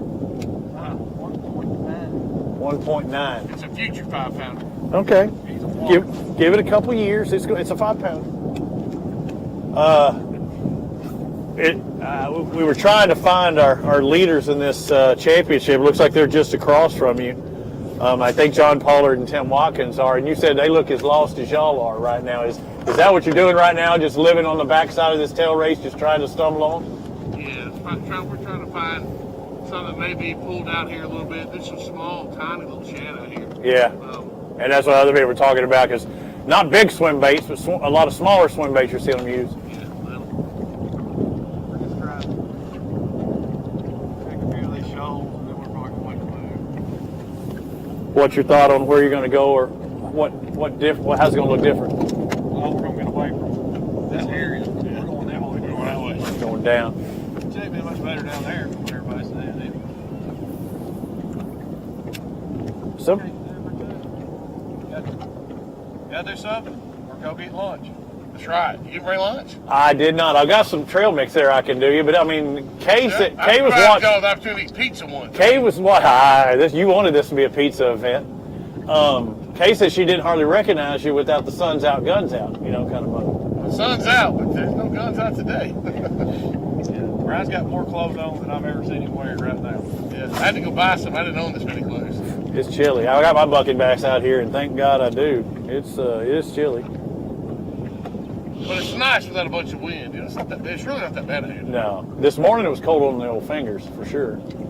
Yeah, we got other gloves for them. Yeah, it was. We caught ours first thing right there.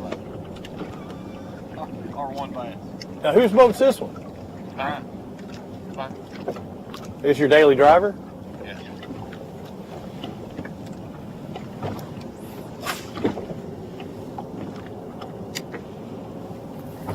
Robbie, how are you? I've been doing good. We've traveled a little bit, talked to probably 10, 12 teams. I saw a drumathon earlier on today. That's fine. Yeah. They've been having drumathon. I mean, if somebody wants to come here and catch some drum, they can do all right. I mean, we've seen some people catch, reports of good catches. A couple teams. So, I mean, there's possibilities out there. Yeah, Some teams with only a couple fish, but they're the right size fish, but you still got to get 5 to make a difference, Look, he can happen quick on this lake, you know that. Everybody's fixed this today. I know it's been tough, like Chad was saying, about 5 more degrees on the water, and it'll make a difference. Fish you did catch, smallmouth? Smallmouth, yeah. Kind of look crankbait. It's the biggest smallmouth I've ever caught. The only smallmouth. It's the only smallmouth I've ever caught. What's your buddy Crow got? He got him? We saw him at the very start this morning, and Mr. Positivity was not very positive. Well, that's about normal. That's out, I mean, not normal, right? I mean, a man who catches $250,000 worth of fish on this lake, you think he'd have some positive vibes running through his body. I mean,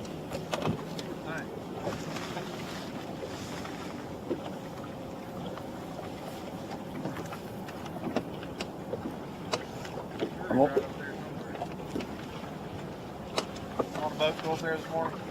there were quite a few, but not as tight. But I mean, there were quite a few.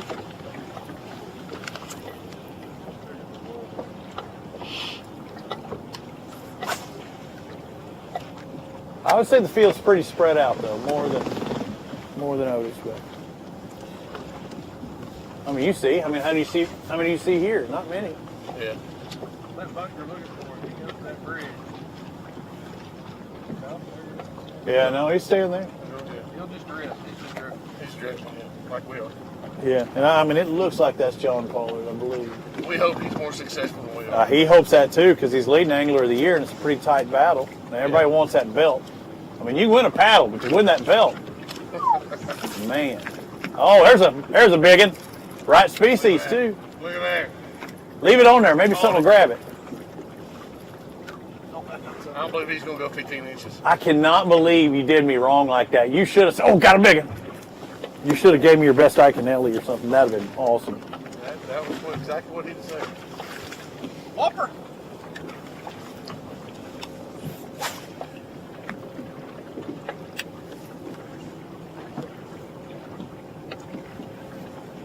Motorcycle racing? Calling it? All right, boys and girls, you see these guys are on them. That big whopper they had on just then, we're trying to catch that fish's grandparents, and hopefully they'll have that shot, because that was not a keeper. But they are biting, at least. Again, Stifler and Hall, one fish for about 1.5 pounds. We're going to take, it should be our final commercial break here on the ABT100 from Pickwick, and when we come back, we'll try and find another boat, 3 other boats, to give you all the scoop here on this one and only day, the final stop at the Alabama Bass Trail 100. It's our final break. We'll be back with more from Pickwick after this.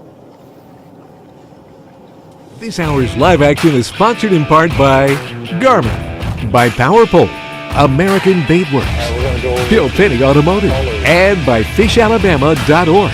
There's a lot more to come. Smarter, they're on the sunny side. Research and development is more than just time in the shop for us. It's time out here, sweating the details, making boats that work as well in the real world as they do on paper. From our R&D team to our anglers on the water, we have the knowledge and passion to build you the finest fishing platform in the world. Buying stale, burnt coffee is like eating hot sushi out of a vending machine. It's just a no-no. Explosion. Cool guys don't look at them. As a veteran-owned and operated company, we take massive pride in giving back. And with your support, we've donated millions to charitable organizations and veterans. Do you have a lightsaber leg, Jay? Yeah, I got a lightsaber leg. When you sign up for our coffee club, you get fast free shipping directly to your door. I'm on a helicopter.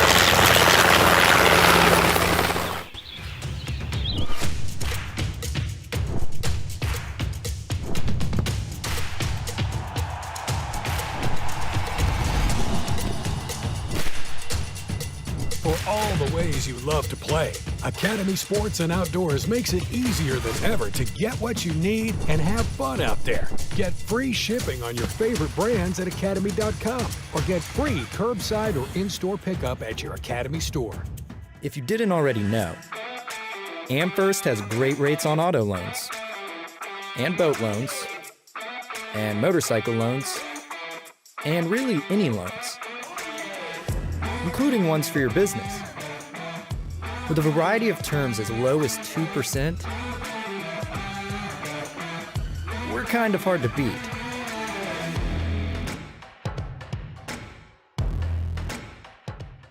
Big companies get bigger and bigger and talk about their fancy labs where they study fish behavior, but then they all go golfing on the weekend. We don't have a large laboratory to test baits. Why, you ask? We don't need a big laboratory because our pros fish, our employees fish, our salespeople fish, our suppliers fish, our mold builders fish, our owners fish, and our kids fish. This is our laboratory. Our R&D comes from time on the water, learning how to make fish bite. We don't have other hobbies. We fish. We fish all year in all conditions across the whole country. All that time on the water brings us thousands of hours of testing new products and improving current ones for all species. We're a family-owned U.S. company that has many of our products made in America by American workers. The products we don't make in America, we make in Guatemala, which supports many families in that country as well. Bill Petty Toyota is Alabama's #1 volume Toyota dealer. But that's not the only reason to get to know Bill Petty. Enjoy a 10-year unlimited warranty on every new Toyota in stock. Get 1 year of 24/7 roadside assistance. Test drive for the chance to win $5,000. You heard right. 5,000 big ones. Plus, choose from over 700 new Toyotas in stock and price to move. Bill Petty Toyota is Alabama's #1 volume Toyota dealer. Get to know us today. Some things ain't worth keeping. Yesterday's traditions, today's adventures, tomorrow's memories. Now that's something worth keeping. Fish Alabama and find your keeper. For more information, visit fishalabama.org. Stetson Blaylock, Todd Auten, Head Fury, let's go! Garmin Live Scope, I tell you right now, if you don't have it, you are behind. This is just wild. It's like a video game. If you do not have that Garmin Live Scope, you are definitely missing out. Bassmaster Classic Champion!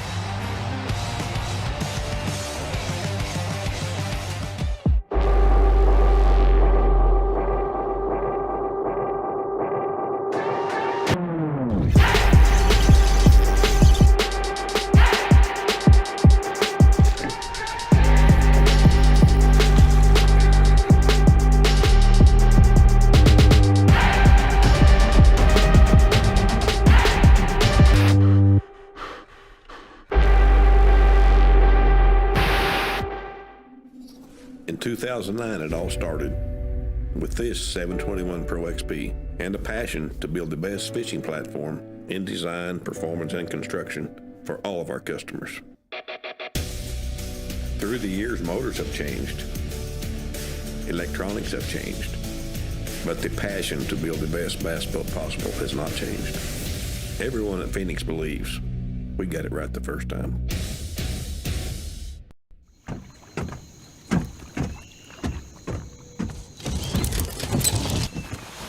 Nobody wants to run out of power when they're on the water. There is a better way. Introducing the Charge Marine Power Management Station from PowerPole that does the work of 3 devices: a traditional battery charger, a charge on the run, and an emergency start system. PowerPole Charge. Marine Hydrowave H2 KVD Edition is a surefire way to ignite a feeding frenzy.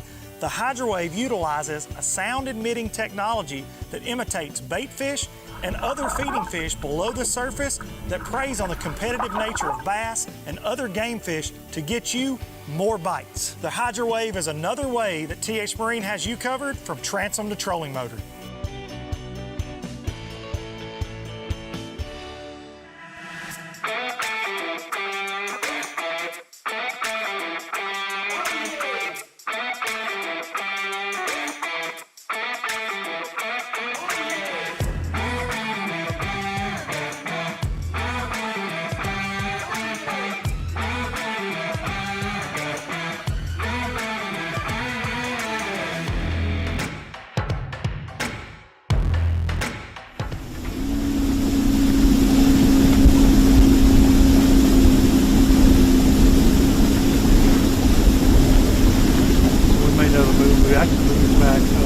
back downriver a little ways. We noticed a lot of boats kind of heading downriver.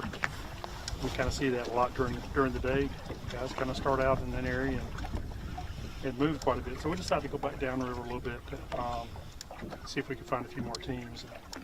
You can see in the background, we're right below Nitrostrace Bridge. And these guys are fishing in an area where the current kind of rolls around one of those bridge pilings. And he must have a rock, a stump, or a brush pile or something there. He's right along the edge of the river channel that he's kind of targeting.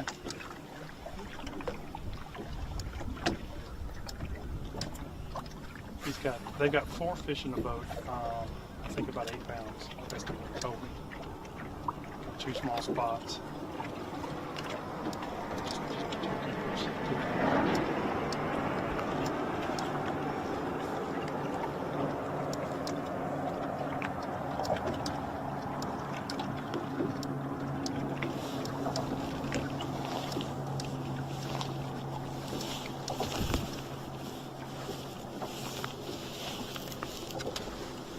This is Ken Walters of Dallas Welding, boat 66.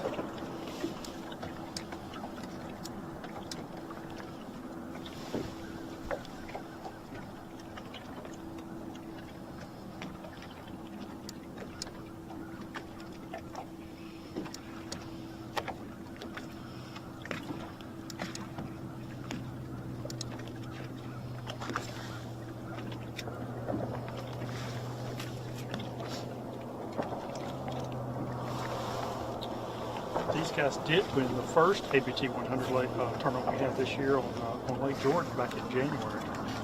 So these guys are trying to book it. They can win this one. 2 out of 3.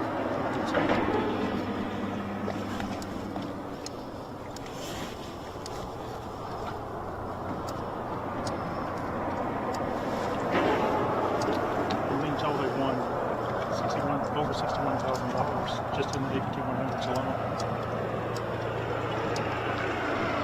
Tournaments, because there's only 3 in the whole division, and this is number 3 here. So.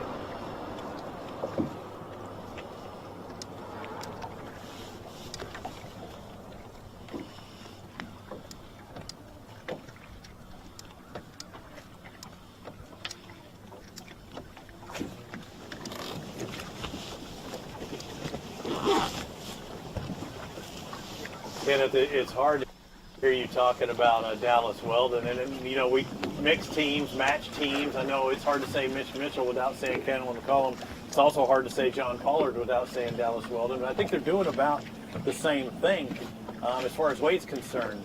Talked with Pollard and Tim Watkins a moment ago, and they got 2 more fish than what we saw them with early this morning. So now they're up to 4 fish, getting close to that limit, but about 8 to 9 pounds, just like Dallas had mentioned. So.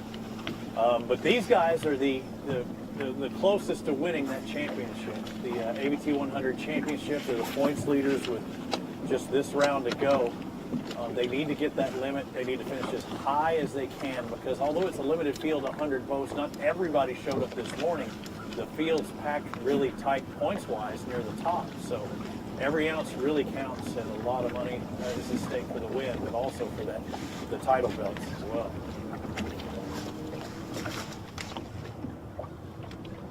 With the caliber of fishermen we have fishing the ABT100, you have to have 3 really good tournaments to end up anglers of the year. Those guys certainly are there now, but you have to hold on to it. So you have to finish strong in the last tournament of the season. Yeah, and just like these guys, I mean, John said he'd never been to this lake before until Sunday. He's trying to figure it out on the fly. I mean, he's been fishing since Sunday, but trying to figure it out for the first time, it's not easy. Even talking to Wes Logan, you know, he's like, you know, trying to catch these smallmouth. He's like, this isn't like the St. Lawrence River. No, it's not. And, you know, some of these guys aren't even used to catching smallmouth at all here, and now is their best opportunity.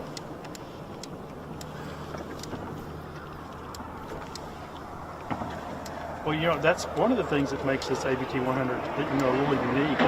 It's just 3 events in the year, but it's so spread out. We started in January on Jordan, and then we fished again in June, and now we're here, you know, in November on Pickwick. So it's really not easy for these teams.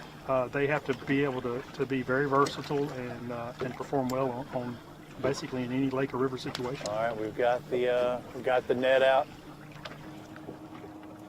Is it the right species? Looks to be. I don't see a massive head shake or something like it would be a drum, and they're taking their time with it. And this would be their limit if it's 15 inches or bigger, better.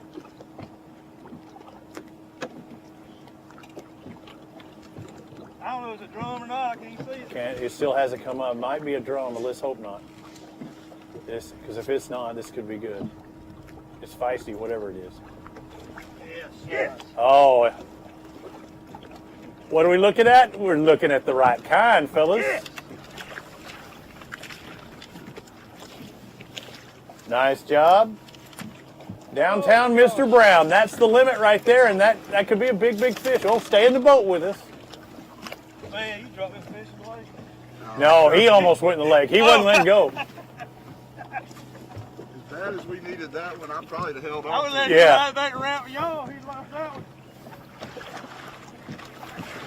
He had a rod that was maybe going in. He was almost going in, but he was not letting go of that fish.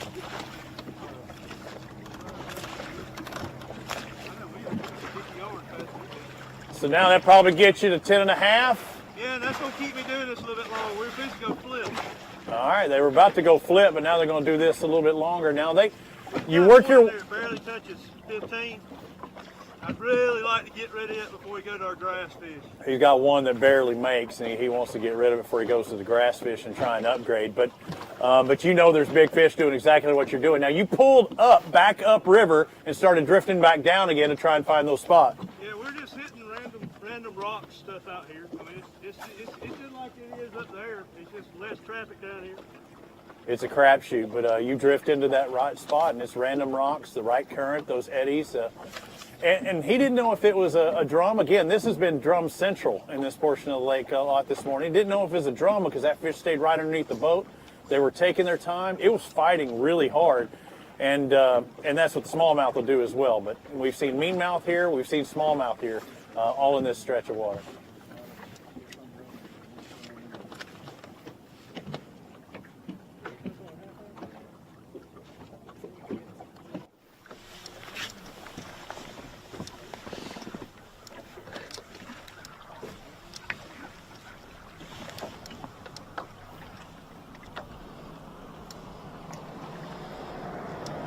All right, Kenneth, so it's your turn. I mean, you've got Dallas. I've got John here.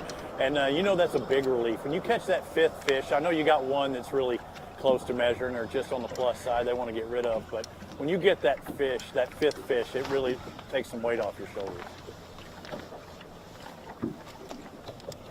It certainly does. And you know, you heard him say, you know, they were thinking about leaving and was really considering it. And you know, that fish is going to kind of help him a lot, but then also it's giving him a little more confidence to stay a little bit longer, and maybe he can continue. And that was the case this morning even. I mean, he said that they had that flurry. I mean, they caught 4 fish really early. Got one, missed one right then. Did a power reel, tried setting it, and just didn't take it. But again, there's another hit here within, but this morning he was in the fish, but everything just kind of shut off on him. Oftentimes in stretches like this, it's that turn on. You know, you will catch them in a flurry.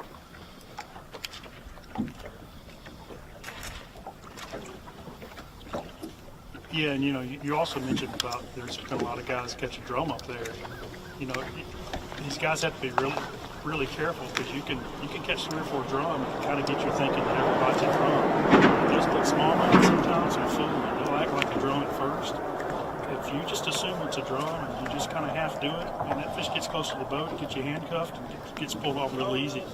You have to make sure you take every bite and assume it's a smallmouth, because you don't want to get in a situation where you're in bad shape and you lose a fish just because you assume it. Yeah, and that was the case with them. The net never even made it to the water. They never got visual contact until it actually popped up. They didn't know what it was. It was straight underneath the boat. And fighting well, but you're exactly right. Don't assume that it's a drum just because it's fighting, shaking its head. You know, catfish, you can feel it rolling over, but, you know.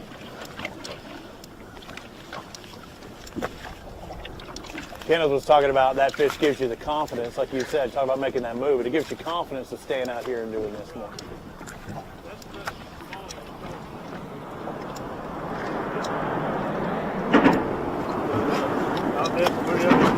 I have no idea I've got a little stretch, 2 little stretches of grass that I've got some quality bites on. So I'm not going to sit there and hammer it. I don't know how many fish are there.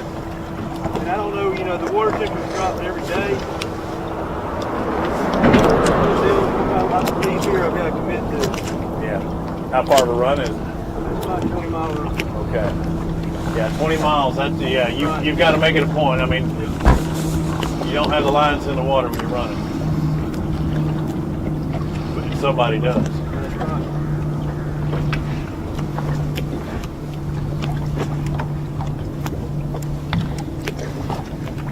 How about the hit on that strike right there? Pretty hard, or? It was the smallmouth thing. I haven't caught a lot of smallmouth till this week.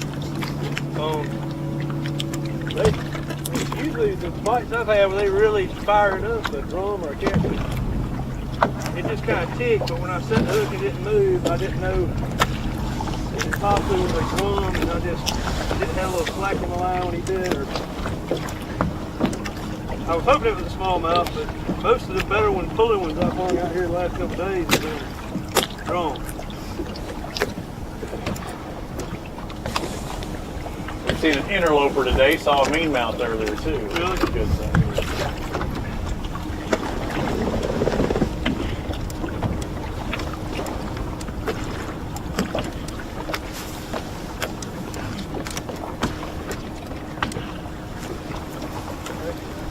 Got one on here, maybe?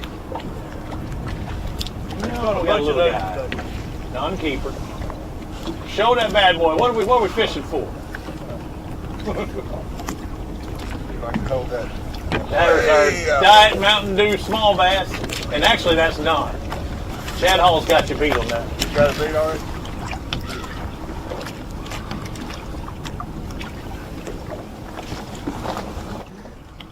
So Jace, I've actually seen a couple of strikes here, and that was a small fish. I mean, half a pound at best.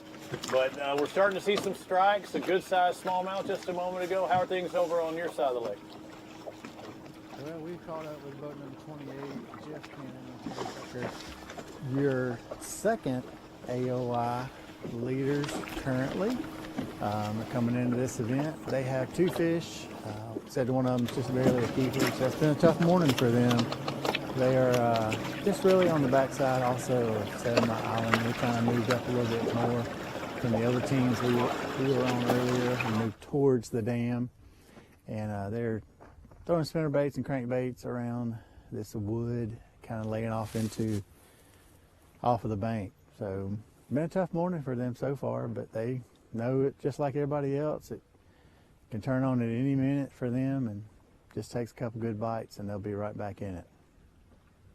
We're trying to, as these guys are moving around a little bit, we try and give them that story if we know where those top teams are and kind of get an update.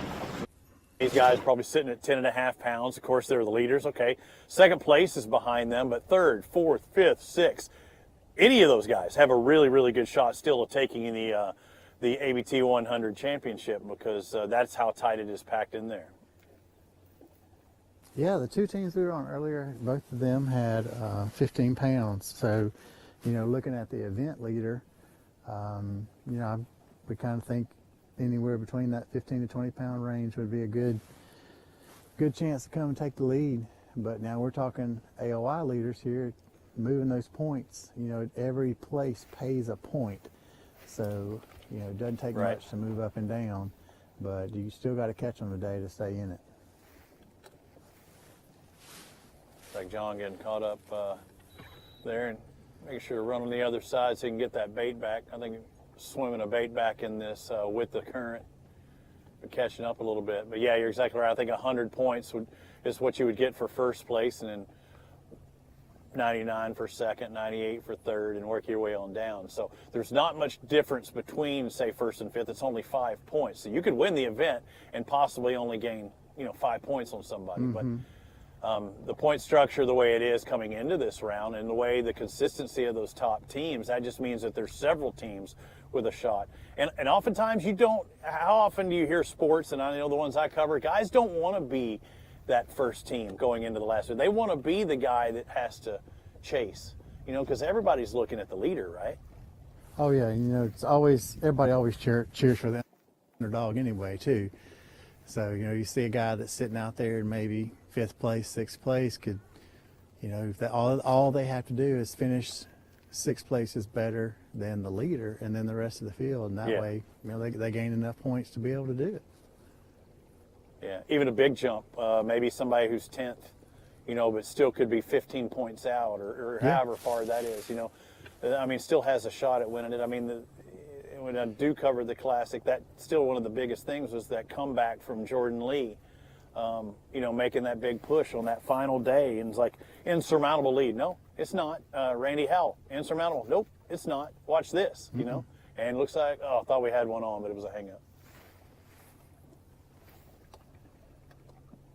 So you give these guys 15 pounds, and that would put them ahead of the guys you're currently on. So that would make them jump them if they finish like they, you know, if they had 15 pounds sitting here now. But you know, and where were they at coming in? What place? They're in 2nd place coming in. So they're sitting here now with just 2 fish. Just sitting here now with just 2 fish. You know, they're going to move down the leaderboard. In other words, so that gives other guys, the 4th, the 5th, the 6th place guys, a chance to move up now if they've got fish. If they got a limit even. And one of our teams said earlier today, they thought, you know, I bet you wouldn't see 50 limits. At first they told me 30, and then they changed it to 50. So, and that's a Pickwick regular. Just because it has been fishing a little tougher. It has been tough, but you got. Hey, John and Pollard's never been here before. He's already got a limit. Yeah. John and Tim, you know, I mean, they've already got their limit. It's not even noon yet, and it's their first time, you know, really fishing these waters. At least for John. And you're putting the 100 best teams, you know, we'll say in the Southeast. So we got teams coming from all over the country to fish this thing, and you're putting the 100 best teams in team fishing on this lake. So they're going to catch a limit. Hey, what was one of the funniest things you heard this morning when it was still dark? Guys were putting boats in the water where they came across the PA system and said, we've got a truck with Minnesota license plates. Your lights are on. And guys along the bank are going, what's the license plate number on that one? That was me. That was me. That was me. I was wanting to know what that number was. No, you weren't the only one. You weren't the only one. That was funny, and I know funny. Yeah, that was me. That was solid. But it shows you people come from all around the country to fish this.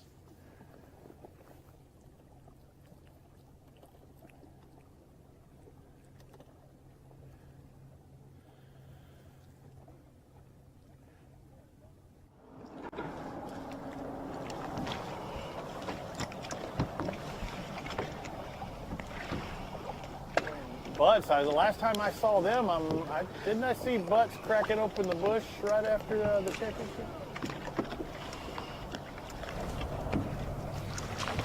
Well, I don't know about that, but I can tell you this, they had a nice trip to their banker after they got finished with that tournament. But I'll tell you something else I'm seeing already is we saw these guys looking down at their electronics chasing these fish around on Jordan when that happened. I'm seeing him do the same thing here. He's fishing the bridge fouling here, and he's looking down at his electronics again, trying to find the target where to make the cast, and he's casting to where he thinks the fish is sitting, trying to increase his odds of getting bit. We've just pulled up on them, so we'll try to get an idea of what they have so far. What you guys got so far today? 0. And they are fishless to this point, yes.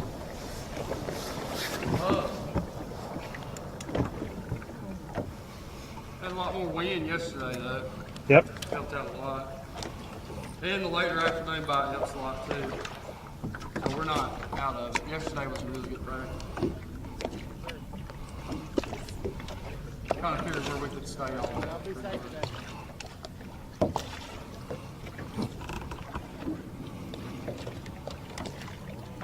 Well, Josh, you can't hear Josh on our call, but Josh was trying to explain to us what he's seeing and what's going on. He said that during practice the bite was a lot better because he thought it was because of the wind. It's been a lot tougher today, but these guys are no strangers to being successful on the water. They've got their head down and fishing really hard. They'll get it figured out. When he said the wind, is he talking about the lack of wind. It's real inactive this morning. I know that. It's off. So you're seeing them, you just can't get them to react. Oh, yeah, we're seeing them. We've been seeing them all day. Yeah. Yeah, he just said that they're very inactive, and it's kind of discouraging. He can see them on his live scope. He just can't get them to react. But during practice, Robbie, the wind's been blowing pretty good out of the northwest. Wednesday, Thursday, and Friday at least. And I've heard that from a couple of teams that that seem to bite really good then. So. And some people don't understand that these fish get set up in certain areas a lot better. It's almost like sun and then wanting to get under a dock. It kind of concentrates them a little bit better, whether it be current or wind.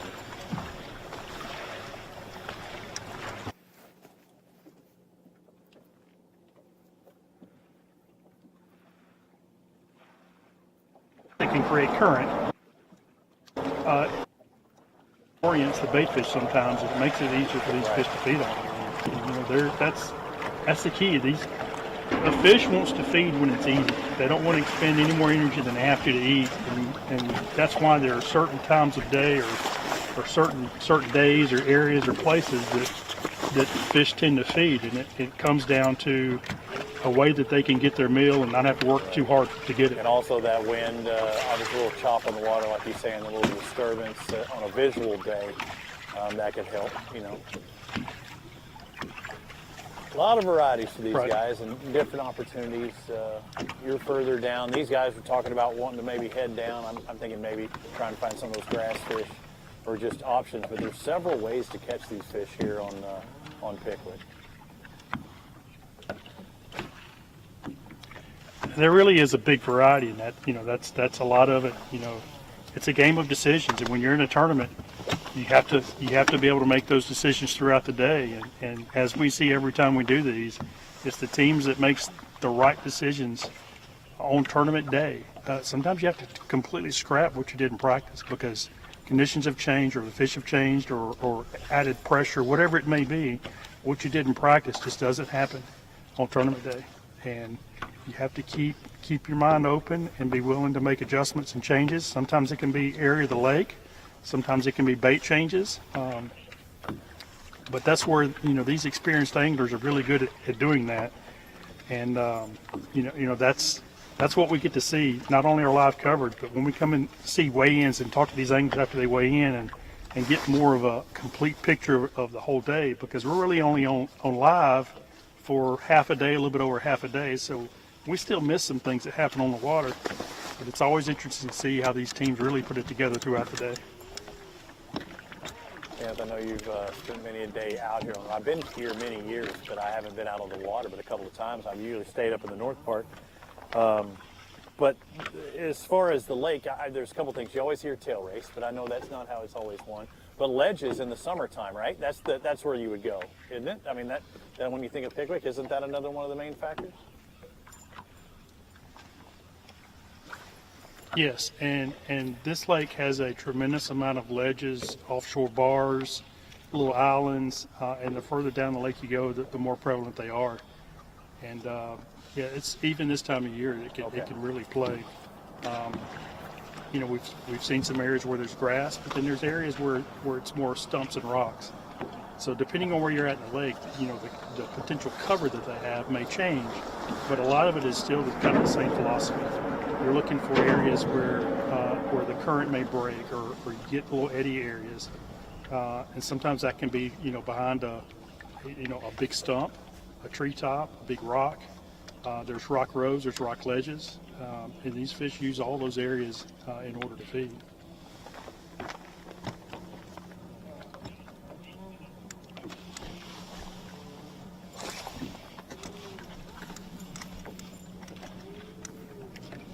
And for those of you just joining us, we're going to make it till the top of the hour or so. And John Pollard, Tim Watkins, our current leaders for the ABT100 Championship, caught their limit just a moment ago within the past.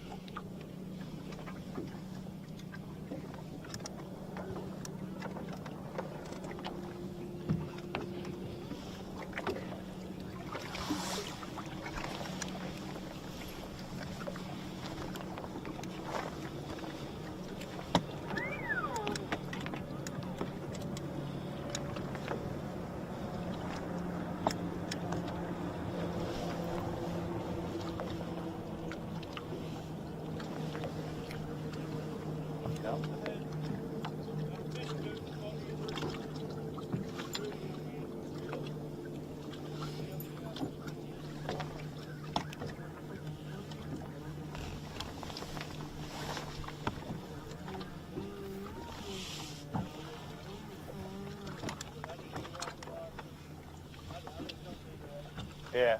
Did you break off right then, or did it? Yeah, I'll say the nicks will do that to you. You did the cast and release.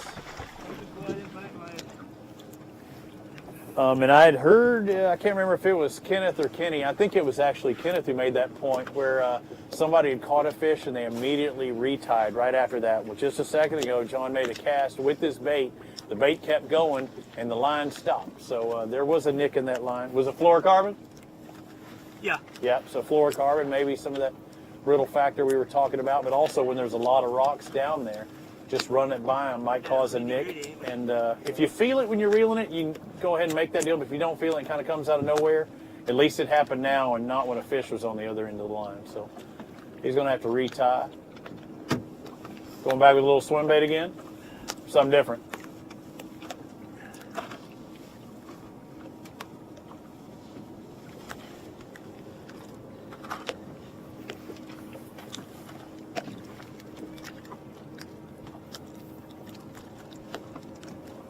Getting to see the inner workings of what it's like when you not able to put a line in the water, but you got to make that decision because there's only what, 6-7 rods total out on the front deck.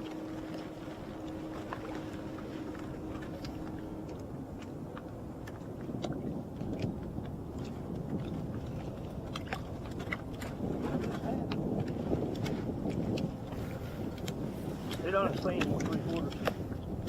What? I don't even see him with 3/4. Yeah, they truly are drift fishing. I guess so. You needed something with a little more weight? Yeah, we done broke off every one on my own. And plus some he brought up. I'll take it. So what's the next best? I'm gonna go to 1/2 ounce, I reckon, and have to feather it a little better. Yeah. So he broke off his last 3/4 inch head. So going to the 1/2 inch now, which, would I say inch? Ounce. 3/4 of an ounce head. So he's going to have to feel it down there into the area that he's trying to target a little bit better.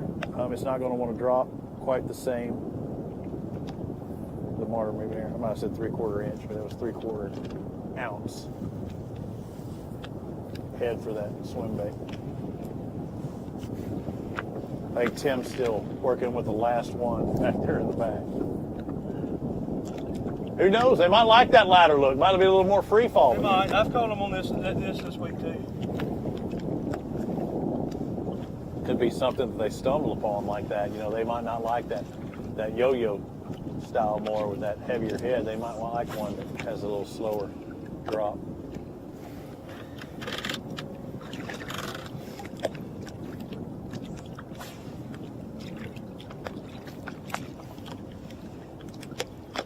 I'm not even sure the swim bait matters. It's just getting it by the right rock. Yeah. However you can, whatever it is. Only about 20 million out here to pick from. Yeah. Feel different though when that 1/4 ounce? Taking a little longer to get the bottom. I'm trying to reel it just right along the bottom.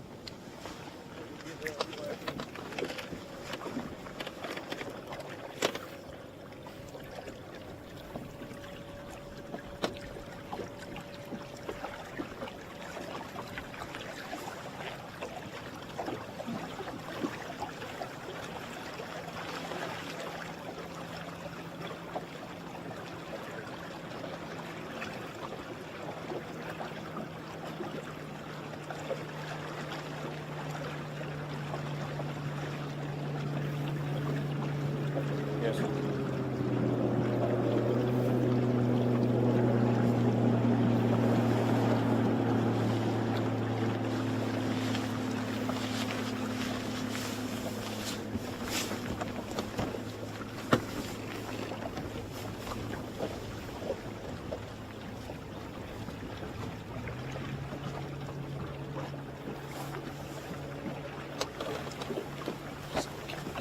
That shot, whatever we're going to have to do is stand up around that camera in a minute.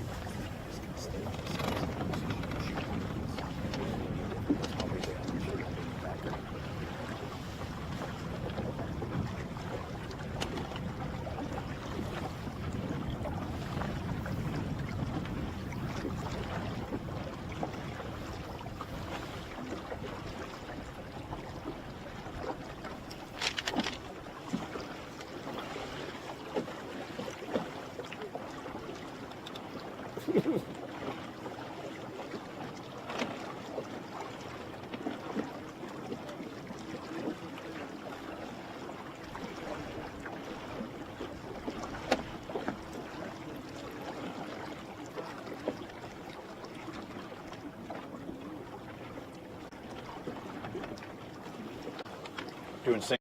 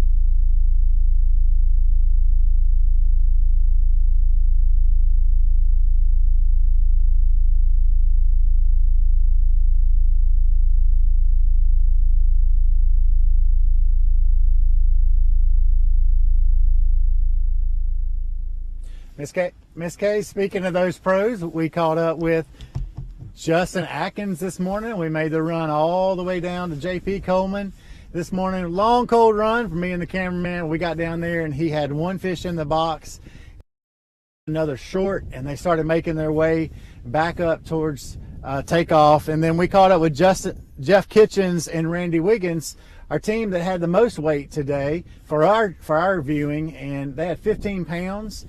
So they said it was a very quick flurry this morning, really early morning bite, throwing jerk baits, and they said they caught them really fast. Probably caught about 15 fish throughout the morning. And then we also caught up with another pro, Justin Hamner, and Waylon Mullis. Both of those guys were right side by side, those last two teams, and they both caught 15 pounds right there. So that's the biggest weight I've seen today, 15 pounds. We don't know what it's going to take to win it, but 15 pounds is at this point of the day. You may catch another little good kicker there, and that will definitely get you that big check later into the day. Kenneth, how about you? What have you seen this day? Well, Jason, it started off as a cold morning, and I know we've had some cold tournaments back in, early in the year, but it's been a while since we've had a cold takeoff. So it kind of hit a little different than what we've had in a while, but we got through it. The anglers got out. Everybody got out on the water safe. We've seen a lot of action on the water. I've been with some teams today that are on them pretty good, catching a lot of fish. Mitch Mitchell and his partner Austin Weaver estimate they have about 17 pounds the last time I saw them. It's still been a little while since I've seen them, so they may have upgraded more. We've covered a lot of teams today, but there's still a lot of teams we have not seen. So we've just kind of given you a snippet, I think, of what the lake's really going to show. Like I said, a lot of fish catches. I think guys are going to keep catching them. This afternoon may actually be better. So by the time we're off the water, some of these teams may have their best catches throughout the day. But it's going to make weigh-in really exciting. This lake is capable of producing really big bags. It has not shown that in tournaments through this fall. I'm hoping this may be different. And so far from what we've seen, there is the potential for it to be different today.